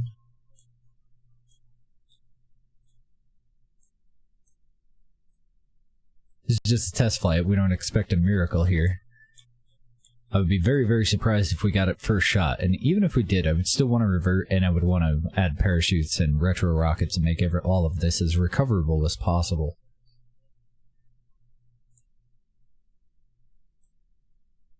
Although the deployer really isn't very expensive at all. It's the design that I went for with the relays. That part sure added up.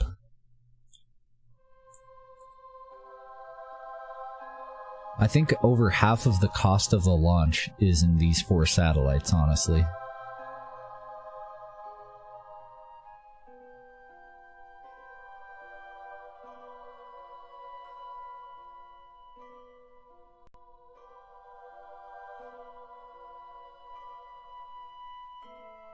Okay, and then now that we're at AP, I'm going to angle up very aggressively because we're nearly out of fuel. I'm going to try to push AP away, and we'll go ahead and just stage to the deployer itself.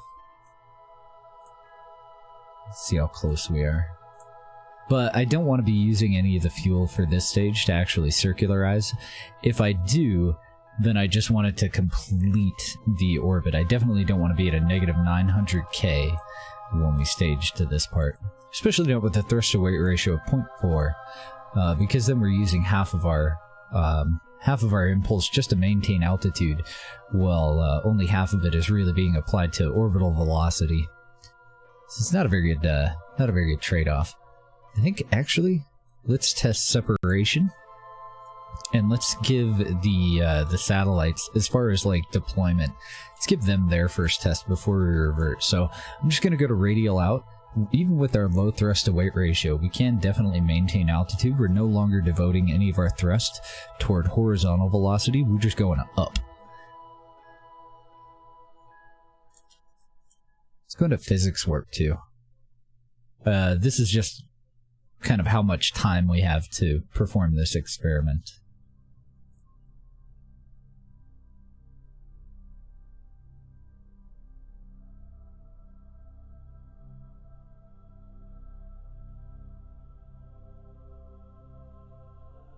My god, that thing has a lot of burn to give, doesn't it?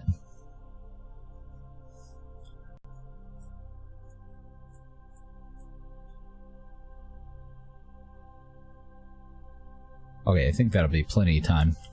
Let's go ahead and get out of time warp. Kill the engine.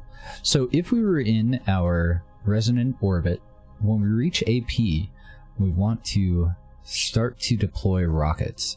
So I want to know if I can do that without a decoupler on the rocket itself. I'm looking for... I might not be able to, because I don't see an undock here. I can enable staging.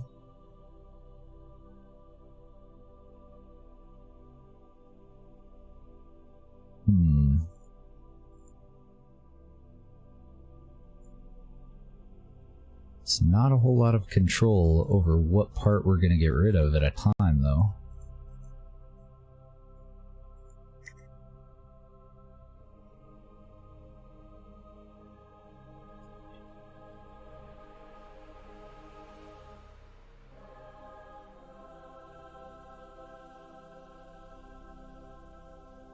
Now, I'm going to have a docking port on these two, or I'm going to have a decoupler on the end of this rather than a docking port. I was hoping to minimize the amount of debris that I would have, but apparently I can't get away with it the way that I have it right now. I was just going to undock it from this, but apparently the game's not going to let me do that. And that's fine, because this is a cheesy-ass way to do it anyway.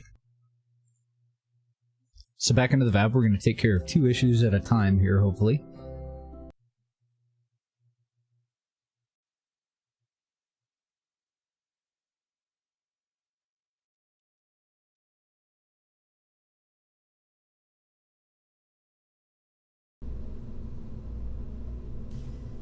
I'm going to start by adding thrust. I'm going to get rid of those for now. And I'm going to take this, right now we were kind of flaring out to the diameter of the engine. I want to take it to something a little stouter. Maybe I will leave it on 3-4 long. I'm going to add some SRBs, as one does. And I'm pretty much positive that we're going to need a standoff decoupler for that. I'm going to add them 2 at a time.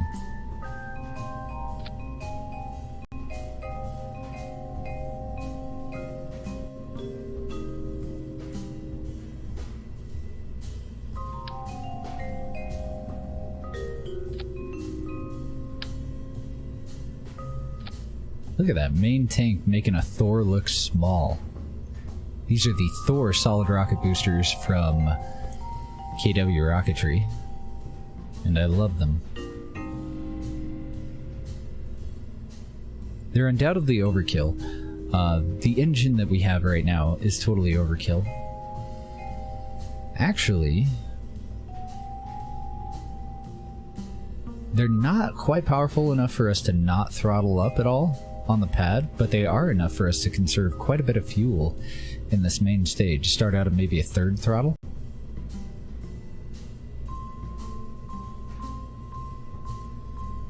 There's no kill like overkill?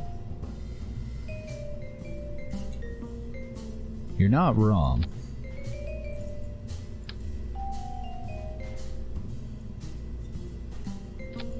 That'll let us have an extra set of control surfaces that will hopefully help with pitch. And then I'm going to go with a 4-way set of control surfaces on the outside of that. If it's worth killing, it's worth overkilling. Nice. I like that attitude. And then I am going to want separation rockets for this, and these are a little bit trickier because they don't have a way for me to attach them in the stack. They have to remain radially attached. So we're going to have to eyeball it.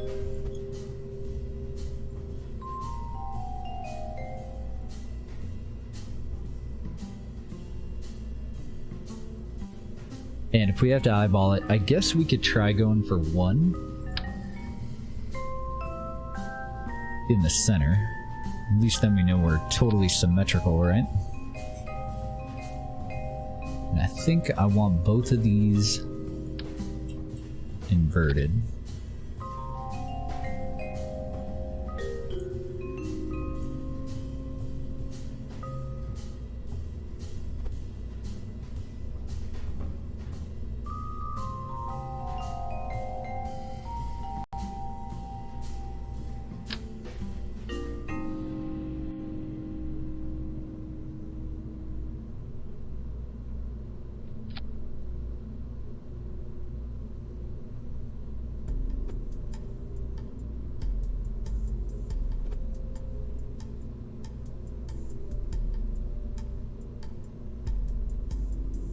And I'm hoping that that's all we need.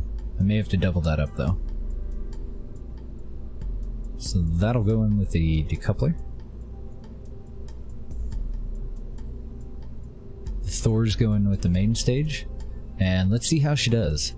I've put them to the east and the west because these will definitely be the first solid rocket boosters that we get rid of, even if we go with multiple, even if we go with another set. I want to get rid of these ones first. I also want to lose the control surfaces that have more to do with left and right, rather than the ones that have to do with pitching up and down, because of that funky ass spin that we ended up getting into. I don't think I'm going to go with a throttle limiter or anything on the main engine. Totally could, but I think I'm going to leave it at full throttle, and then we'll just throttle back manually. See if we can keep it under control. So I want to see how much extra lift we're going to get out of that. And the reason that I'm testing it with an actual flight rather than just going off of Kerbal Engineer is because we're going to deadlift. For the most part, we're going to deadlift the liquid stage, and it's a little bit more difficult for Kerbal Engineer to tell me exactly what we're going to have. Thank you for the host, Paula. Appreciate you. Appreciate this coffee, too. Not as much as a host, though. It's delicious. Not quite as delicious as a host. And hopefully the whole fucking thing doesn't fall over on its side, because I didn't really look all that closely at how low my nozzles on the solid rocket boosters are. Are you falling? Nope, looks good. Yeah, I think I'll start up at full throttle, though. Just off the pad. We'll get that initial speed built up. And let's see how this goes. No countdown, best countdown. I also don't have a pilot in here. It's that goddamn stowaway engineer Bill.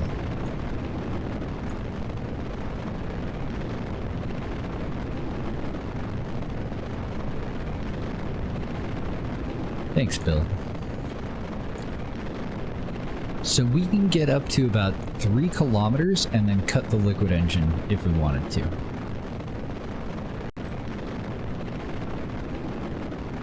I think for this we'll go for it.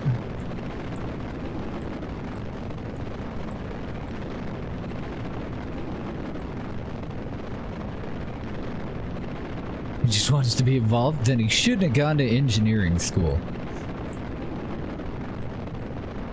No, I think most of the astronauts were engineers, weren't they? Should have also gone to pilot school, man.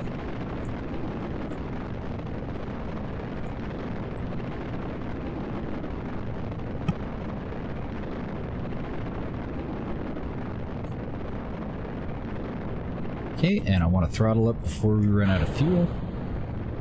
Okay, yeah. It looks like just the single separation rocket on the top and the bottom is going to be totally adequate. So we've conserved the vast majority of our fuel all the way up to 18 kilometers.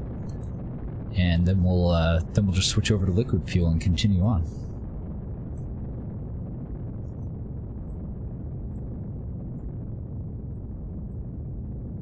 Poor Bob, though, out of everybody, like, he goes on the fewest number of flights overall. Like, even our scientists go on more flights than poor Bob. And, he by far and away, is our most common stowaway. We have an outrageously high thrust-to-weight ratio. I've left it at full throttle, just 'cause. I'm not seeing atmospheric effects. We're not, like, overheating our fairing or anything like that, so I think I'm okay with it. We're gonna go ahead and lay over. The Thor boosters from KW Rocketry are kind of designed that way. They'll run out of fuel before they actually overheat to the point of explosion, but they do overheat just naturally. They're supposed to do it, apparently.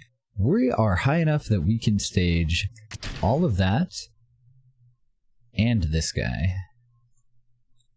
We could actually combine those into the same stage. We're at 65K, and we've transitioned over to our vacuum engine. I love it. Apoapsis is 1 minute 20 seconds out. This is actually looking pretty good. Yeah, it's just the heat that they themselves produce. I do want to light the rest of this up, though, especially if we're going to do night launches. And I'm very tempted to do a relaunch because audio muffler is just creeping me out.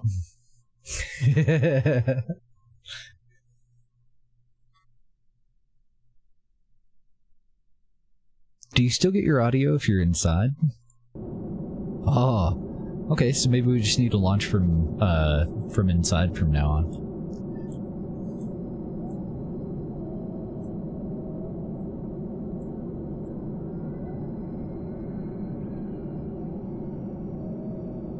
Love those stars. I really love how they twinkle, too. Like, that was the selling point when Isley was telling me about it, about the skybox. Like, what? The stars twinkle? Give me.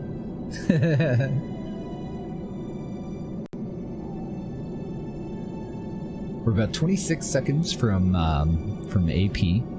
We have about 78 seconds worth of burn. Let's get a little bit closer, and then we're going to nose up.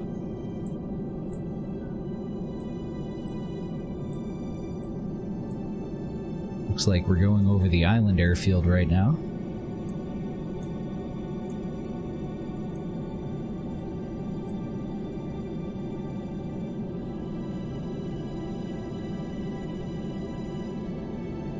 Once again, with the low thrust to weight ratio on the next stage, pretty well okay with us pushing our time to AP outward while we exhaust the rest of our fuel in this.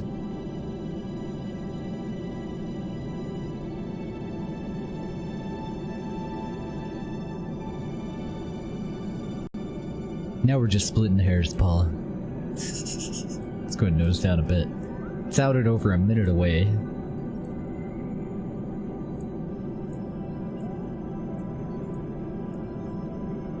I think that one set of boosters is actually going to do the trick. I'm sure there's more efficient methods that we could go with. We're going to be pretty damn close to an orbit by the time we separate from this.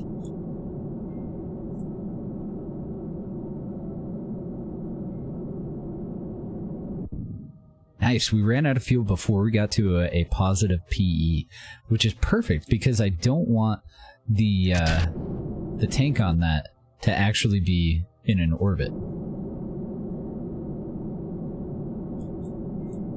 We've pushed AP way the hell out there though, so we're pretty damn close to orbital velocity right now. Let's go ahead and take a step outside. Do a little bit better of a test this time, hopefully. Oh, no we won't, because I forgot to go and replace these. I went and added the, I added the boosters and got all excited. Doh.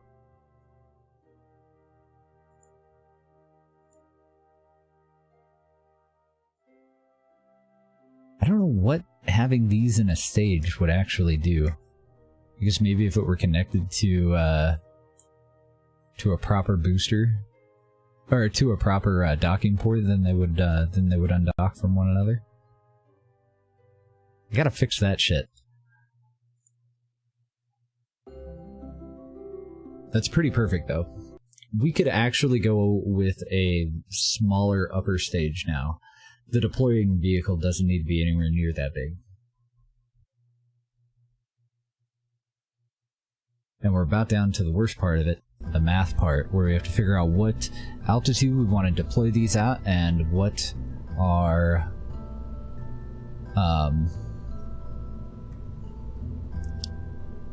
shit, and how am I gonna even do that?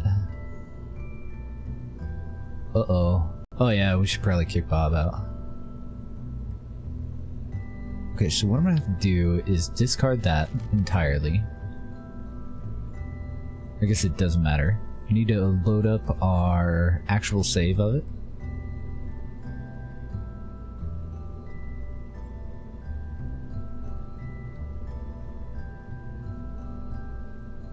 The relay prototype, and I have to modify the prototype.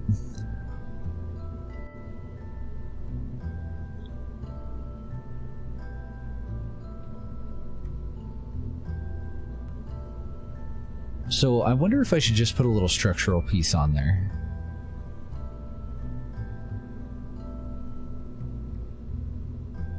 It's gonna throw the balance of it off a little bit more than it already is, but it might be worth doing.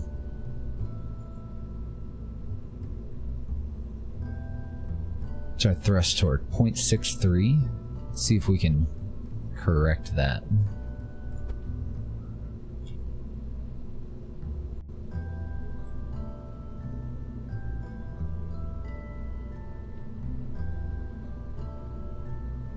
I forgot, I'm rooted to the friggin' decoupler right now.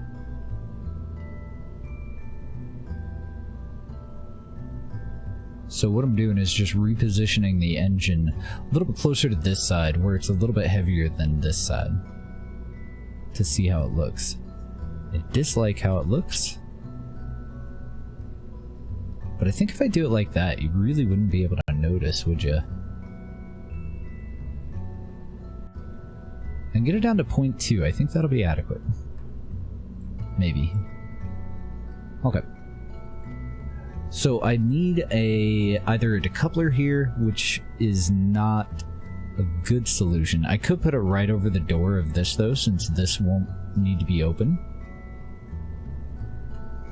Gotta raid the pantry for dinner? Nice. Let me know what you end up having. Deb asked me what I wanted this morning, and I had no idea. I'm still not hungry for anything. So it'll probably end up being rotisserie chicken. That's kind of our go-to lately. Yeah, I think I'm gonna end up doing a structural piece. I'm looking at what our other deployment methods might be. I'm not seeing any that I'm really all that happy with. What if I just did a stack separator? I'm gonna update that save instead of saving it as a subassembly this time, and I'm gonna merge it in. I'm gonna go with the relay deployer 1.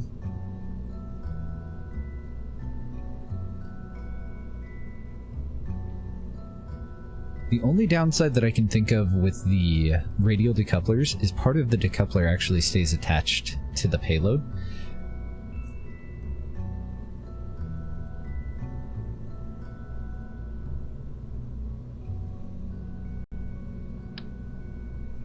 I'm gonna leave the standoff. We gotta decide which one of these we like more. Probably the smaller one. I don't think I have any other hydraulic detachment manifold. When the hell did they add these? This is a squad part. Cool. It's gonna have kind of the same problem though. The bracket there is gonna stay attached to the payload. I'm thinking actually we could use a claw, but kind of immersion killing. Yeah, let's go with these little guys for now. I want to lower the force to 0.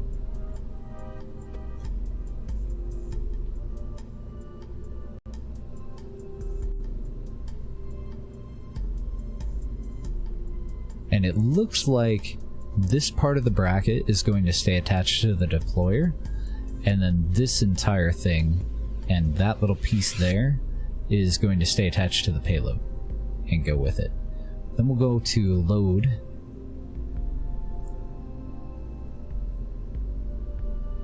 Relay deployer, no, relay prototype.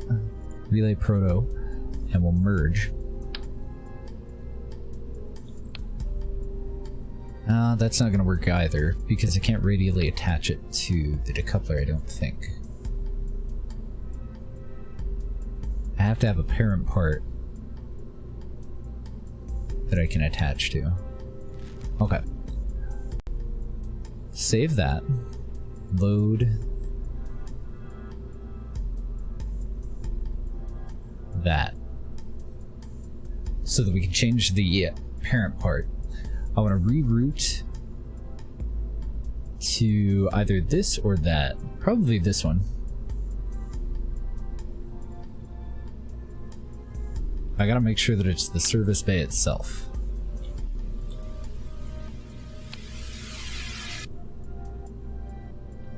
That'll let me get rid of this guy. I'm gonna fiddle with this just one more time.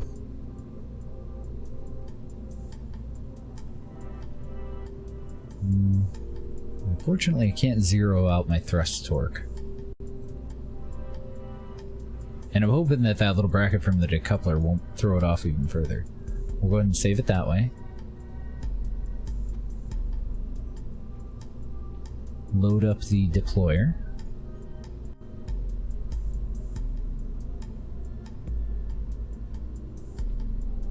And then I'm hoping that it'll let me radially attach that, but I don't actually know. I've never really tried it.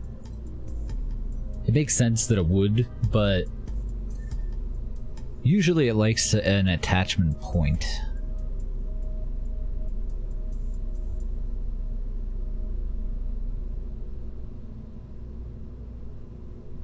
Where the fuck is... There it is. Merge. Now, can you be radially attached to a decoupler? Probably not.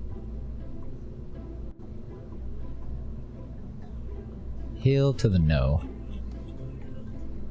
Okay, so now we just get tricky about it. Load it back up. Fucking do it myself.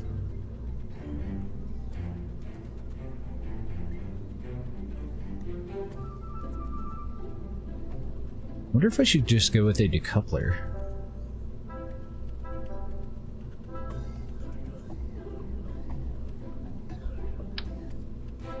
No, because it doesn't have... I mean, I could modify it. I could make it so that it'll let me attach it to the side, but... eh.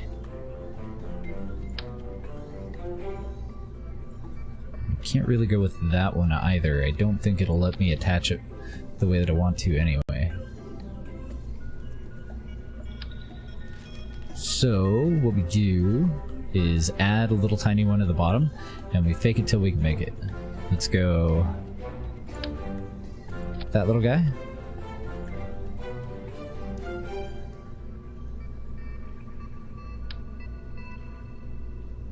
Is that the way that I want that pointed? It is, because I want this to stay attached to the deployer. I think that's small enough. And close your eyes if you care about immersion.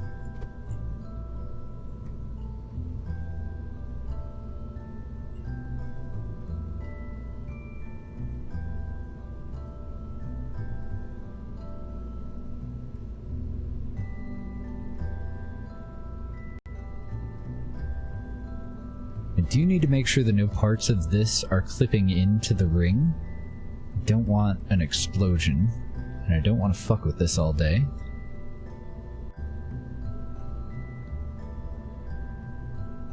I think that might do. Now I reroute to this. Save it. Now we should be okay.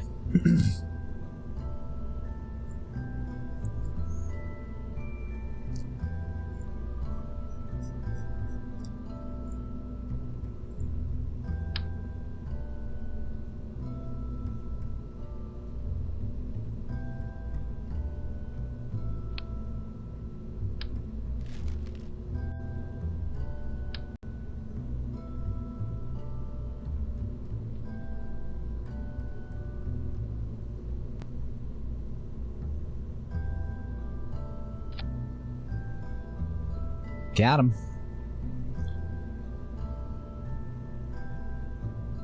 And the decoupler should stay attached to the deployer, and we shouldn't have any pieces left over on this thing when we deploy them. I did forget a step there though. Let's take the decoupler force down to 0. Alright, let's do another test. Morning, Javaya. Frozen pizza? Can't go shopping because you've been drinking already? Oh man, living the life. I'm about to go pop open a brew myself pretty soon. Alright, let's do one more test. Let's also add some lighting to this bitch. Utility. You got any marinara sauce? A little bit of cheese in the fridge? Maybe some extra pepperonis or sandwich meat, something you can fancy that frozen pizza up with.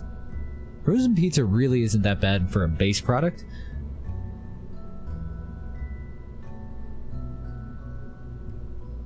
But I always do fancy it up. Where in the Fudrock? Usually I got pepperonis just chilling in the fridge anyway, because I like cheese and crackers. That's like one of my go-to snacks. I like cheese and crackers, and every now and then I'll throw some pepperoni in there too. It's pretty good.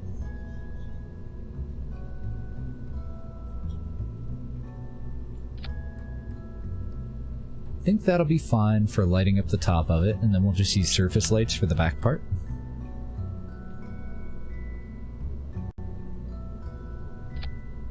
Because I don't think just one set of surface lights would be enough to light all this up. These all have lighting, but once we disconnect from all those, this thing's going to be a little bit hard to see on the dark side of the planet. Hey, baby.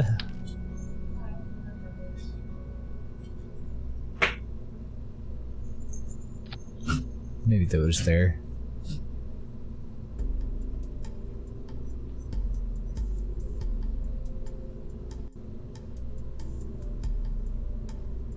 Okay, so we'll stay outside of the ship again, this time. Even though it's outrageously quiet. Let's get this thing up into an orbit and let's practice the deployment and see how it's gonna go. Before we go for a live deployment. Oh shit. I didn't notice where those are in the stage. Oh, she just left the room. I'll try to remember. I'll tell her till he said hi. Buy the fancy frozen pizzas with seasoned crust. Put Frank's Red Hot on it. Isn't Frank's fucking delicious? I did overdo it on the Frank's though. I made homemade hot wings, and I used just a little bit of Frank's usually. I just put a little bit of it on like everything, and I made hot wings and I tossed them in Frank's, the buffalo sauce, and it was just, ugh. It was too much. I shouldn't have tossed them in it. I should have just dipped them in it. It wasn't too spicy or anything. It was just too much of that flavor, you know? So I kind of ruined it for myself. And I haven't really reached for Frank's since. I used to go and get, like, deli chicken fingers, the cheapo, like, chicken fingers from Walmart or Smith's or whatever deli. And then just put buffalo sauce on them. And they're freaking delicious. Hello, Martin.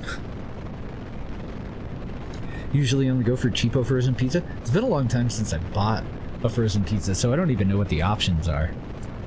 Hello? Cut throttle, thank you. Thank you very much.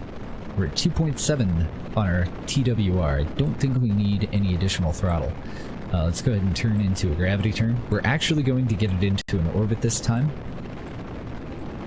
And we're going to simulate the deployment method that we're going to use for our resonant orbit. And I totally overlooked finding these little fuckers. They need to go up here. I don't want to accidentally stage our entire payload all at once. That would be bad.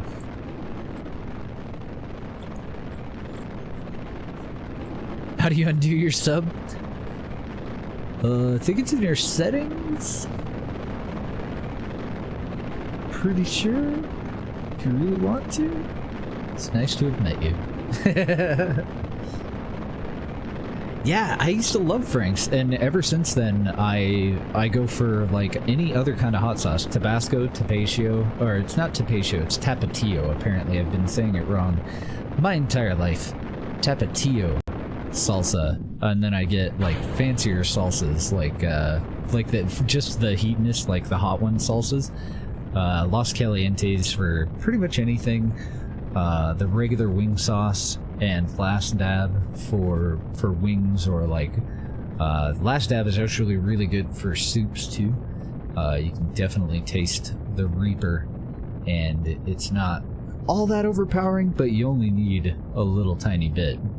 And then I usually do my wings in that too, but since they're so expensive, like compared to any other kind of hot sauce, it's $10 for the bottle, and they'll ship multiple bottles. It is flat rate shipping, but it's $6 extra for shipping. So if you're not going to buy like 3 to 5 bottles, then, I mean, I don't know. It's hard to pay 10 times as much for those sauces sometimes.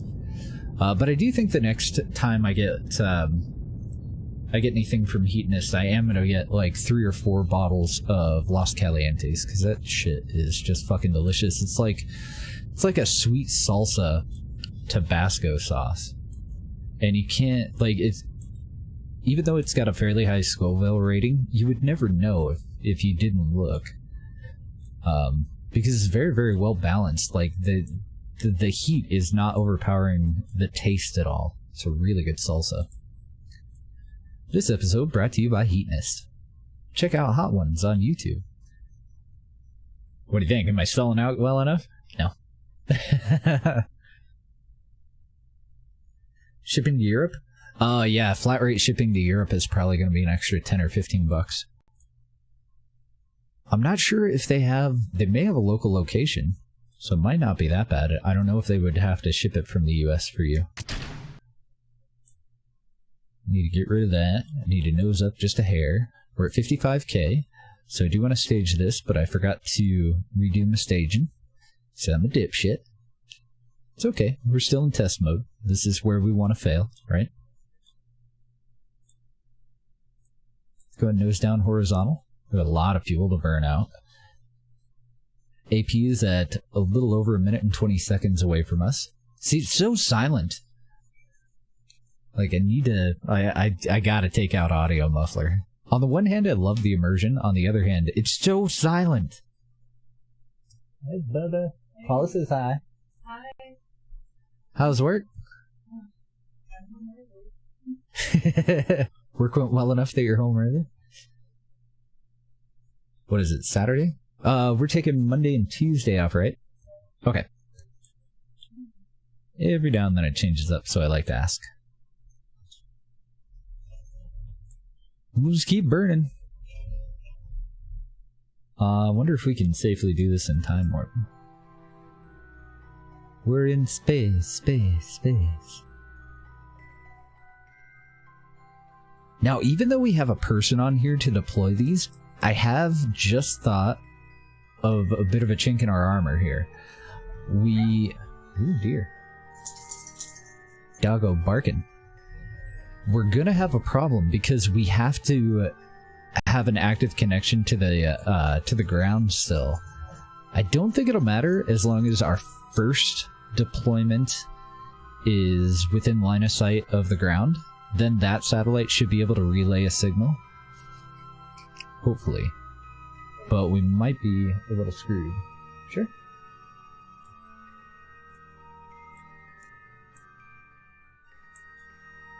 I had brought a pilot up here. Typically, so there's an easy way and a hard way to do this, and I kind of lean toward the easy way, where we get this vehicle into a resonant orbit, we separate from these satellites as we reach AP, and then the satellite itself gets its final orbit. The problem with that is we have remote tech, so the satellite needs an active connection to be able to do that. Now, I did fudge it up. We are going to revert this, so that kind of sucks, though.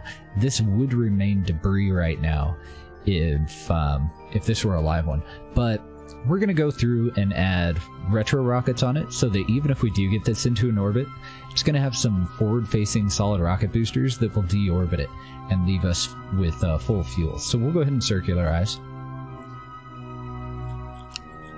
And I need to nose down quite aggressively here if I can. If I want to be anywhere remotely circular. Throttle's only up just a little bit.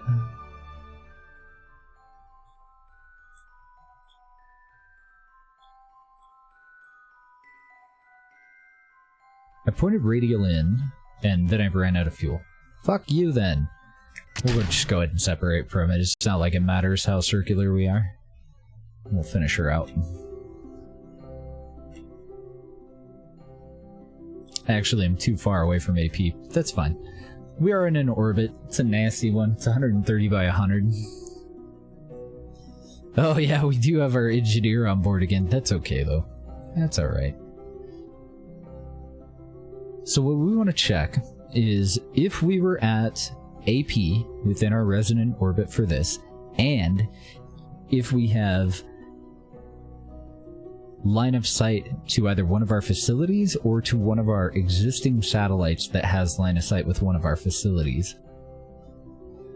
Basically what we do is separate from this. We would then communicate with it through its omni antenna at first. And that's as much force as we get with the ejection force completely turned down. I also think that I was clipping into the satellite a little bit. Let's see, can I switch to that other vessel and still revert? I hope I don't fuck this up. We're gonna have a rescue mission if I fuck this up. So we would switch over to this. We would activate this high gain antenna first. No, sorry. Let's get into chase cam too, so that this isn't spinning. Well, it's still gonna spin, but locked cam, sorry. But so that it's not spinning in relation to our viewpoint. It shouldn't do the spinning once we get this right. So this set is deployed first, followed by this set, followed by this antenna, and then basically all the rest of our antennas. This antenna needs to target the homeworld. We would be at a much higher altitude when we do this.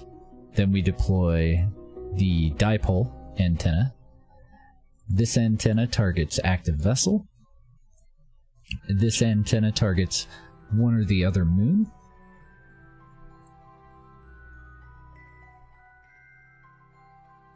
We'll do the Mun with that one. We'll do Minmus with this one.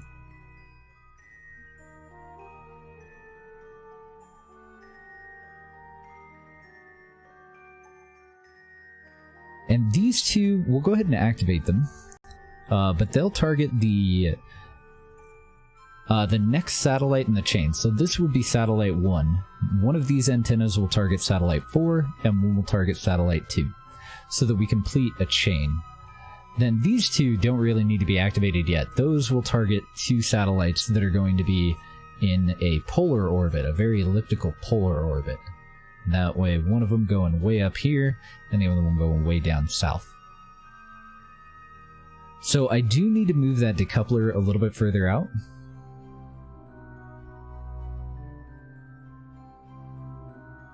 Oh no, the antennas and the way that we're configuring them, that's part of remote tech. That's the only reason we need to do that. So I also need to see, let's see, which one of these is the right bay? That one. Is this going to clip into anything when I open it? No, it doesn't look like it. Because that's how we regain our control. And that is our ComSat, one of 4 ComSats that we're going to put out into hopefully a synchronized orbit. Can I revert you? Thank goodness. I was really worried there. So I want to see what part is actually clipping here. Oh, it might be the solar panels. Yeah.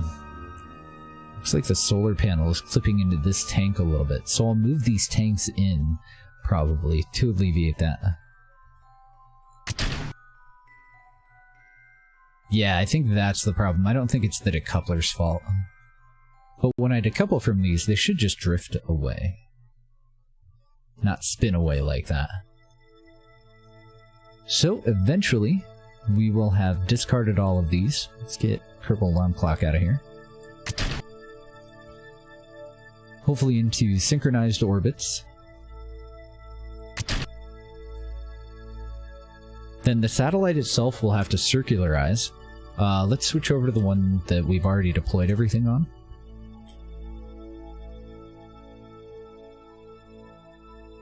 I need a better probe core, or this won't be able to actively hold prograde. Actually, wait, we can use the flight computer, can't we? Prograde!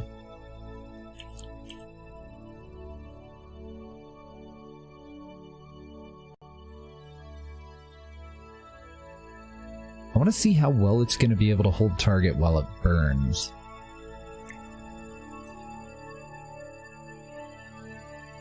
No, it looks just fine. It is going to veer off a little bit, but it looks like it's going to be stable enough to achieve its own orbit.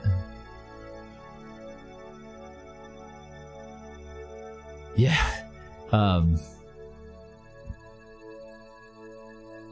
Isley had accidentally called it the Breaking History DLC once, and now I just can't stop calling it the Breaking History DLC. Ah, shit. If I have to go out to map view, am I going to be able to, am I going to still be able to revert? I don't know if I can. I may have fucked it up. Actually, I might have to revert it from here.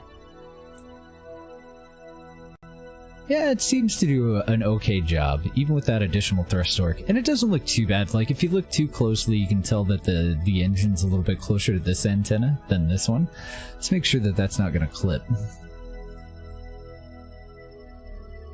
Well, it looks fine. And apparently I'm not frying it with the little engine there. Kind of a goofy looking guy. Looks like those really aggressive fish.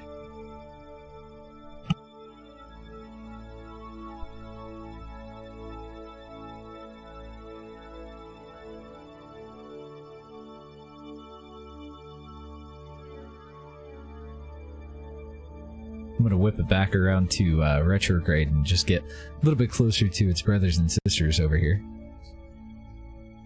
A pig war? Is that what they're called? I thought it was something a little bit more simple, like a lionfish or something.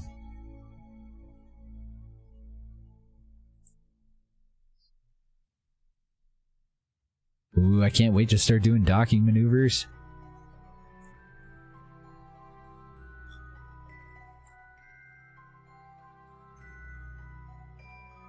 I'm just matching speed to these other ones for no reason whatsoever.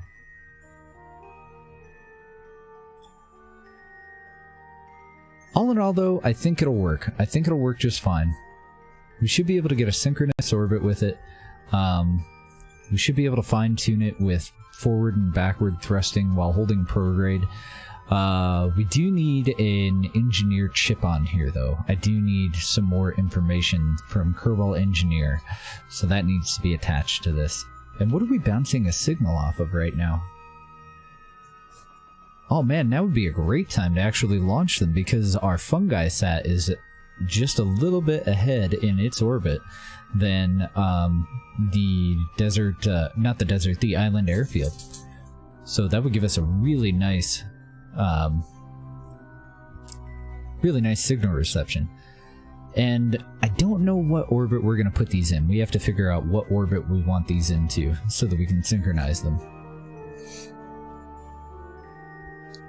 But I think it'll work out. Now, it's not going to work out if I lose connection to the little fuckers. And I'm not sure if we're... So if I'm going around and I'm popping one of these off at AP, and then next time I come around to AP, I pop another one off, and that leaves the second one at 90 degrees. So if this were our first satellite, I would want our second one that we deploy, I think it would actually be back here, right? Our second one would be here, our third one there, our fourth one off to the right. So if I miss one of those, can I just wait for our fourth orbit? No, I don't think it works that way. Damn. Alright. Bummer. Oh yeah, did you, Jackin, did you end up getting all of those mods in? I didn't see on Discord, but if you do run into anything, we can help you out on Discord too, if you have any problems. Sounded like an engine, like a train engine chugging along. This little thing bursting because I had told it to hold prograde. And since there's only two of them, it is going to want to overcorrect. I may actually go and have to balance that out and put 4 of them on. Probably 4 of them on the front and 4 of them on the back.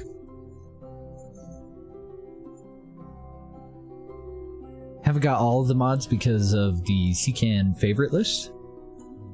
Oh, so you got all the CCAN ones, but you haven't got all the rest of them quite yet? Let me know which ones you haven't got yet, and we'll get it all worked out with you. We'll get you rolling. I don't know, I think we're going to be fine. I think we're going to do the actual deployment tomorrow, though. There's a couple of more, couple of additional improvements that I want to make to this. We do need to decide officially, and, you know, whether we want just the 2 nozzles, because that is definitely going to affect, like, we're going to try to synchronize these to the millisecond. So, having that a little bit better balanced might be the way to go. I don't know. But otherwise, this should be a nice long-standing addition to a relay network. Typically what I would do, if I got my relay up very, very quickly, I would do just a cheapo inner relay, and then later on I would launch an additional set of relays that just did what these 2 and these 2 antennas are going to do. And this should make it so that it's not necessary for us to have to launch the second set. Cacti is one of the ones that you're having a problem with? Yeah, we'll get you linked to the one that we're using. We're just using the latest version, even though it's not 1.7. It hasn't been throwing any errors or anything, so as long as we don't run into a problem with it. We've got a lot of mods in there that are probably going to have to come out, unfortunately, but as long as we haven't run into a problem, we're leaving them in for now. Alright, so let's revert this. I'm going to go ahead and throw a host out to somebody. If you guys are heading out before we do the host, thanks for hanging out today. The rest of you guys, if you want to come with me and hang out with one of my friends, we're going to see who's on. Yesterday we went to hang out with Scarlet while we played some PUBG for the very end of the stream. The 2 kills that I got right at the very beginning were the only 2 kills that I think I got that whole night. I'm pretty sure. I don't know, like, it's really difficult to hear in a squad. Talking about remote tech? Yes. Yeah, we're using remote tech and we're getting our first relays all set up. How are you doing, Brendan? We are just getting ready to head on out.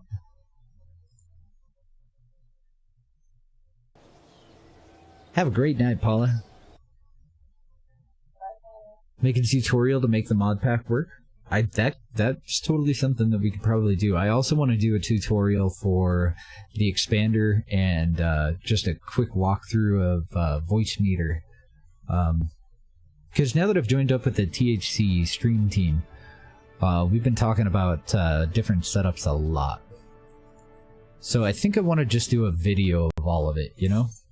And that way I can just send people links and then answer questions afterward. I do have like a step-by-step typed out walkthrough that I've made, but I think a video would be a lot cleaner way to do it. A YouTube mod pack tutorial for ours specifically? That would be fun. It would be outdated very, very quickly, and that's the only problem that we would run into. But then I could provide links to everything that we download independently, and that might be easy. Might be an easier way of doing it. Let's see who is on. Oh, game crash. We got quite a few people on today. One of them that I haven't hung out with is Skrul. He's one of the Apex Legends pros on Team The Happy Campers, THC. Doesn't look like Carr is on. Because I caught Carr kind of late last night, so I was hoping to hang out with him tonight, and I probably will end up moseying my way on over there. Let's go say hi to Rocket. Oh, actually, Fraser's on too, but Rocket's doing a Kerbal Space Program. Let's go say hi to Rocketology. Really cool guy. I'm sure you guys already know him. Any new KSP playthrough is marred by the first day being about messing with your mod setup? Yeah, for sure. It's like a 3-day process for me anymore. I have 1 day that I devote just to picking out what my list is going to be. So it's like an entire day of just doing research and figuring out what this is going to be. I don't even plan to play that day. Like, last time we streamed it too, it was about 5 or 6 hours just to get most of this list going. And then after that, it's, what do we toss in? What do we take out? One thing that I'm taking out right freaking now. Oh, I think I actually added it manually. Audio muffler. Oh dear.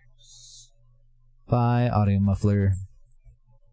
Really cool mod, but I felt so fucking lonely. Does a Let's Set Up Mod stream every version? Yeah, you really have to.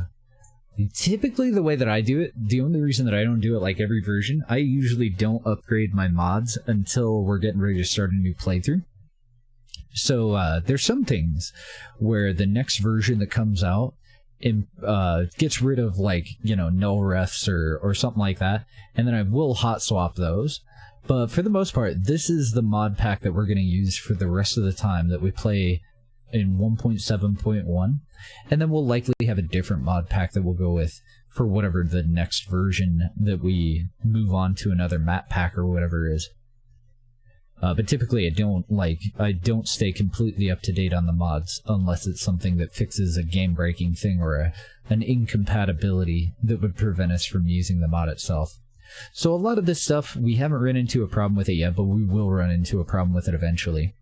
And a lot of these things will be taken out.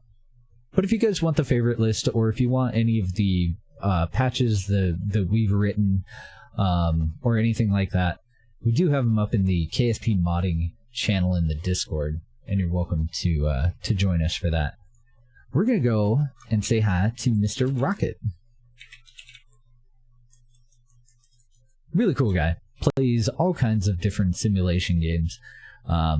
Definitely a die-hard Kerbal Space Program fella. Also playing JNSQ, as far as I'm aware. Yes, he's doing JNSQ with the DLC pack. So basically the same thing that we're doing, but his way. And make sure that you give the man a follow. He's a very, very cool guy. I'm just going to throw the host up. Go ahead and hit those links if you want to join. Otherwise, there will be a little button that you hit above your chat. And I will see you guys tomorrow. Tomorrow's going to be our Friday. So we're going to try to get as much done as we can tomorrow. And if you guys have any questions, hit me up on the Discord. Good night, guys.